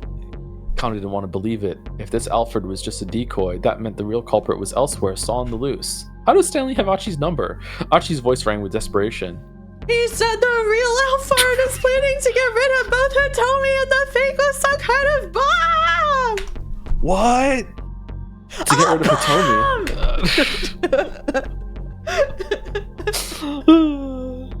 I arrested him with the plum. Thank you. That line that with what Teno had just called to warn him about. It must be true then. Once again, Kano tensed. A bomb? A bomb? But where? Get me the Explosive Ordnance Division. Someone squawked. Explosive Ordnance Division, a team made up of the Tokyo Metropolitan Police Department Security Bureau's 1st, 2nd, 3rd, and 6th Riot Police units, as well as the Support Vehicle Unit. Division members are trained in explosive disposal. Typically, a dangerous explosive is frozen with liquid nitrogen, then moved away from the site via support vehicle. The bomb is then detonated in a safe location. Explosives are almost never dismantled on site. Almost never. We've got an emergency here. It was Kuze, practically screaming into his cell phone. We're at the Scramble outside the station. Hurry! The director started running toward the precinct, still shouting as he wove his way through the crowd. Kano felt himself starting to panic. If Hitomi and Palmer were the targets, the bomb had to be nearby. He stormed over to his captive. Okay, where's the bomb? He demanded. What are you talking about? Yeah, I'm just letting you do it because this is you. Don't play dumb with me. Already told you the password, Palmer said. What point would there be in keeping things from you now? He had a point. And if he had known about the existence of the bomb, he kept it a secret so far. Getting him to reveal it now would not be easy. Kano decided just to have to go look for it himself. Go take him back to the truck with the gasoline. Go get the gasoline, pull out the gasoline. He took a deep breath and tried to think logically. If he were Alfred, what would he do? How could he ensure that he'd eliminate both Hitomi and the fake Alfred at the same time? Make him swallow the bomb? Where would he plant a bomb in order to pull that off? On the fake, there was no other place he could possibly have planted it. On Hitomi, there was no... That way he could be certain that he'd at least eliminate her. In a minivan, he was going to try the same ploy all over again. This whole time, I thought it's been in a minivan, but I think now it's actually on him. What do you think, I think it's on him too, yeah. Okay, let's go A. On the fake, there was no other place he could possibly have planted it. Connor began to pat Palmer down carefully. Achi! He shouted. Check the case! Hurry! He gestured to the attaché case Palmer had been carrying. I'm gonna check it for a bomb! Everybody hear that? There's a bomb! No! Don't move! Kano searched through his captain's jacket and the pockets of his pants, but he came up with nothing. Perhaps Alfred had fitted the bomb into the man's watch or belt? Or maybe it's like cheating at chess? Stop this. I'm not carrying a bomb.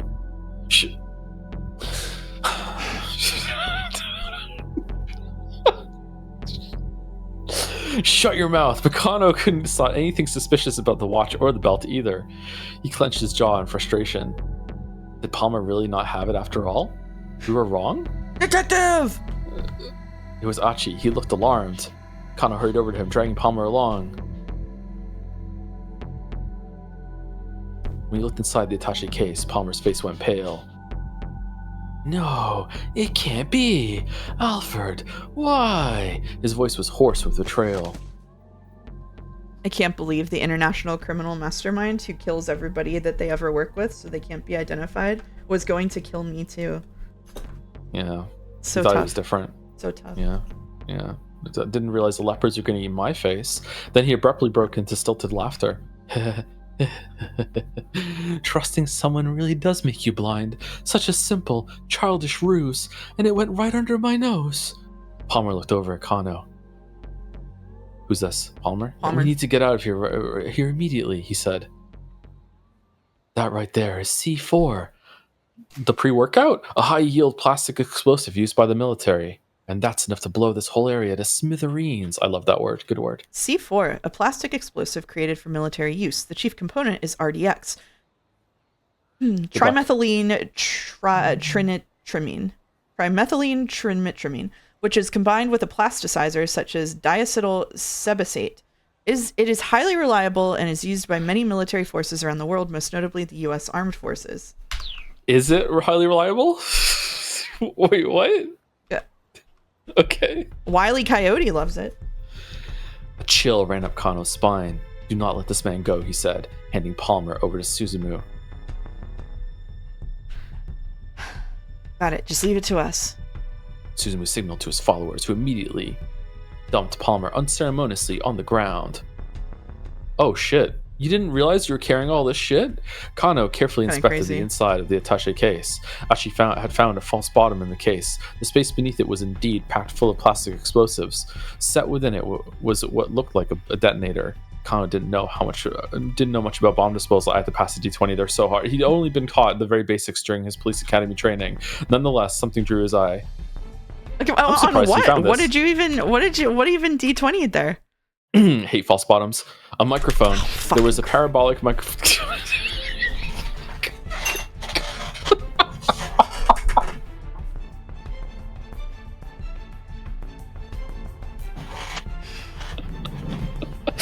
There was a parabolic microphone attached to the detonator.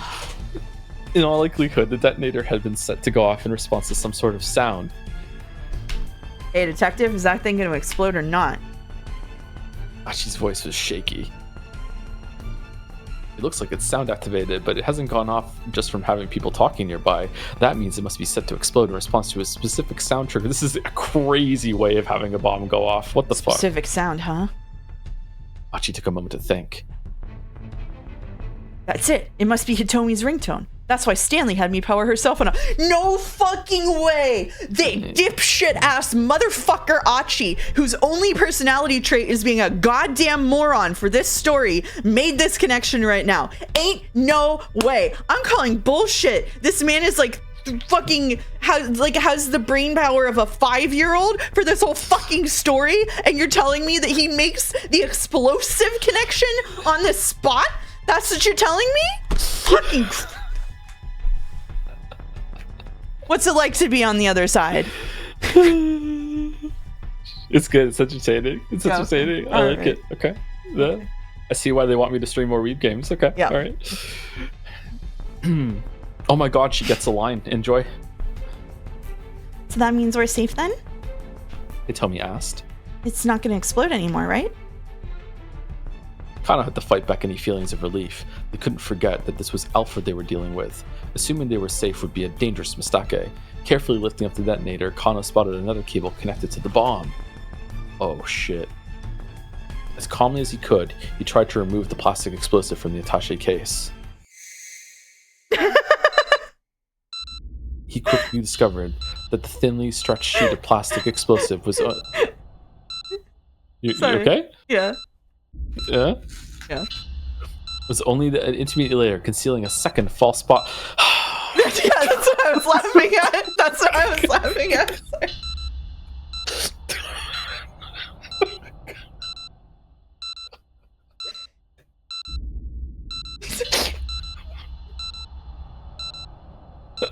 Have another. How about two? A small timer had been set beneath. Yes. There's not just a sound trigger. Kano's mouth had gone dry. His voice came out as a whisper.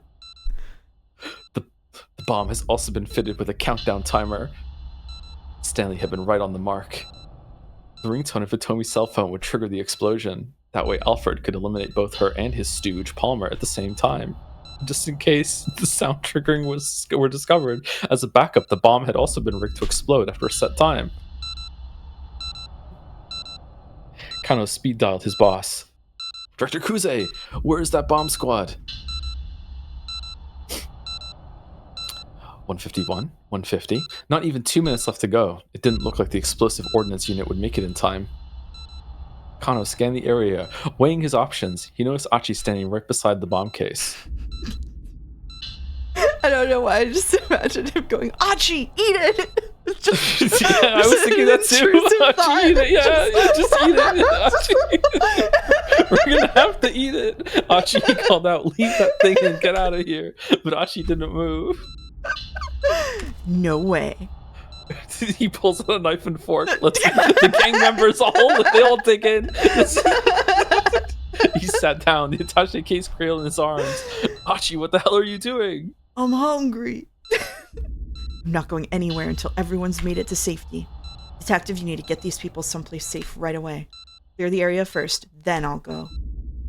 Achi, that's not going to make a fucking difference, bro. There's no way I can do that. Damn it, don't you want to save these people too? Kano bit his lower lip in frustration. Achi was right. If the bomb went off and missed a crowd like this, there was no telling how many casualties there'd be. He needed to do whatever he could as quickly as possible. It would be an incredible final bing bong it was setting up if that lady who keeps eating insane amounts to devour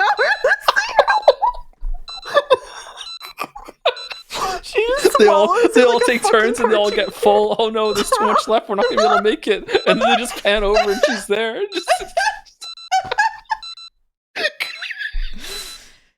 Oh fuck! Get back! Everybody, get back! Achi shouted at the top of his lungs. There's a bomb! Everyone, get out of here! Just run! This is famously a really good way to evacuate an area. Yeah. Following his lead, Kano started directing nearby civilians to safety. I want a C4 diet. A C4, I eat it.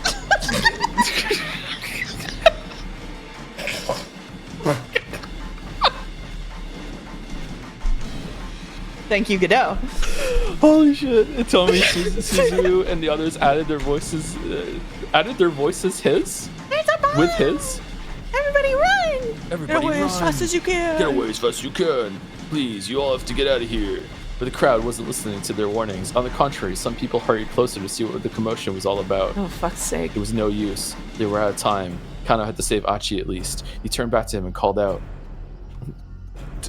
Why is Achi even there? Achi, that's enough. Leave the bomb and let's go. Achi! Hitomi shouted. Come on! But Achi only clutched the bomb more tightly. What are you doing? Kano screamed. Come with us, hurry! Still, Achi would not move. Susunu's face went pale. Wait, Achi, your leg! What about my leg? Yeah, sorry. Oh, shit. Earlier when you kicked kicked that steel pipe. What the? I don't know who's talking. What the That heck? was Susumu. Finally, Kano understood. It wasn't that Achi didn't want to move. He couldn't move. And so he decided to get all heroic and use himself as a human shield to minimize the impact of the explosion on everybody else. That idiot, Kano muttered. If his leg was busted, why didn't he say so? How do you even make it this far? There couldn't be much time left. If Kano rushed to help him now, he might not make it to safety before the bomb went off. He had to make a decision. He couldn't just rush in without a plan. Kano ran for Achi anyway. He couldn't just abandon him. Should we go? What should we do? Should we do A? Let's go A. He couldn't just rush in without a plan. A detective needed both a cool mind and a fiery spirit. True. And the more heated the situation was, the more he needed to stay cool. Wait, stay cool? I know what he could feel the muscles in his leg begin to stiffen. He just passed as slow as racing heartbeat. No. Yep. As his mind thought that, it's going to be around the corner any second now. Sought desperately for a way out of the situation, but his eyes remained fixed on Achi, holding that bomb in his arms. We called it last stream. Yeah, we did. I forgot about it though. Yeah, that was a whole week ago. Yep, knowing that it could explode at any moment, it made it almost impossible to think. Mood. The harder he tried to calm himself, the more his panic grew. He cursed himself for not leaping into action immediately. He should have acted before thinking. That was the only thing he was good at. And still, he's frozen, staring at Achi. You know what else is frozen? Then he felt the hairs rise on the back of his neck. White smoke was pouring from the approaching minivan. Jesus fuck.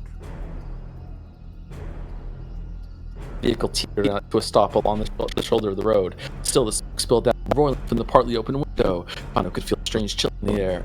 Is that? Instinctively, he rushed toward it. 1 second. They're audioing again. Alright. Me? Yeah, preferably you. But it's not happening for me. No, it's not happening for me. Oh, it's on. Yeah. Is it fixed? You have to talk for them to know if it's fixed. Peering through the event, saw clunky shaped device back. It's a major crackle? I literally can't hear him being robotic. It's fine on my end. Well, I guess you should. How is it possible that you're not hearing it? I don't know. Whoop. Say something again? Restart your phone. Hello? No, hold on. I'm really confused. How is it possible that I'm cracking to guys when going through mouse system? Boulder, I did that 3 times already.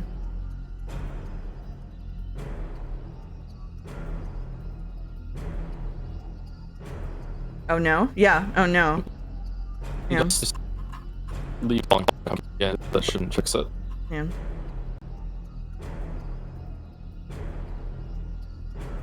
Domo arigato, Mr. Roboto. It's fixed? That's stupid. Okay. Okay. Why not? Alright, where were we? Whatever. Peering through the minivan's windows, he saw a clunky box-shaped device in the back. It was rumbling fiercely, spitting out an unending mound of white clumps. A dry ice machine. Sorry, I have to catch up to you. Sorry, 1 second. Okay, sure. Alright, you're good. Open up! By freezing a bomb that used an electronic activation trigger, it was possible to kill the battery cell and deactivate the detonator. The explosive ordnance unit used liquid nitrogen, but maybe dry ice could work as well. Liquid nitrogen. Nitrogen that has been cooled to a liquid state with a temperature below negative 195.8 degrees Celsius. It can be poured onto explosives to stop the function of components such as the battery cell for the detonator. However, in situations where the surrounding area can be safely secured, it is preferable to destroy the explosive via detonation rather than simply arrest its function. Also, dry ice. Carbon dioxide in its solid state. Because it evaporates at negative 79 degrees Celsius at standard atmospheric pressure, it must be kept refrigerated or it rapidly dissipates into mist. Thus its use in smoke and fog machines. The odds of dry ice being able to stop the detonator of a bomb are quite low. Battery cells do lose electromotive force in a sub-zero environment, but there's no guarantee this would actually work. Interesting. There were 3 men inside the vehicle. Kana shouted at the one in the driver's seat. I need to borrow that machine. Huh? The man replied in a lethargic drawl. No way, man. We haven't even paid this thing off yet. There was no time to explain or negotiate. This is a long 2 minutes. Kana was just going to have to take it by force. No. Oh my fucking god. Hold it right there. Another man appeared suddenly in front of the vehicle, the pushy fellow Kano had run into at the scene of the explosion. You guys are with the Wandering Angels theater troupe, yeah? He said to the van's occupants. Wandering Angels, Episode 6, the finale. The minivan carrying Tozuka, Bando, and Amo veered wildly through the streets of Shibuya, leaving a trail of white smoke in its wake. trio, now definitely impaired by oxygen deprivation, came close to causing several accidents. Teetering on the brink of consciousness, they were still trying to reach Endo Electronics when they ran into Kano and his companions instead. After Kano takes the machine off their hands, the three will happily head back to the theater, clean up, crack open some beers, and look over one long, crazy day. And He pointed at the dry ice machine. that thing's defective! The guy from the electronics store said he'd refund your deposit! Huh? For real? For real? Yeah, he told me to tell you that the machine has been recalled. We'll bring it back for you, so hurry up and open the door. Yeah, okay. The newcomer helped the three men unload the dry ice machine from the minivan, then turned to Kano.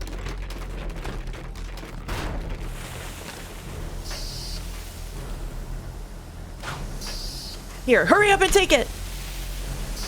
He shouted, "Right, thanks!" Kano wasn't sure what was going on, but he took the machine and ran, pushing it ahead of him across the pavement. Achoo! Hitomi wailed, tears in her eyes. The detective blew right past her, trailing a billowing plume of white smoke in his wake. Please let me make it in time. Please let me make it in time. Please let me make it in time. He's gonna slip on Kajiwara's banana peel.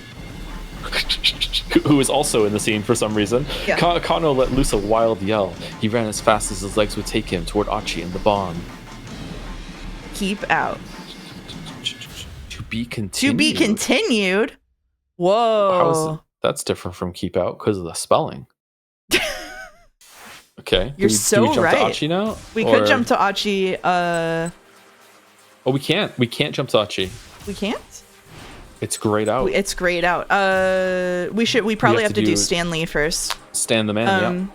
We should take break before that. You okay to keep going if we take a break? Yeah, I'm okay to keep going. We should definitely see the ending. We're right at the end, right? Like yeah, we are right. It takes an extra hour. Yeah, and then next time we can do side story stuff. All right. And that, ladies and gentlemen, is the entire contribution of Minorikawa to the main storyline. My God. Holy shit. All right, let's take are you okay with a quick break? I don't need a big amount of time this time. Yeah, I'll just go get some water. Yeah, that sounds good to me. I'll also go get some water. All right, we'll be right back, chat. See you in a minute. Sorry for the tech issues.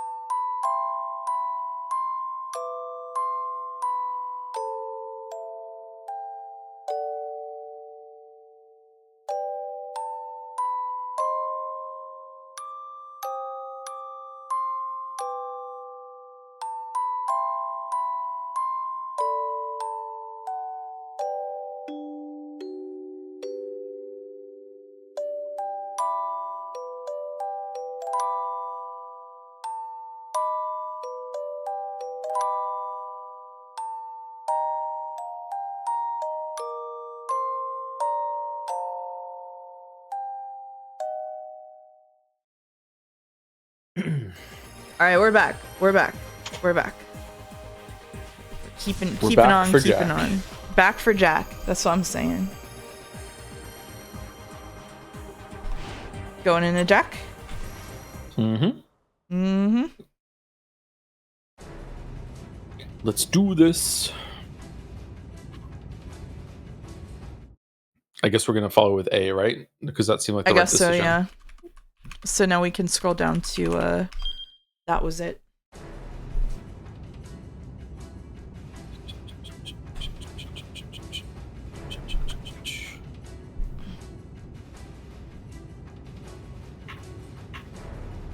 Okay. That was it. The bomb was set to detonate in response to a specific piece of music, and the ringtone on Tommy's phone was the trigger. Where could the bomb be hidden then? Stanley didn't have time to think. He needed to call the others. Okay.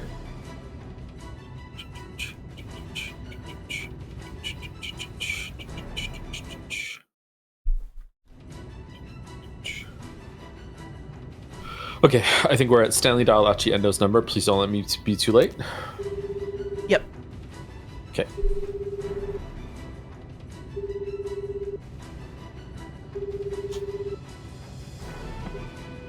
He muttered to himself as he waited for the call to connect. Achi was quick to pick up. Mr. Stanley, what's going on? For fuck's sake. These ones where you do one screen and then okay, so do we have to jump to Achi there? From that jump, I think. I guess so, yeah. That was so funny. After having to scroll down and everything, it's so funny. that was so All right. funny. Godot is really worried the C4 thing is the funniest thing they'll ever say, and it's all downhill from here. I mean, it's fine to peek now, right? Some of us aren't able to peek at all. Eventually, Achi spotted Kano on the far edge of the crowd. The detective pumped his fist in victory. It looked like he'd gotten Alphard to cough up the password.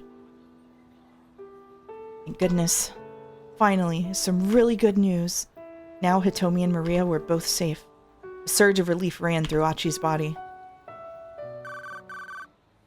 Unexpectedly, his cell phone rang. It was Stanley. Mr. Stanley, what's going on? How did the negotiations go? Achi quickly filled him in on the good news. The detective caught Alphard. He got him to give up the password, and I think he's called the folks at the lab. Does that mean the case is closed then? No, not yet. Right now, I need you to do exactly as I tell you. Scream bomb in a crowded area. For a moment, Achi's head swam. This isn't over yet? Why? What's going on? If you want to save Hitomi, then shut up and listen. Stanley barked. All right, tell me what to do. Roar, roar, roar, roar, roar, roar, roar, roar, roar. First, you need to power down Hitomi's cell phone. Turn off her phone? What for? Was Stanley serious or just messing with him? I'm pretty sure that there's a bomb somewhere near your location. A bomb? Achi's voice squeaked into falsetto. The guy that Kano just apprehended is a decoy. The real Alphard is planning to eliminate Hitomi and the false Alphard at the same time. Eliminate both Hitomi and his own decoy? Why would he do that? And if the guy they just captured was a fake, then who was the real Alphard? Couldn't wrap his head around it. The more he tried, the more his thoughts became a jumbled mess. Oh, he didn't figure it out. Stanley just told him. He pretended he figured it out. Okay, listen. This is here. Listen, first turn off that cell phone. Then go and look for the bomb. And then about 10 minutes from now, just play it off like this was all your deduction. Okay, got it. Wait, maybe he forgot that Stanley told him and then accidentally figured it out on his own, but was actually just remembering. Right now, he just needed to do what Stanley told him to do. He didn't have time to make sense of the situation. Hanging up, he called out to Hitomi. Hitomi, you have to turn off your cell phone. She stared back at him, too confused to act. Look, just hurry up and do it. Right, okay. Pulling her phone from her pocket, she switched the power off. Then Achi turned in Kano's direction. Detective! He shouted. Kano was looking toward him, seemingly already aware that something was amiss. Detective! That's not the real Alphard! He's a fake! What? A fake? Kano looked understandably shocked. Yeah, I just got a call from Stanley. He said the real Alphard is planning to get rid of both Hitomi and the fake with some kind of bomb. There's a bomb. There's a bomb here. A bomb. Kano hurriedly turned back to the fake Alphard and began a fresh barrage of questions. Meanwhile, Achi's mind was racing again. If the bomb was meant to wipe out both Hitomi and the imposter, it would have to be pretty powerful. So it couldn't be anything particularly small. Where could the bomb be hidden then? Achi scanned the area, but didn't spot any place that seemed plausible. Then his eyes happened to alight on the attaché case the decoy had discarded. Could it be? No sooner had his suspicions been aroused than he heard Kano call out to him. This is you. Achi, check the case. Hurry. Do you see the bomb? That's right. He hurriedly opened up the attaché case and searched the interior. Attaché case, syringe, false bottom. But the only things inside were pieces of medical equipment, tubes and syringes and the like. There was nothing that looked remotely like a bomb. Still, where else could the bomb possibly be hidden? Damn it! He had to find the explosive, and soon he took another hard look at the case. I'll shake it is so funny. Can we say I'll shake it? Yeah, I really want him to shake it. I'll shake it! Achi held the attaché case up high and shook it roughly back and forth. But as he was about to throw it, he heard a faint metallic sound. Quickly, he lowered the case again. He was certain the noise had come from inside. Once more, he opened the case and looked inside, but still he saw nothing of note. He tossed the medical equipment aside and slowly tilted the case from side to side. Although it looked empty, there was a distinct sound of something metal sliding back and forth. Hold on, could it be? Achi tugged at the case's inner lining, quickly tearing it free. That was the right option. Wow, that was the right option. When he looked behind it, his eyes went wide. A thin layer of something that resembled white clay had been affixed inside the cover of the case. Several wires connected it to a small electronic device. This was it. The bomb really was inside the attaché case. Here it is! He shouted to Kano. I found it! Kano hurried over, bringing his captive with him. There, Mr. Palmer, take a look. When he saw what was inside the attaché case, the fake Alphard went pale. No, it can't be. Alfred, why? His voice was hoarse with betrayal. Then abruptly he broke into stilted laughter.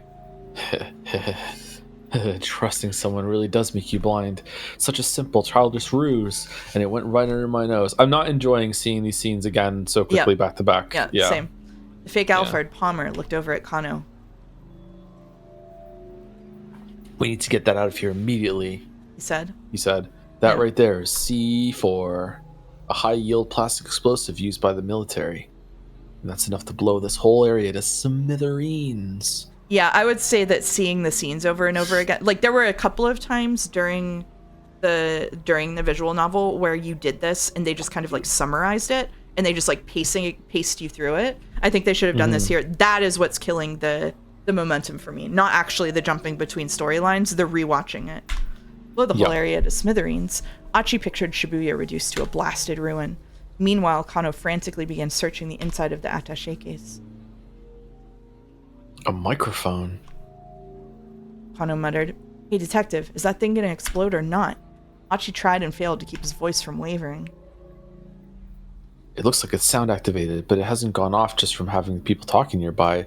That means it must be set to explode in response to a specific sound trigger. A specific sound, huh? Now Achi understood Stanley's instructions. That's it. It must be Hitomi's ringtone. I just realized that all on my own. That's why Stanley had me power her cell phone off. So that means we're safe then? Hitomi asked. It's not going to explode anymore, right? Is this me? It's me. Maybe, but I wouldn't bet our lives on it. Kano continues examination of the case. He carefully loosened the bomb and the cables, pulling them away from the lid of the case. The sight made Achi's heart leap. He started reading. And Kano went... Shit, I'm sorry. Kano went stock still as if caught in a hungry predator's gaze. It's funny. It's on autopilot, I'm sorry. It's okay. There's not just a sound trigger. The detective's voice was a raspy whisper.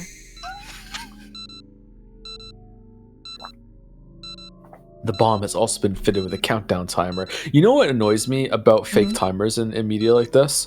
Why, when they realize the timer's off, why can't they just go back and like figure out how much time they had for the scene and then just increase the time? Why can't they just like? What's wrong with that? Write them an angry note. They should, yeah. Achi could see the timer now. It had been planted underneath the plastic explosive. His blood ran cold.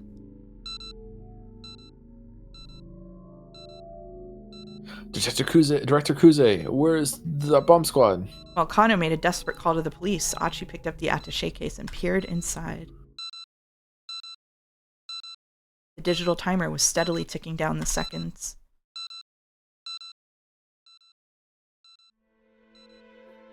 Achi scanned the nearby area. There were too many people around the scramble. This is like that picture of the people at the party all staring. Hitomi was there. Yeah, I know what you're talking Susumu about, was yeah. there. Several more of his old pals, along with a bunch of innocent bystanders. People are the lifeblood, Achi reminded himself. Geralt was there too, yeah. The blood that coursed through the body that was the city. Like cells, they brought to life the city he so loved. And Achi wanted to be one of the red, or was it white? Blood cells of Shibuya. Achi! Kano called out, "Leave that thing and get out of here!" No way. Achi sat down, cradling the case in his arms. Achi, what the hell are you doing? I'm not going anywhere until everyone's made it to safety. Detective, you need to get these people someplace safe right away. Clear the area first, then I'll go. But there's no way I can do that. Damn it, don't you want to save these people? Achi snapped. Kano bit his lower lip, seductively. Hitomi wrapped her arms around Achi from behind. Achi, don't do this. Hitomi, you need to get out of here too. Why? Why are you acting so crazy? Tears blurred her words, and he could feel her trembling against him. It doesn't matter, just get as far away as you can. No, I'm not leaving you. After the day they'd spent together, Achi knew full well that telling Hitomi something once wasn't enough to get her to listen. That stubbornness was one of the many things that made her so amazing in his eyes. Really? When was she stubborn at all throughout any of this today? when Hitomi. Achi clasped one of her hands tightly. Please, this is the one favor I will ever ask you. His voice came out oddly soft and gentle. About going to the hospital. That was the only time. All right. She told him, but let me just say one thing first. There are still so many things It's becoming Kuze. I want to talk to you about so much more that I want to know about you. So please, Achi, don't you die on me. Hey, don't worry. Once everyone's made it to safety, I'll clear out of here right away. Hitomi squeezed his hand, then got up and silently hurried away. Susumu, you and SOS, start getting people out of the area. Yeah, alright. Susumu turned away and spurred the gang into motion. Then for an instant, Achi's eyes met Kano's. Achi gave a tiny nod and looked down at the timer. 119, 118. Get back! Achi shouted at the top of his lungs. Everybody get back! There's a bomb! It's stuck. Alright. He held the attaché case tight against himself as he continued shouting. He ran his voice raw, trying to warn the crowd away. Everyone get out of here! Just run! Following his lead, Kano started directing nearby civilians to safety. There's a bomb! The detective shouted. Everybody fucking run! Every man for themselves! Fucking go! Push and shove! Get out! Huh. Am I Susumu? I guess so. Get away as fast as you can! Susumu waved his arms emphatically. Please. Hitomi added, you have to get the fuck out of here right now. Get the fuck out of here! But the crowd didn't heed their warnings. At last, apparently deciding the time was up, Kano turned back to Achi.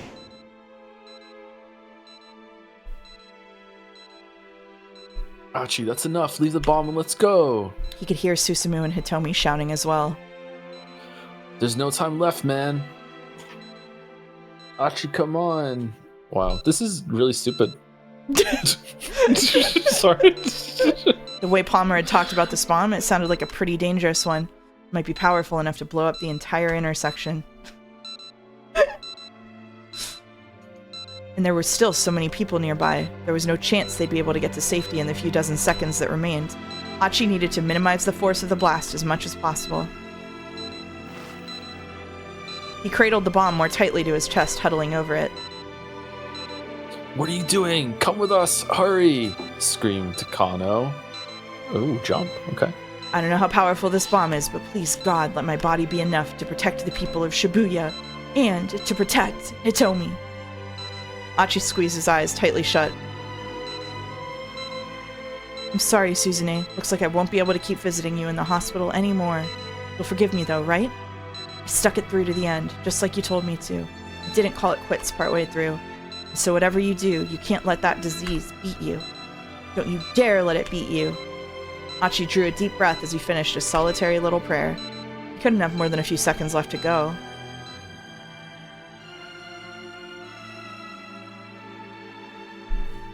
Achi. It was Hitomi. He was glad that her voice was the last thing in this world he'd ever hear. So he thought.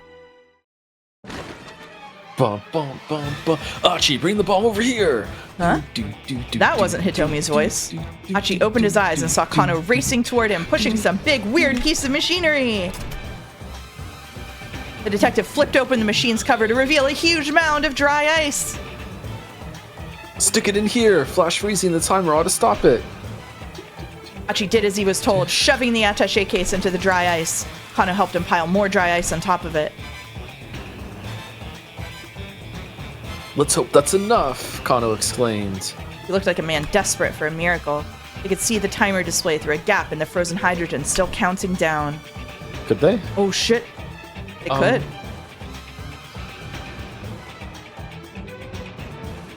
Was this not going to work? Achi and Kano held their breaths.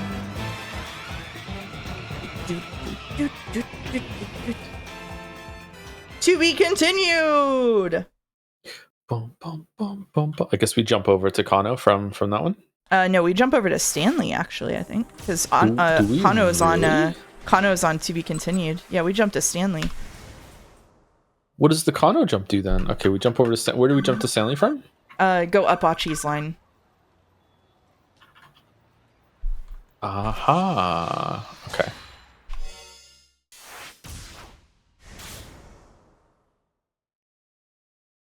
I love Stanley.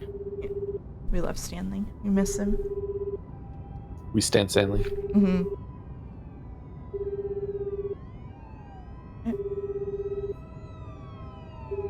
Please don't let me be too late, he muttered to himself as he waited for the call to connect. Achi was quick to pick up. Mr. Stanley, what's going on? How did the negotiations go? The detective caught Alphard. Achi replied happily. He got him to give up the password, and I think he's called the folks at the lab. Does that mean the case is closed then? No, not yet. Right now, I need you to do exactly as I tell you. There was a pause before Achi responded. Why? What's going on? Son, you already fucked up. If you want to save Hitomi, then shut up and listen, Stanley snaps. All right, tell me what to do. First, you need to power down Hitomi's cell phone. Turn off her phone? What for? I'm pretty sure there's a bomb somewhere near your location. Stanley tried to keep his voice as calm and steady as possible. A bomb? Archie's voice squeaked into falsetto. The guy that Kano just apprehended is a decoy. The real Alfred is planning to eliminate Hitomi and the false Alfred at the same time. Stanley didn't have the time to explain that Kanan was Alfred. Besides, it would only confuse the matter all the more at this point. Listen, first turn off that cell phone, then go and look for the bomb. Okay, got it. Archie hung up. Hopefully the team at the Scramble would be able to pull through. Now Stanley needed to focus on capturing Alfred. He tightened his grip on the steering wheel. His emotions were coming on far too strongly for him to keep them in check. Shit. In the back of his mind, Stanley thought about the last he'd ever seen of Frank. Oh shit. That'll help. There had been nothing left of his brother but a bloodied hand reaching from beneath the rubble. This looks like a job. Even since that day, since that very moment, Jack Stanley had sworn vengeance upon Alfred. He would never forget the rage he'd felt at having what was left of his family taken from him. Looks like a job for Frank. Hey, Jack. Once this is all tidied up, I'm gonna need a drink. Let's you and me have a beer together. Sure, you got it. Oh, the hand! Oh shit, the hand. Stanley sprang into action, leading away the throng of panicking civilians, but all the while he couldn't help but worry about Frank. We've got almost 30 minutes left, he'll be fine.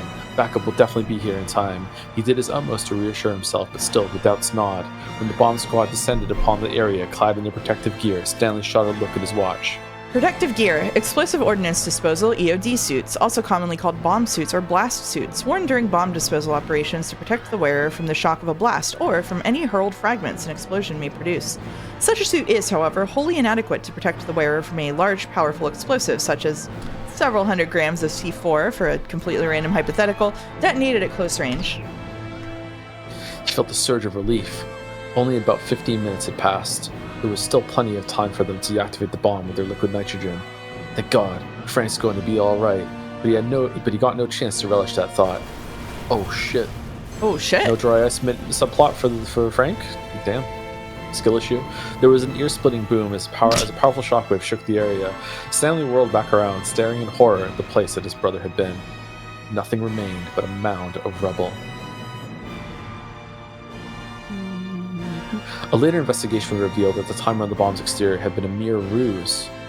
The explosive had never linked to a timer at all. Instead, it had been detonated via remote control. Remote control. When electrical detonators capable of triggering an explosion with electrical current were invented, they quickly rendered old-style fuses obsolete. In the modern day, many terrorists use small electronics such as cellular phones and keyless entry remotes for cars as explosive triggers. Alfred had deceived them using a visible timer to lull them into a false sense of security. Stanley had managed to save many lives that day, to be sure, but it had come at the cost of his own brother's life. Had he really made the best decisions he could have made? He was still asking himself the same question over and over, even now, but no matter how much he blamed himself, it wouldn't bring Frank back. If there was one thing he could still do for his brother, it was getting revenge on Alfred with his own hands. Stanley had been in constant pursuit of Alfred ever since. He would stoop to any level for information without remorse. Damn. His opponent was someone who would do anything at all to achieve a goal. It only made sense for him to do the same. At some point, he stopped even hesitating to get his own hands dirty. He would charge headlong into any danger if he sensed Alfred's presence. Even his own life was a price he was willing to pay in the name of vengeance. He could never hope to latch his jaws onto his quarry's throat if he behaved like prey himself. He must be the greater predator. He would cast aside his humanity, would become a blood-stained beast if that improved his chances at the hunt. For the hunt was all that mattered. Pursuit of Alfred had become his only purpose. This is me hyping myself up to do a stream. I'm the perfect predator, Bella. Perfect predator, yeah, no, fucking hell. So it had been for the past 2 years. Now those years flashed through Stanley's mind in the blink of an eye. As he came back into the moment, he marveled at his own ferocity and at the depth of the wound he'd suffered. Resting her isn't enough. I'll make her pay with her life. If I don't sink to her level, I'll never be able to beat her. If I do get my revenge, what would Frank think? Gee, I wonder what's the right answer here. Do we want to do one of the top ones first? Yeah, let's do it on top one first, yeah. Okay, let's do it. Arresting her isn't enough. I'll make her pay with her life. It was the only fair price for the life she had herself had taken. There could be no restitution for Frank's death as long as she was still alive. The law was going to punish Alfred. Stanley was. He didn't care if anyone else thought it was a petty vendetta. Only someone who'd suffered the loss of a loved one at the hands of a vicious killer could understand his seething resentment. I'm not gonna say what game, but we played a game on this stream that had this choice at the end, and everybody in chat went, "Kill him! Kill him! Kill him!" And we ended up killing him, and we were not punished for it in the game at all. It was so good. Really? Yeah. Damn. Yeah. Finally, the Akoshi Pharmaceutical Laboratory came into view. There were 2 people standing outside the front gate. They're still there, huh? It was Sateno and the girl who was pretending to be Kanan. Each had a gun drawn on the other. Somehow, Stanley had made it in time. He pulled his car up alongside them and reached down into the gun sleeve concealed beside his seat. It's sort of what if she isn't Alfred? That would be really funny. Who would be? Aya Kamiki?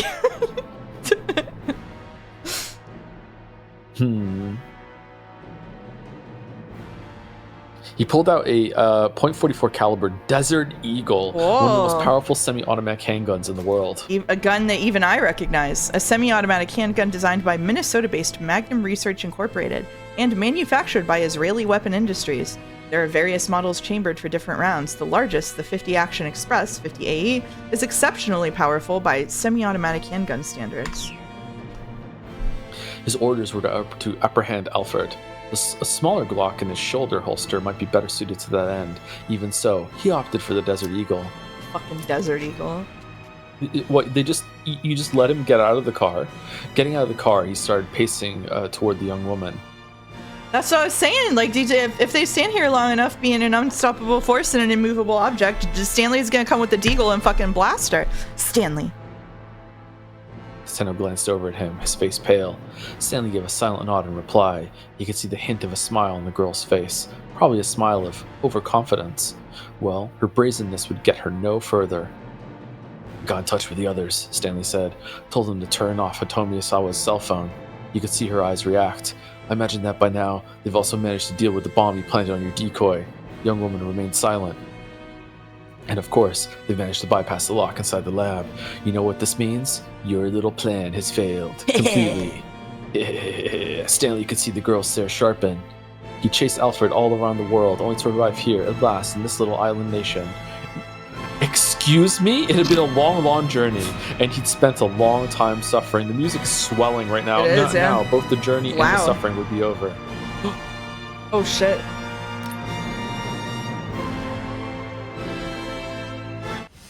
We meet at last, Alfred. And of his story. Oh, shit. And And? bum bum bum bum bum bum bum bum bum bum bum bum bum bum bum. Whoa.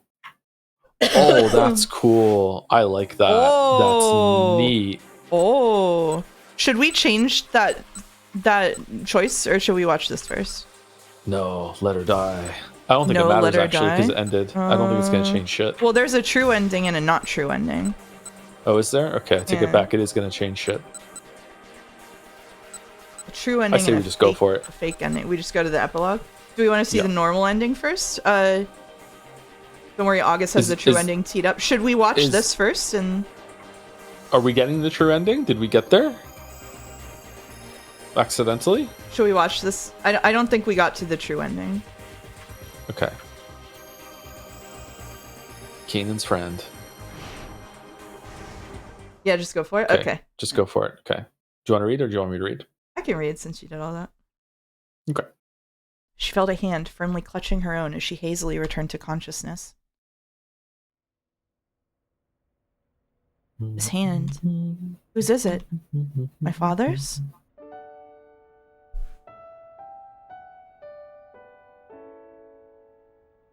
Maria's eyelids slowly drifted open. Maria, you're all right now. Her father was indeed beside her, holding her hand. A surprising warmth radiated from his slender, bony palm. Dad? She was lying on a sofa. She craned her neck to look around, still trying. Oh, fucking hell, buddy. sorry. Still trying to process what was going on. There were several fucking monitors set hell. up around the room. Where are we? At my laboratory. You were infected with the virus, but I've given you the antiviral. You don't have anything to worry about. He squeezed Maria's hand even more tightly. That hurts. Ah, right. Sorry. Sawa eased up the pressure on his daughter's hand, but he didn't let go entirely. This feels so strange, Maria muttered, staring up at the ceiling. I wonder why. What does? Having you hold my hand. Oh, that's heartbreaking. I used to hold your hand like this when we go on walks together when you were little. Doubt you remember that, though. Maria considered. It was true, she didn't have any clear memory of her father holding her hand like this. And yet the touch of her father's palm felt distantly familiar. Gently, she squeezed back. It's been a while, hasn't it? She said. I mean, me looking you in the eye while I'm talking to you. That's only because I didn't look at you in the eye. Asawa hung his head. I'm so sorry, he said. Please forgive me. I never meant to hurt you like I did. Wait, hold on. Maria was taken aback. I don't know what you're talking about. What do you mean hurt me? Back on that rainy day. Sawa told Maria about the day she'd run away from home, about how he'd known where she had gone but hadn't gone to find her, about how he'd given in to his anger and struck her once she came back home. When he'd finished, he hung his head once more. I'm so sorry. I've been such a terrible father. Maria cracked an impish smile. Oh yeah, I guess that did happen. Sawa frowned. You know, she said, I'd totally forgotten about that. Until you mentioned it just now, I mean. No, I can't believe that, Sawa replied. The way I hurt you, He sounded so disappointed in himself. Dad, it's not like I can let myself dwell on each and every detail of my childhood. I mean, in the 19 or so years I've been alive, I've been hurt in lots of different ways.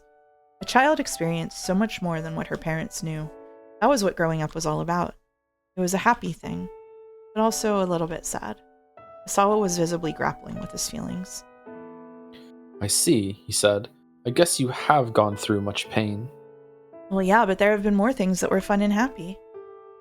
I see. It's the sum of all those things that made me who I am today, so please don't worry so much about the past. I see. Dad, you keep saying I see. Stop it. Sorry, it's just... This is also difficult to say. Osawa was trying and failing to hold back his tears. Maria wasn't quite sure what those tears were for, but she felt a prickle of embarrassment. This is literally the opposite of how it usually goes in these kinds of conflicts between parents and children, yeah. Shyly, she looked away and her eyes alighted on one of the monitors. The screen showed a view from outside the lab. Who are those people? She asked, pointing. Osawa looked and his eyes widened in shock. 3 people with guns were facing off with one another. Maria recognized one of them, Teteno, the man with the cane. Why are those 2 pointing guns at your friend? Oh, that's you. Why are those 2 pointing guns at your friend? Osawa's voice was shaking. My friend? What do you mean? The one you met when you went to the Middle East. You know, Kanan. Osawa switched the monitor to show a different camera angle. A close-up of the young woman's face appeared on screen. Maria was at a loss for words. That certainly wasn't Kanan. It was the girl who'd come to tell Maria that Hitomi was going to be kidnapped. Kanan's friend. Oh. It had happened 3 days earlier. While Maria was on her way home from campus, a girl approached her, telling her she was a friend of Kanan. Kanan asked me to pass along a message, she said, then she showed Maria a video recording. Video quality was quite poor and the voice indistinct. There's a terrorist who's after the antiviral agent your father is developing. Maria listened in shock as the message continued. The terrorist's plan was already in motion, and Hitomi had been infected with a killer virus. Your father used the antiviral to save Hitomi, but the terrorist planned on that. I'll spare you the details, but there's a way to extract the antiviral from Hitomi's blood. Stealing the drug from the laboratory directly is too problematic. The terrorist intends to get directly from your sister. Hitomi is certain to be kidnapped sometime in the next few days, and so I have something to ask you. I'd like you to get kidnapped in her place. Since you're twins, it should be possible for you to trade places without the kidnappers realizing it. I gave the girl who's passing along this message a necklace outfitted with a small GPS beacon. Make sure you wear the necklace. Switch it on and it'll allow me to keep tabs on your location. I promise I'll come and rescue you. Please, help me. This is the only way we can keep the antiviral and Hitomi safe. It's just terrible OPSEC, isn't it? Somebody randomly coming up to you, giving you a GPS, saying that they're a friend of your friends, and that you need to get kidnapped. Like, what are we like? What you just went along with that? Like, it's. The video ended, and the girl handed Maria a necklace with an ornate pendant and showed her the hidden switch on the back. Kanan's coming to Japan? Maria asked. She's already here. She's ready to risk her life for this mission. Risk her life? Maria started uneasily. So this terrorist who's after the antiviral drug is at Alphard? The girl looked shocked. You know about Alphard? Kanan told me that taking down Alphard is her purpose in life, but Alphard has ties to the CIA, so it's hard for Kanan to get any good leads. That's true, which reminds me, you should have this. The girl held out a photograph.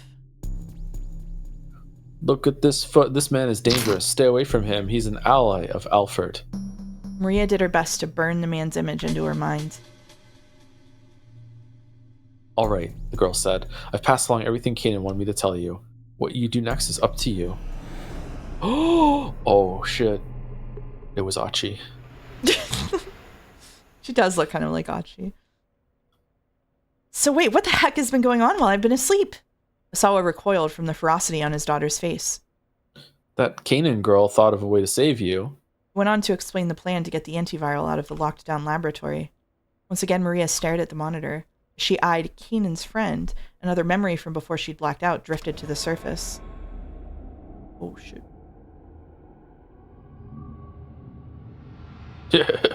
Bye-bye. Bye-bye. Suddenly, it dawned on Maria what this girl was planning. She pretended to be Kanan in order to get into the lab, she said, scowling at the image on the monitor. Sawa looked at the screen and then at his daughter's face. Well, then, who in the world is she? Does everyone else see the unhappy face on the terminal below the monitors? I didn't see it. I scrolled down. I'm sorry. Okay. God damn it. Do you want me to look for it? Hold on 1 second. Hold on, we'll go up. No, it's okay. No, it's okay. I already rewound. It's okay. Here we go.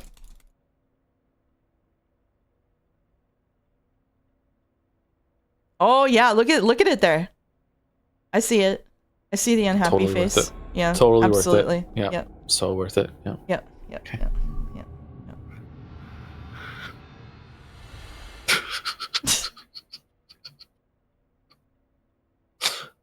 All right. Maria already had the answer. There was no doubt about it. That girl was Alphard. The instant she realized this, she knew they were in danger. If Alphard managed to infiltrate the lab, there was no way she'd be satisfied with simply getting her hands on the antiviral. She sowed ruin everywhere she went. Is something wrong? Sawa asked uneasily. Maria, what is it? Maria's mind was racing. She spoke her thoughts out loud. She's going to kill you so the drug can't be recreated. No, that's not thorough enough. She's going to destroy this whole facility. But how? Vague possibilities tumbled through her mind, but she couldn't be sure what the terrorist might be planning. She gritted her teeth in frustration. Don't worry, Sawa said. I don't know who that girl is, but right now she's outside the lab. There's no way she can kill me or plant a bomb in here or anything. Yeah, I know. Maria gave a tiny nod, but something gnawed at the back of her mind. Yeah. It is a bomb. Make sure you wear the necklace.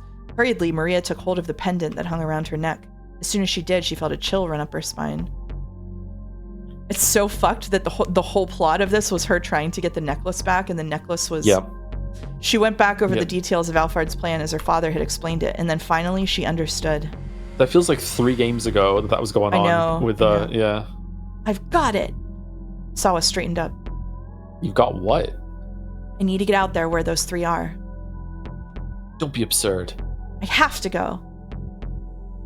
Sawa peered closely at his daughter's face. Words weren't going to stop her, and, as he realized that, his own face stiffened with determination.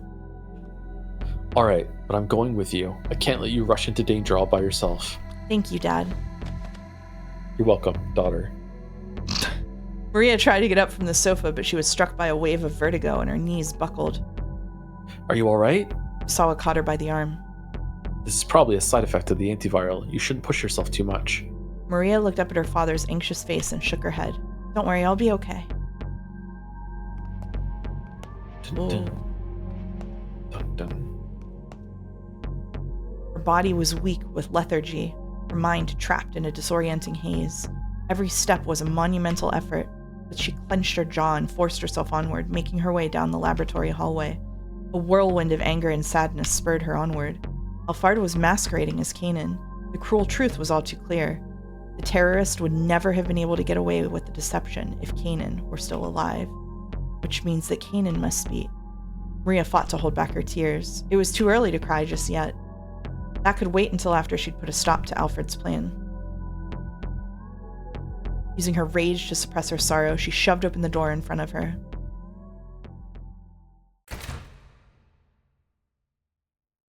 That isn't Kanan!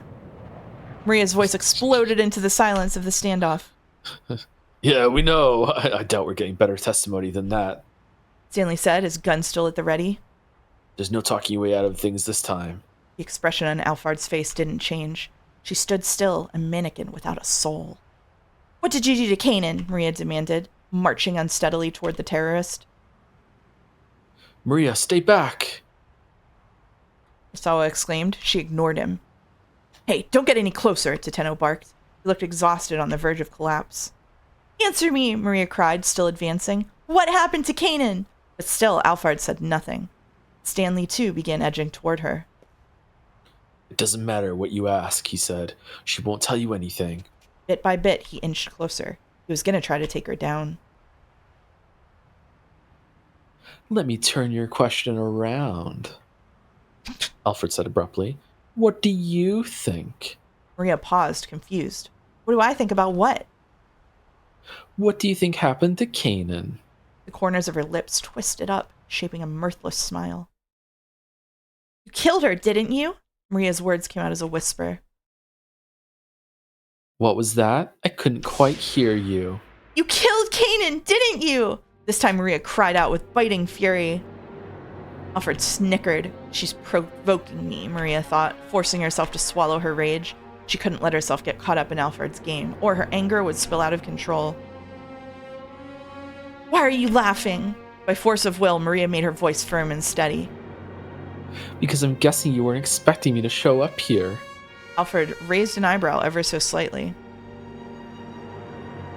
This thing here, it's a bomb, isn't it? Maria held out the necklace.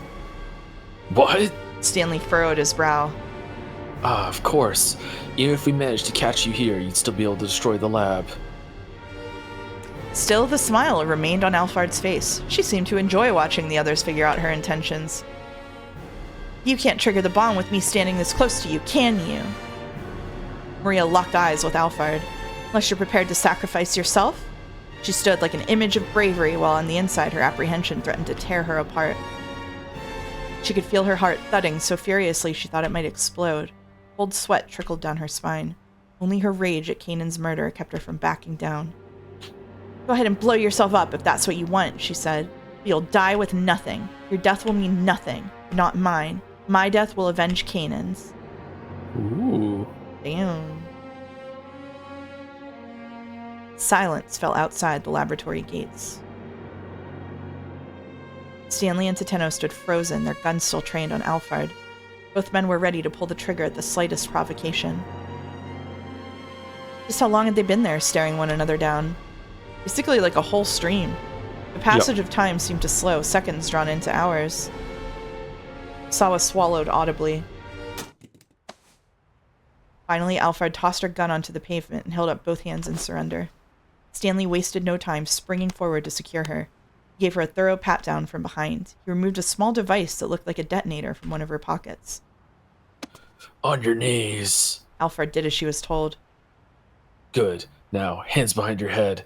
Try anything funny and I will shoot. Why haven't you already, Stanley?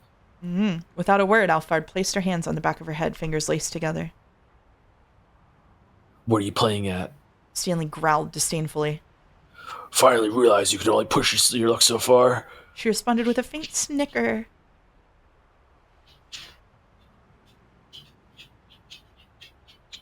Oh, it's me. It's not my policy to resist when things are hopeless. Her tone was detached, her intentions unreadable. Good, they'll make this easy. Stanley kept the barrel of his gun pointed at Alphard's head. Shit. This is for my brother. The words hung in his throat, unspoken. A surge of emotion coursed through him. Just a tiny bit more pressure from his index finger and he could put a bullet right through Alphard's head. His long journey would finally reach its conclusion. But although he had wished for this moment more than anything, his finger did not move. If he pulled the trigger now, would that truly be the end? His mind reeled at the implications. Teteno watched Stanley closely, eventually letting out a tiny sigh of relief. They were in this together after all. Now they just needed to be careful not to let down their guard. He kept one eye on Alphard as he went to pick up the gun she discarded. But he was too late. The gun was gone! This is for Kanan! Damn! Maria had lunged forward, snatching up the gun. Maria, no! Asawa cried. What are you thinking? She ignored her father, taking aim at Alphard's forehead. Oh shit, they put on the fan. Kanan's dead, and you're gonna pay. The smoldering rage she'd fought to hold back blazed up with renewed fury. Maria, Stanley said calmly. Stanley said calmly. Yeah, sorry. Put down the gun. It's okay. He had nothing but words to stop her. There was no telling what Alphard might do if he took his gun off her. What will this accomplish? He asked, keeping his tone as level as possible. Maria's face remained awash with anger. Maria! Her father pleaded. Please don't do this. Tenno took a step forward. Go on, hand me the gun, he said. Stay back! Maria's arm trembled as she aimed the gun. Everyone stood frozen, not even daring to breathe. The slightest wrong move might bring disaster. The silence roared. I don't care, Alfred sneered. If you want to shoot, then shoot. You do want to avenge Kanan, don't you? Yes, I do. Maria tightened her grip on the gun. Memories of her friend drifted through her mind. To Maria, born into peace, meeting Kanan had been like touching a world beyond her own. A far more complicated world. Kanan had blood on her hands from the time she was a little girl. A walking contradiction of cruelty and childishness. And yet, she had lived her life according to her own unshakable beliefs. Meeting her had made Maria think hard about her own identity. What did it mean to be Japanese? What are we doing? No, that wasn't the question. What did it mean to be Maria Osawa? That was the crux of it all. They had been able to find common ground despite differing ideals because both possessed an unshakable sense of self. The tense equilibrium came crashing down as Maria let out a shout. This is for Kanan! She pulled the trigger, but her shot went wide, shattering the window of a nearby car. The sudden gunshot caught Stanley off guard. Alphard didn't miss her opening. She rolled swiftly across the pavement, drawing the small pistol she'd hidden in an ankle holster. Always check the ankles, Stanley. Maria hastily tried to aim for a second shot. Oh, shit. Oh. Dad? Sawa collapsed at Maria's feet. Dad! Her father went limp.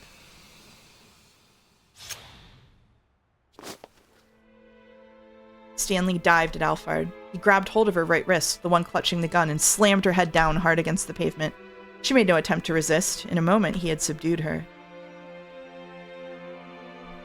Maria, you're not hurt, are you? Sawa croaked feebly as his daughter gathered him up in her arms. I'm fine, but Dad, your... Blood was gushing through Osawa's shirt. Maria pressed her hand against the wound, but the bleeding wouldn't stop. Look, just hurry. Get here as fast as you can. Tenno was on his cell phone calling for an ambulance. I know there's a traffic jam. Just figure something out, please. His voice was ragged with desperation. Dad, hang in there. Large tears streamed from Maria's eyes. So this is what it's like. Sawa lay with his head in his daughter's lap, struggling to rasp out his words. My body just reacted before I had any time to think. I finally understand what a virus must feel. Fucking hell. His eyes were hollow.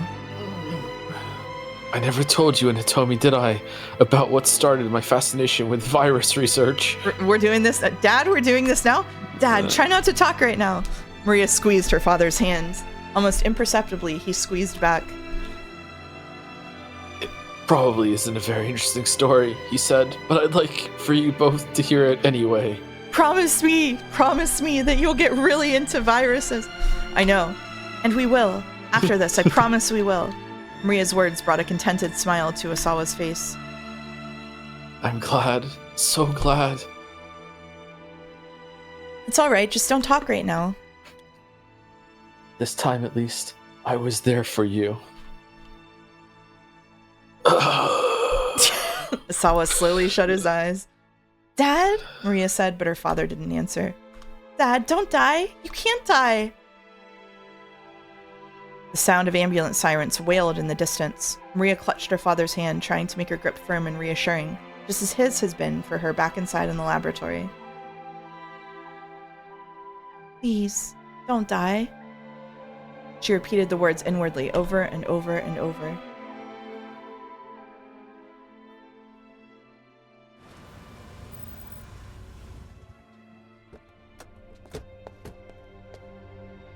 A black car of foreign make arrived at the laboratory and pulled up to the curb. Stanley's superior, Gordon, emerged from the back.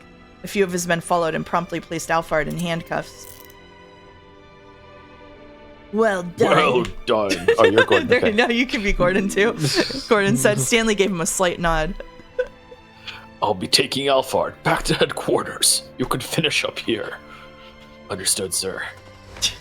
Oh, that's it. Okay, all right, cool. Thank you, Gordon. Yay! Gordon shoved Alphard into the back seat and slid in alongside her, and the car drove off. Didn't they say she has ties to the CIA? He's just gonna let her go. Who's that just now? Toteno asks Stanley. My boss. Sorry, but we'll be taking Alphard into custody. You will, huh? Toteno frowned, but decided not to press the point. I think that was Alphard faking the ties to the CIA, so you wouldn't trust Jack Stanley, maybe. I thought that Hitomi was the one who said it. Or Maria. I don't remember. The ambulance arrived at last, and Osawa was loaded inside. Maria remained at his side, still weeping, still softly calling out to him. He could sense her there, though her voice sounded awfully far away. Is this the end, then? He was vaguely aware that he was dying, but he was not afraid. At the far end of a hazy tunnel, he could still see Maria. My, she had grown. She had grown so very much. If he were an organism that multiplied by dividing itself, he would die knowing that he had left his best selves behind. He had only one wish now, that Maria and Hitomi would go on to lead happy lives. In virus research. His vision was growing steadily more dim. Tiny motes of light flickered and wavered faintly before his eyes. It looked a lot like the very first time he had ever peered through a microscope, and that was enough for him.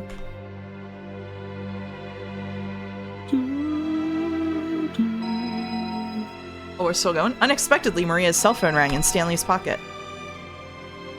He meant to give it back to her, but the ambulance had already departed. The phone continued to ring for some time, but eventually fell into a death-like silence. Like Osawa. Bro. Maybe on the true ending they answered the phone.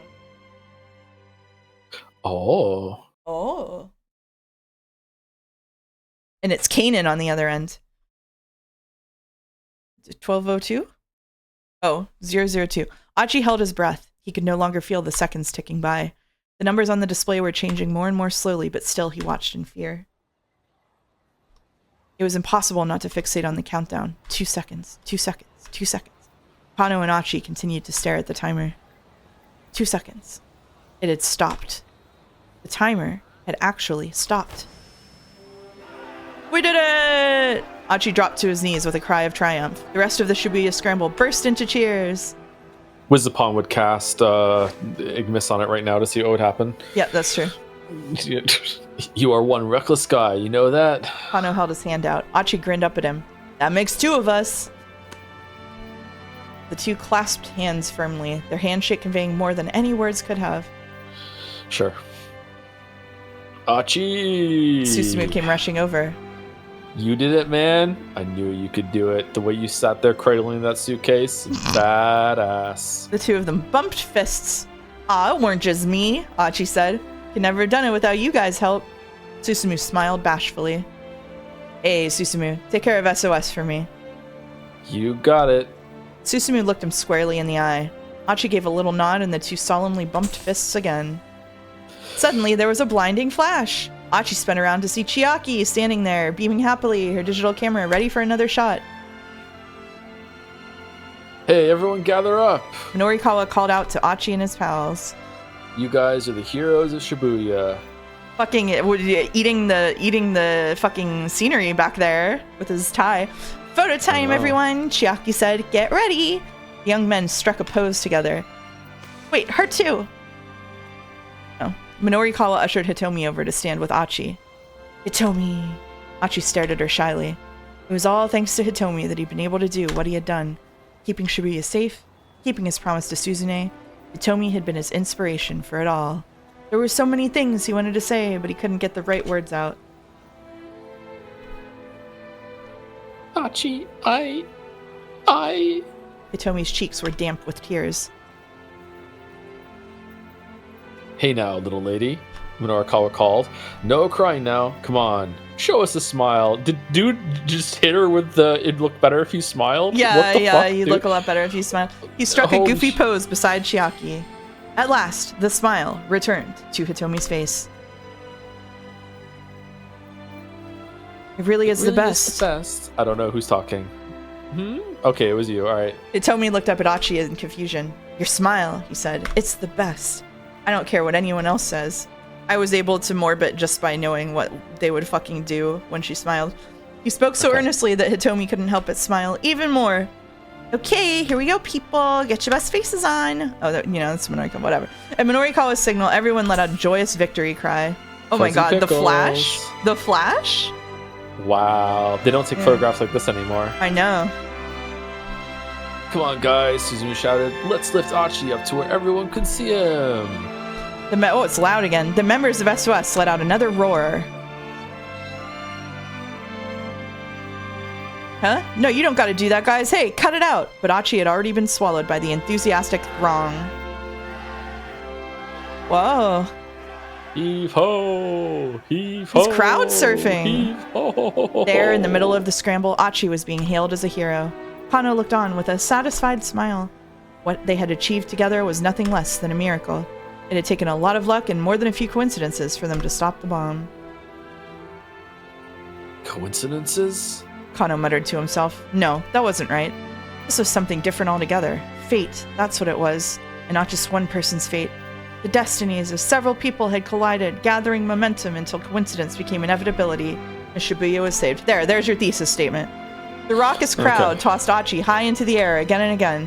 As a plainclothes detective, Kano would probably never be showered with adulation quite like that. Well, that was alright. A detective's duty was to ensure the safety of the people. He didn't put his life on the line so that he could be a hero. Just seeing all those smiles, that was good enough for him. Kano only needed the approval of one person, and that was Rumi. Rumi, I hope she managed to get out of Shibuya okay. Suddenly worried, Kano pulled out his cell phone. There were a whole bunch of things he wanted to tell her. He couldn't share the whole story, police rules wouldn't allow it, but he wanted to let her know as much as he could. That the kidnapping case had been resolved safely, for instance. That he'd learned about the tortured past of the detective he so admired. That his partner was going to pull through. That he'd managed to finally talk to her father. That he'd put his life on the line to save Shibuya from danger. Some of these more exciting than the others for her, probably.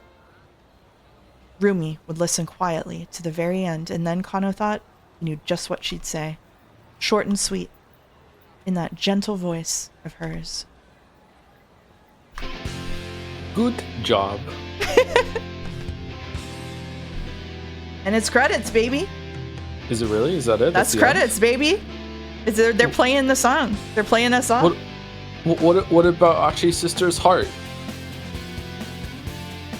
Oh, okay.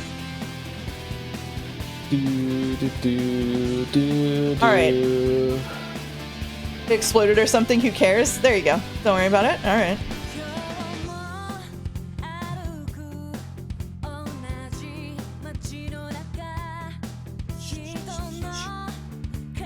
Getting lost in the station crowd.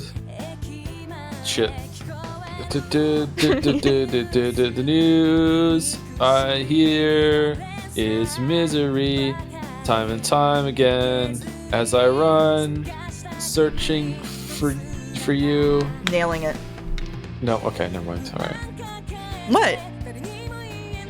I was trying to get the lyrics with the same as her, and I couldn't. I'm singing too fast.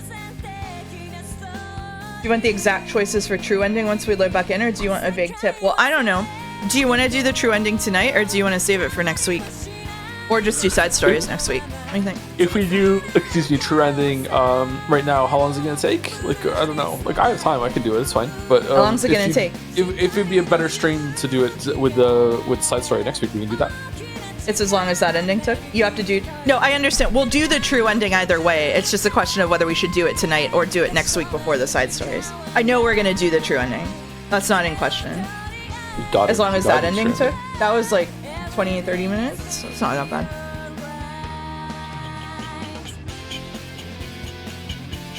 The side stories are happening next week either way. The side stories are like 2 or 3 hours long.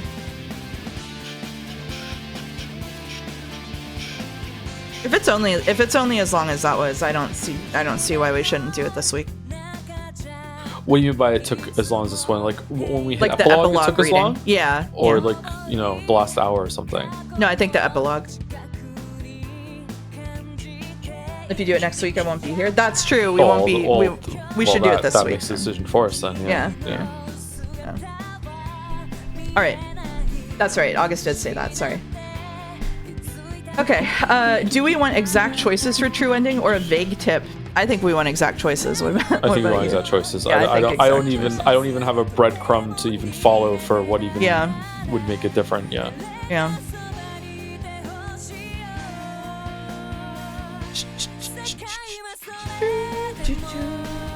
Oh, this is the full version of the one ringtone. A bomb's about to go off. It took me so long to realize that. Holy shit.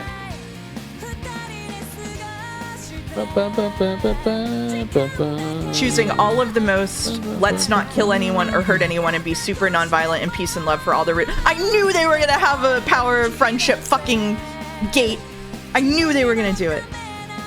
I knew it was gonna be power of friendship at the end. I knew it. Yeah, Jack Stanley's violent impulses were transmitted to Maria. Good lord. Alright. Actually, the only time I can think of us not doing that was Jack Stanley's choice. Yep. Yeah, that's true.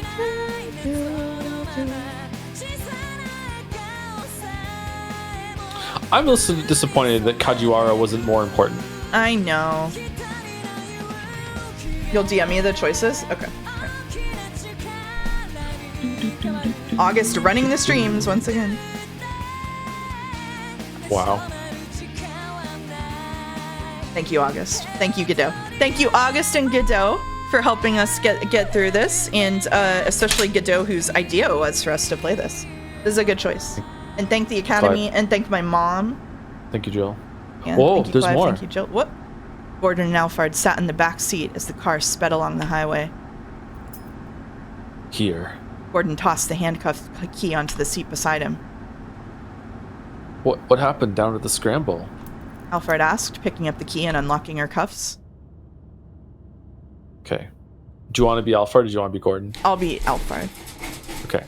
Leland Palmer was arrested by the Japanese police, and the bomb in the attaché case was defused, apparently. Still, Palmer shouldn't pose a problem once we get him into CIA custody. I see. Much obliged. You really got yourself backed into a corner, though, didn't you? Gordon said. Yeah, I was only able to accomplish half of what I intended. Half? Alfred produced a vial from her pocket. It was filled with red liquid. Is that Hitomi's blood? Gordon asked. Indeed, I managed to acquire the antiviral. But when? Gordon peered at her in bewilderment. When I blew up the minivan. In the dim light of the vehicle, Alfred's eyes shone darkly like those of a wounded animal. Extracting the blood from Hitomi while she was unconscious had been a simple matter. Saving the girl's life had been more than just a means of ensuring her trust. Alfred had been looking for the right moment to carry out the extraction. Total secrecy was essential. If it became public knowledge that the drug existed and that some of it had been stolen, the value of the UA virus would plummet. Our primary objective here was to destroy that research facility.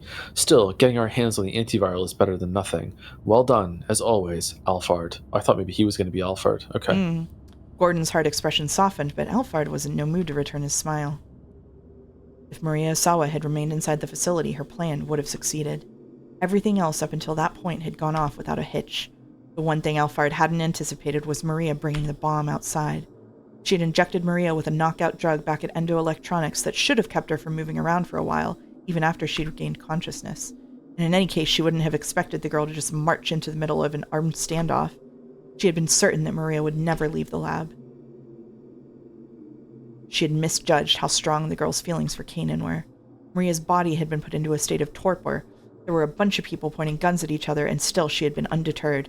Alfred's plan had hinged on Maria's relationship with Kanan, and ironically, that same relationship had made the plan fall apart. It was true that she'd accomplished half of her goals, but Alfred still couldn't shake her sense of failure. She softly bit her lip as she gazed out through the car window. The bright windows of a few buildings shone out in the midst of the otherwise darkened city. A group of tiny lights that refused to be washed out by the darkness. It's a metaphor. No, she just hates cities. She just hates buildings. She hates buildings. Yeah. Yeah. See, this Hates is Jack buildings. Stanley. This is why you should have shot her in the head when you had the chance. So let's go sounds- back and pick all of the Alright. violent options in order to make it get the so. bad ending. Yeah. Okay, all right. We only have to change like 4 choices here. It looks like maybe. All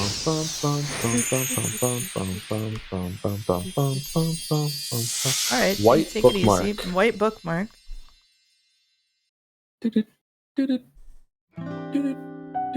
Oh, we're not done What? yet. We're not done yet. Holy That's shit. the first side story. That's the first side story. Can we like go? Can we go back? You'll find a match soon. Oh, this is a preview. I want to be a strong person. Please be happy for me. Heartbeat. Oh, fuck off. Of spring. All right, so this is like a preview. Okay. Bonus content added to the title screen. Okay, the end, view the normal ending. Previews added to bonus content. Susanne preview. Oh. Okay. All right. There's a quiz? Should we do the quiz? Not yet. For a Sekimea-like experience? Let's get through the true ending before we talk about doing quizzes. All right, we're going to load the game. All right, and you have to tell me what choices to do. Okay. This took us 44 hours, Is that it? apparently. Okay. All right. So let's go to Achi at 7 o'clock and make sure he is on option C, which he is absolutely not. Achi at 7 o'clock. Yep, option C. Oh, I see. I have to set aside my hatred. Right now, I just need to focus on catching this guy. I hope that Rising everybody doesn't emotions. mind if we just don't like go through all of these options. Okay, all right, that said it. Okay. And then we need Okay. Kano's path, 1905, to be set to second choice option A. Oh, we really fucked this up. Alfred flees, second choice option A. Oh, wow. Yeah. Really? We have to make it so he catches the vial? Yeah. No, it's the second one. It's option A on the second one. Oh, the second one. Yeah, where it's I just want to know the Oh, password. what are you Yeah. thinking? I just want to know the password. Okay. Then we But go C is the to power of friendship. I know. Then we go to Teno's path at 7:10 and pick option B, which we should already be set to. 7:10. Aiming at Kanan. Yeah, that's on Yeah. B. Okay. And then we go to Jack Stanley and we change the one I mentioned at 7:20, which is option C. Dun, dun, dun, dun, dun, dun, dun, dun, dun, dun, dun, dun, dun. So we Okay, gotta go so if I do get my revenge, what what would would Frank Frank think? Yeah. Oh no. All right, so and then we have to go all the way just go through to this epilogue? one.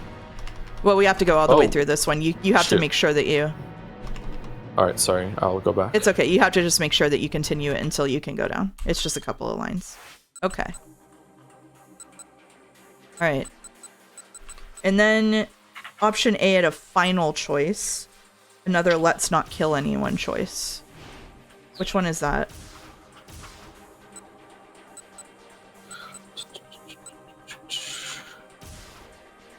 I think just go to the epilogue. Oh, I see. Go down to Oh. where the epilogue is and scroll down. Oh, okay. Mine, I don't have the epilogue because I didn't go down on some of the options until I could go down. Sorry, one second. That's okay. Take your time.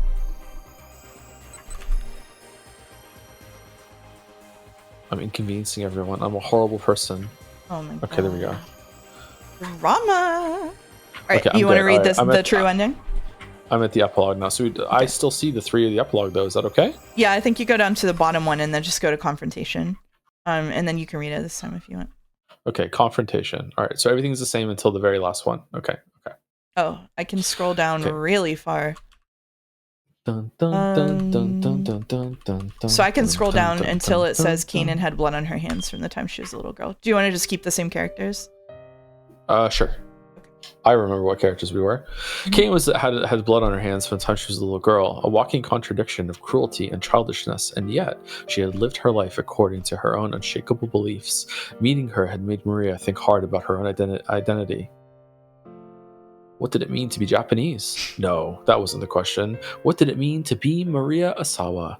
That was the crux of it all. They had been able to find common ground despite differing ideals because both possessed an unshakable sense of self. Maria made her decision. Oh, so this is the one where we pick A. B, right? We kill her. Okay. You're such a fiend. Right. Maria's anger dissipated like smoke in a sudden wind. The tension seeped from her body, and she carefully lowered the gun. What's the matter? Alfred smirked. Why won't you shoot? Her eyes blazed with contempt for Maria's naivete.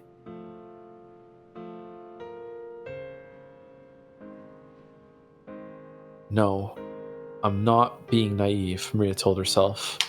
It was the dark urge. Alfred came right at me. Do unto others as they have done to you. No! An eye for an eye, a tooth for a tooth. Not the Bible! What does this recurring pattern of retribution really accomplish? Satisfaction? It's just an endless cycle of hatred. That's why I'm not going to fight, because I'm not like Canaan. Yeah, Tears but do flooded unto from her others eyes. as you would have them do unto you is the golden rule from the Bible. Yeah. Bible, I'm not like Canaan, but people who are different can still be friends. And I'm going to honor our friendship by not taking revenge. What? No matter what happens, I'm not going to harm anyone. Maria said.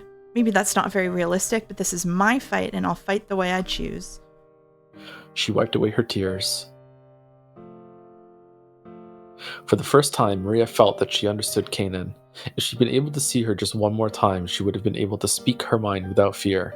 I could show Canaan the true me, and maybe then we would be friends for real. But that wasn't going to happen. Not anymore. Maria handed the gun to Tenno, then looked up at the nighttime sky.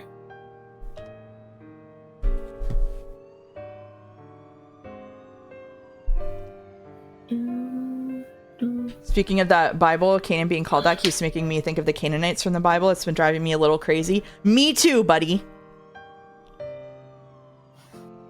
I don't know the Bible enough to be bothered. Lucky. Sucks to be you. In the distance, she could faintly hear the sound of police sirens. Not one star could be seen in the sky over Shibuya. Damn. It reminds me of school history classes. It's probably a more pleasant association than it is for me. Shit. A black car of foreign make arrived in the laboratory and pulled up to the curb. Stanley's superior, Gordon, emerged from the back. A few of his men followed and promptly placed Alfred in handcuffs. Well done, Gordon said. Stanley gave him a slight nod. I'll be taking Alfred back to the headquarters. You can finish up here. Understood, sir. Okay, but what? Gordon shoved Alfred into the back seat and slid in alongside her, and the car drove off. Who was that just now? Tenno asked Stanley. My boss. Sorry, but we'll be taking Alfred into custody. You will, huh? Tenno frowned, but decided not to press the point. They put a stop to Alfred's plan, and they had saved Maria's life. That was enough for him. Maybe it even began to atone for what he'd done to Hitomi. The Tenno low-key the only competent cop in this story somehow. Yeah. And even then, Kano, Suzune, Kotone, Tenno pictured all of their faces. Perhaps, in the end, he managed to become worthy of their respect.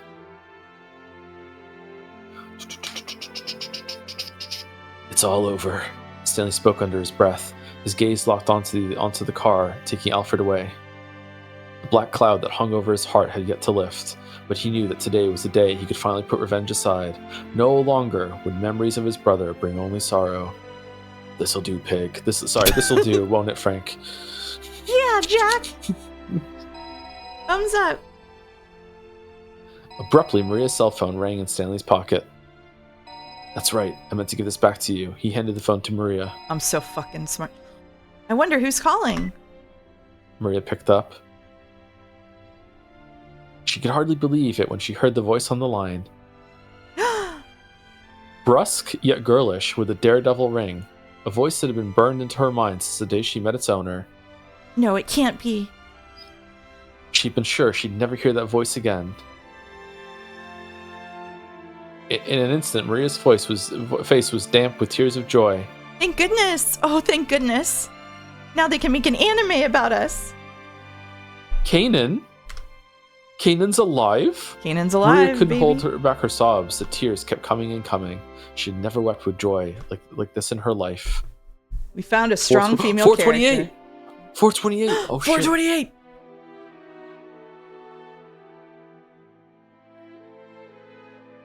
10, 9.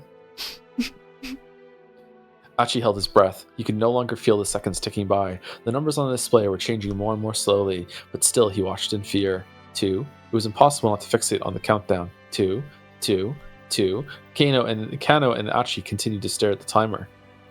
2. It had stopped. The timer had actually stopped. And then they stuck around next to the bomb and did a photo shoot. We did it! Yeah! Achi dropped to his knees with a cry of triumph. The rest of Shibuya Scramble burst into something. I hit the button. I'm sorry. You were one reckless guy. You know that? Kano held his hand out. Achi grinned up at him. That makes 2 of us. Kano, does it ever feel like things are happening over and over? Like we've lived this before? It would happen if Uchikoshi wrote this. Yup.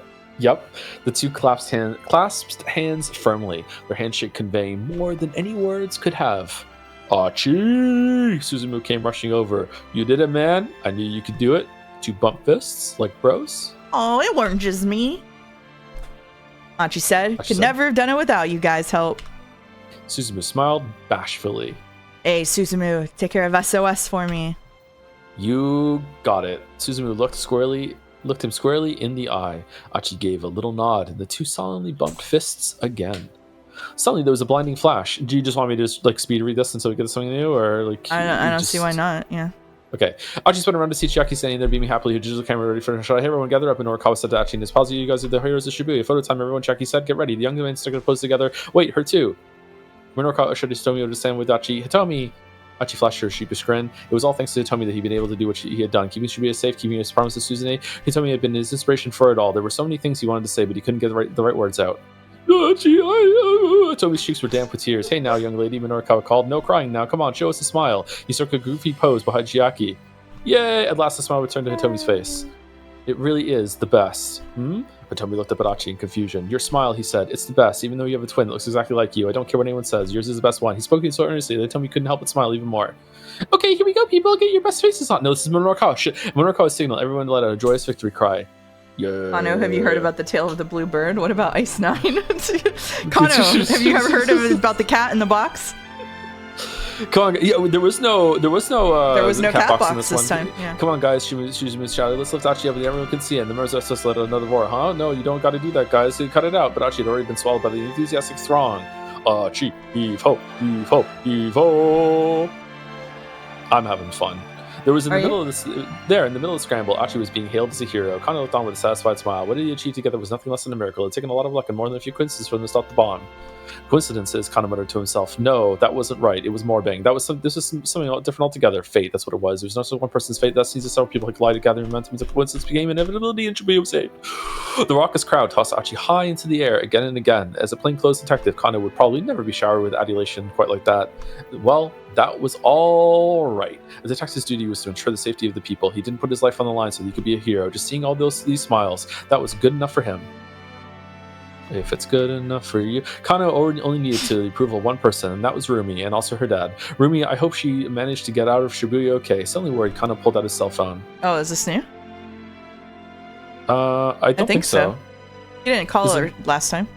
Did he? He did. And he did? Yeah, okay, and then never mind. It ended with the good job thing, right? Yeah, you're right. There was a whole bunch of things I wanted to... I think so. Maybe it's going to be a different call this time. You couldn't share the whole story. Police rules wouldn't allow her to be on the lid nose as much as you could. That was the kidnapping case. That the kidnapping case had been resolved safely, for instance, that he learned about the tortured past of the detective he so admired, that his partner was going to pull through, that he'd managed to finally talk to her father, that he put his life on the line to save Shibuya from danger.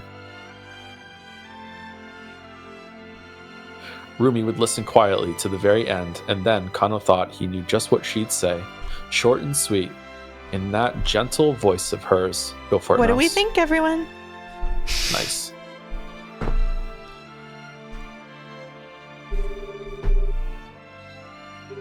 This time, Oh, go this through the is new. door instead of clicking continue. Fuck off, August. Ah, Rumi, hello? There was no response. Did they have a bad connection?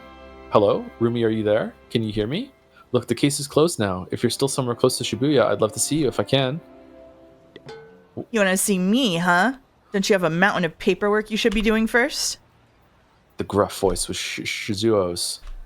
Oh, well, you see, Father, I told you not to call me that.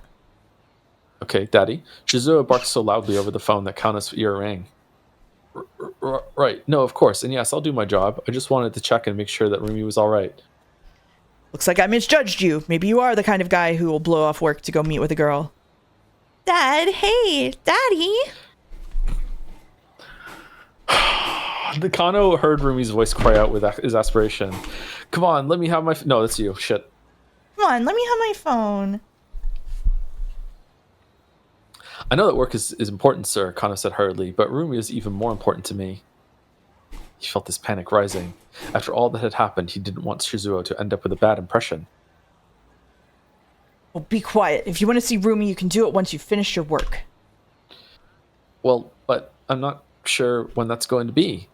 I waited on you today a lot longer than I wanted, so at this point, I don't care how long it takes you. We can wait all night if we have to. Shizuo let out a peculiar sigh.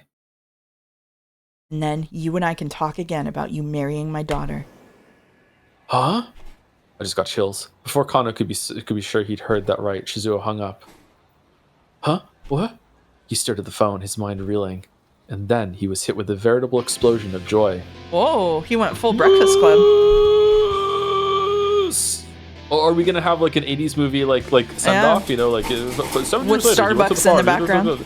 Yeah, Kano leapt into the air and shouted with delight, his voice echoing through the Shibuya streets. I'm the bomb! Wait, there's another bomb? No! Horror bug.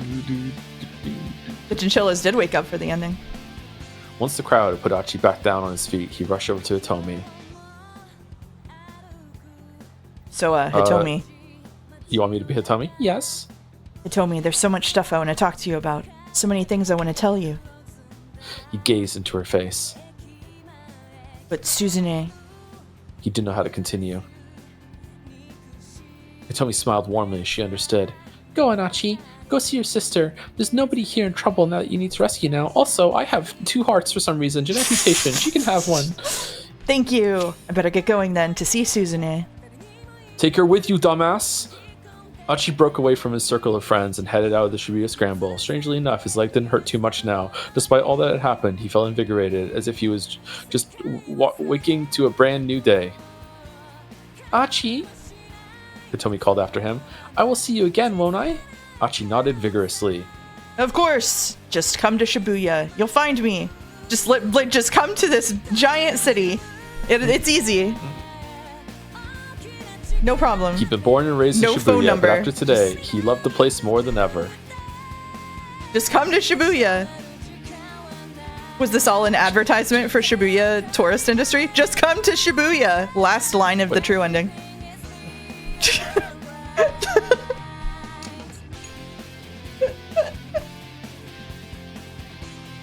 Bum, bum, bum, bum, bum, Wow. bum.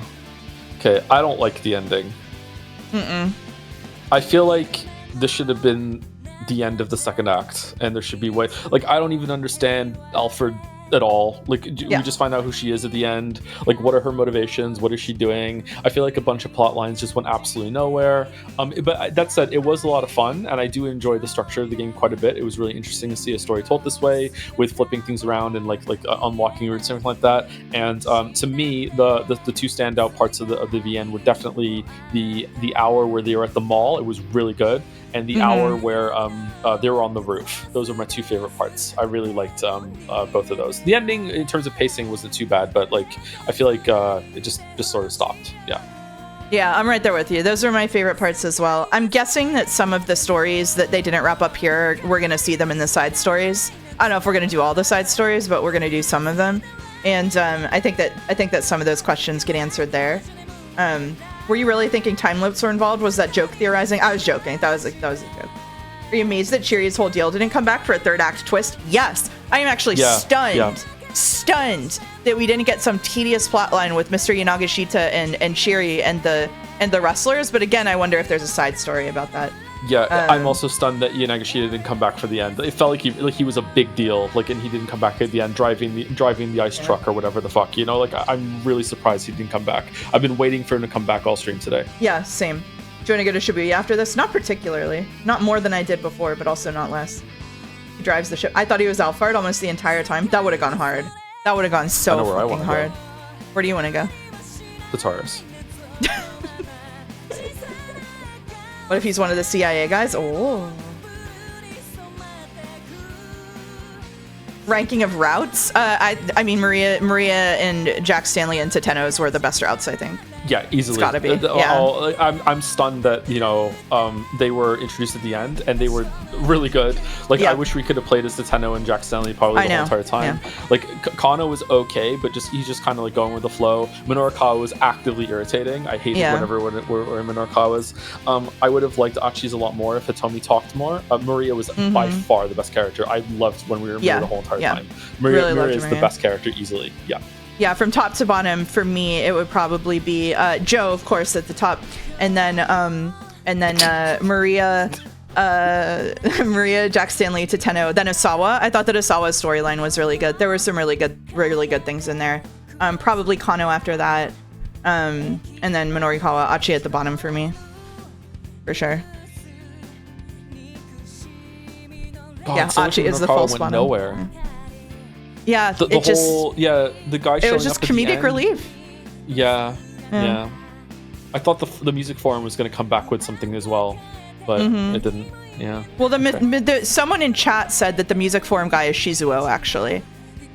Okay. I think that we missed a part of the game where that was revealed. Like, there must have been some ending we didn't do where it was revealed that Rumi's dad is the one that was posting on the music forum. The sort of American game, would Achi's name be Chad? I think Achi's name would be like Greg. Yeah, Rumi's dad is Sweet Honey. Yeah. Oh right, we get another thing. There was an info thing that says he uses that name. Oh, okay. All right. Gordon and Alfred sat in the back seat as the car sped along the highway. Here, Gordon tossed the handcuff key onto the seat beside him. What happened down at the Scramble? Alfred asked, picking up the key and unlocking her cuffs. Leland Palmer was arrested by the Japanese police, and the bomb in the attaché case was defused, apparently. Still, Palmer shouldn't pose a problem once we get him into CIA custody. I see. Much obliged. You really got yourself backed into a corner, though, didn't you? Gordon said. Yep. I was only able to accomplish half of what I intended. Half? Alfred produced a vial from her pocket. Is this just the same? Seems like it. It was filled with red liquid. Is that Hitomi's blood? Gordon asked. Indeed, I managed to acquire the antiviral. But when? Gordon peered at her in bewilderment. Do you just want me to speed read until we get something new? Go for it. Something new? Yeah. When we built the minivan, in the dim light of the vehicle, Alfred's eyes shone darkly like those of a wounded animal. Extracting the blood from Hitomi while she was unconscious had been a simple matter. Saving the girl's life had been more than just a means of ensuring her trust. Alfred had been looking for the right moment to carry out the extraction. Total secrecy was essential. If it became public knowledge that the drug existed, and that some of it had been stolen, the value of the UA virus would plummet. Our primary objective here was to destroy the research facility. He looks like the king from Kingdom Deliverance 2.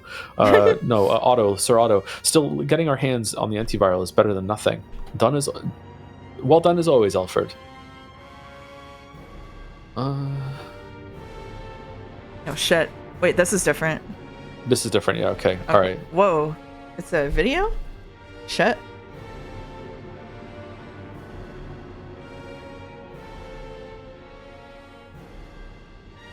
Wow, wow, wow. Wow, wow, wow.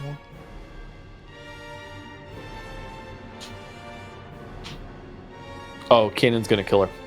Oh, shit. Boom right now. Oh, shit. Boom right now.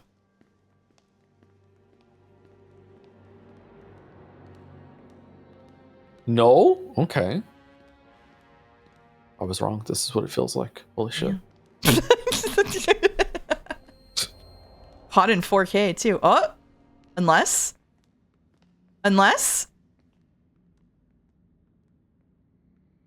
the escort just keeps going without her, because that's what escorts do. They just, yeah.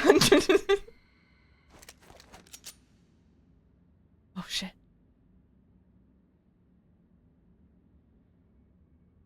She's scared. Oh fuck. How does she do this? She just does. Merry Christmas. Teleports behind you, nothing personal. Behind you! Oh, that wig is so bad. That wig is like legendarily bad, and they cut it. Oh man.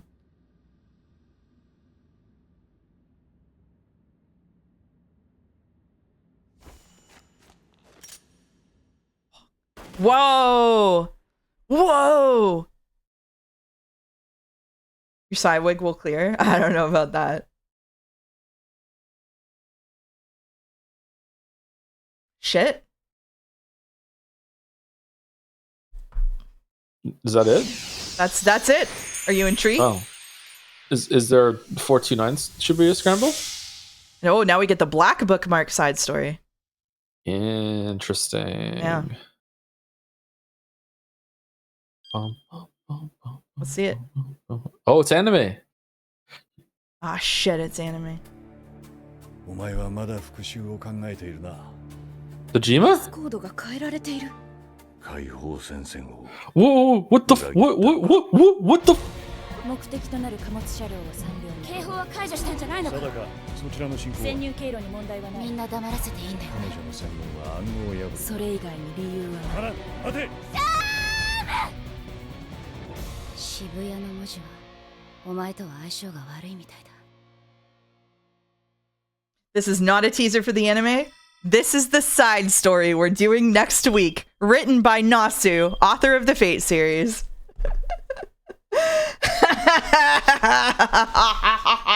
So he's reading that with you? You are. We're doing peek afterward.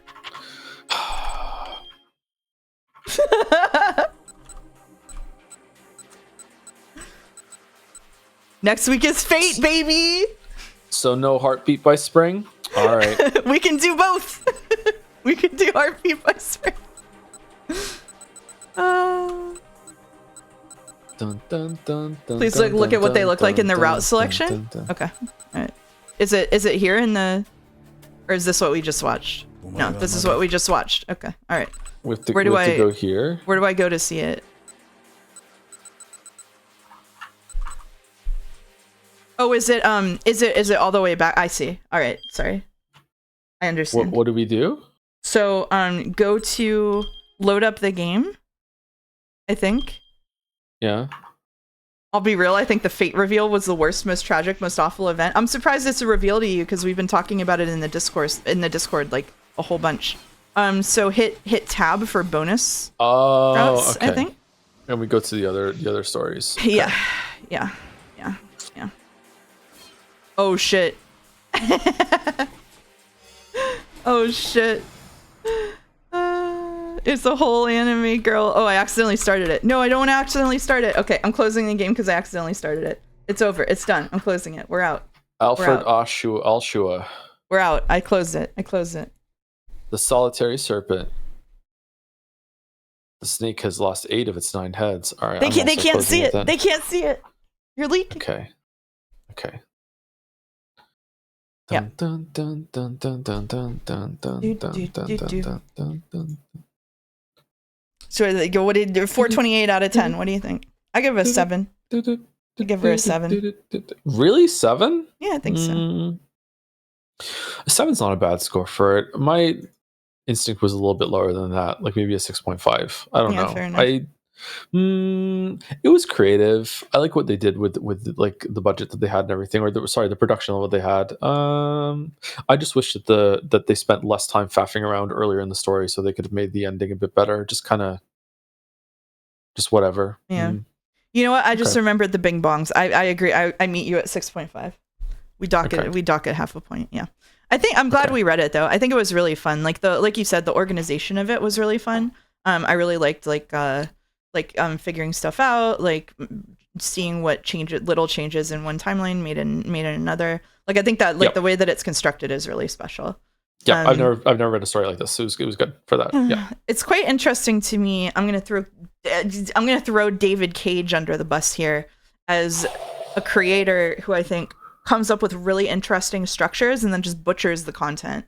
I think that in this case the content wasn't quite butchered. I think they set out with what they wanted to do, which was it's a bit like a movie, right? Like it feels very cinematic. Like a lot of the shots were absolutely gorgeous. Asawa's line especially was like really well lit, beautifully shot. Like which is why I inclined toward a 7, because I think that visually this was stunning. And I think they did a really good job with that. It was just like the story itself was just kind of middling, but the visuals of it and the structure I thought were really cool. But it does remind me a bit of Cage games where I'm like, damn, if only they'd put a good story inside Detroit Become Human instead of like a third of a good story. Whenever Connor's on the screen, we're all asking, where's Connor? Yeah, pretty much. Yeah. I found it really cool they didn't fall into a Witcher 2-esque trap of quantum timelines that don't make sense. Yeah, it's much more compelling for it to just be like a normal ass story, for sure. I'm glad that they didn't do that at all. I just thought it was fun as fuck. It is fun as fuck, though. I'm glad that you suggested it. I think this is probably going to be a classic case of as time passes, I'll remember this more fondly. But right now, I'm just a little disappointed that I thought certain things were going places and they didn't. And I'm just kind of like, oh, okay. But over time, I'll probably warm up to it and be like, okay, like for what it was good. Just, it just kind of ends. A lot of stories have this problem where they, I don't know, run out of fumes, or when it's a collaborative thing, like maybe they ran out of budget or time or whatever. But like, yeah, it just kind of stops. Yeah. I do think that some of this got punted to the side content. Yeah, for sure. Oh yeah, that's true. Maybe the side content fleshes some stuff out. Yeah. What's a good VN to start with? That depends. Are you a book reader trying to move to VNs, or are you a non-book reader trying to move to VNs? Because I think that those have two different answers. Actually, there's even more side content we're not doing. Yeah, we'll do the Nasu route, and then if there's like we'll have time to do like maybe one. I don't know how long they are, so like maybe one other side story or something next week. This was 2008. Yeah, this is very early. I think for 2008, it's impressive. White and black bookmarks are plenty. All right, we'll do white and black bookmarks then.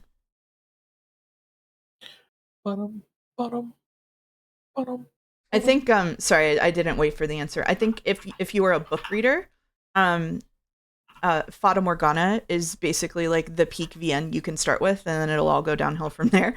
Or if you that's like for like a Japanese VN. If you want to do a Western VN, something like Misericord, which isn't out the whole way, but Misericord I think is the most like literary Western VN probably to transition into. I think you can also do something like Had a Full Boyfriend or something, one of like the lighter hearted ones, although you'll miss some of the context. Weeb and book reader, I think Fata Morgana would be a good pick for you then. There are a bunch of secret vignettes you get through a convoluted method, and I got one by complete accident by going to the bathroom during the exact right line of dialogue. That's really funny. You ever play Slay the Princess? Oh yeah, Slay the Princess is an excellent one. That's a good point. Slay the Princess is an excellent one for a book reader who wants to read a VN. Yeah. What about Steins Slay the Gate? Princess is pretty good. Yeah, you did one stream of it. I remember that. Yeah, the voice actress for the princess showed up in stream while we were doing it. Someone pinned her message. I thought it was the pinner that was the person who was the voice actress, and I was welcomed the wrong person, and then she left, and that was the end of that interaction. That was also when people greeted her with high horror, wasn't it? Wasn't that when we put an end to high horror? No, I don't think that was the case. I think high horror was when we were doing like I don't think it was the Game Awards, but it was something like that. And then whenever it was a high horror, and it was like we have to put a stop to that. Yeah, we gotta that done. Joe did it before you did do Slay the Princess before they dropped the big update and updated and added a bunch of routes. She did put an anime marble in for Higurashi. Yeah, that's true. Echo, there's Echo. Echo is like fiction. That's true. Thanks for the recommendations. No problem. Yeah, no problem. All right. Well, next week we'll do the white and black bookmarks, and then we will be done. And then we'll take a break from VNing. You're playing Yeek this week. I am playing Geek this week. Yeah. I think Tuesday is going to be final voting for Jetsea with a tier list stream while we do that, and then Wednesday is going to be Pathologic, and then Thursday, Friday is going to be the beginning of Yeek, Yeek. which is going to take us into the last 2 streams before the Christmas week. I don't know I don't think I'm going to be streaming on Christmas Day. Although I wouldn't mind streaming on Christmas Day, but I'm probably going to be spending like the whole day with the kids. But that's probably what's going to happen. But like, yeah, maybe I'll do a stream when I come back at night or something, and I'll do a quick Christmas stream and say Merry Christmas to everyone. I don't know if anyone would benefit from that. I'm not sure. I usually don't stream on Christmas, but that would probably just be a yapping stream. I don't think I'm going to be streaming anything that anyone would be worried about missing on Christmas. Balatro Christmas. Balatro Christmas. I will be finishing up Kingdom Hearts. I'm doing Stray Gods in the DLC, which should be fun on like Saturdays, and then we're gonna do Winter Burrow. And I have a tier list of all of the games that I've played this year that I will be doing on New Year's Eve. So if you want to hang out with me on New Year's Eve and watch me tier list 100 games, I'll be there. I'll be here. I played 100 games this year. You know that?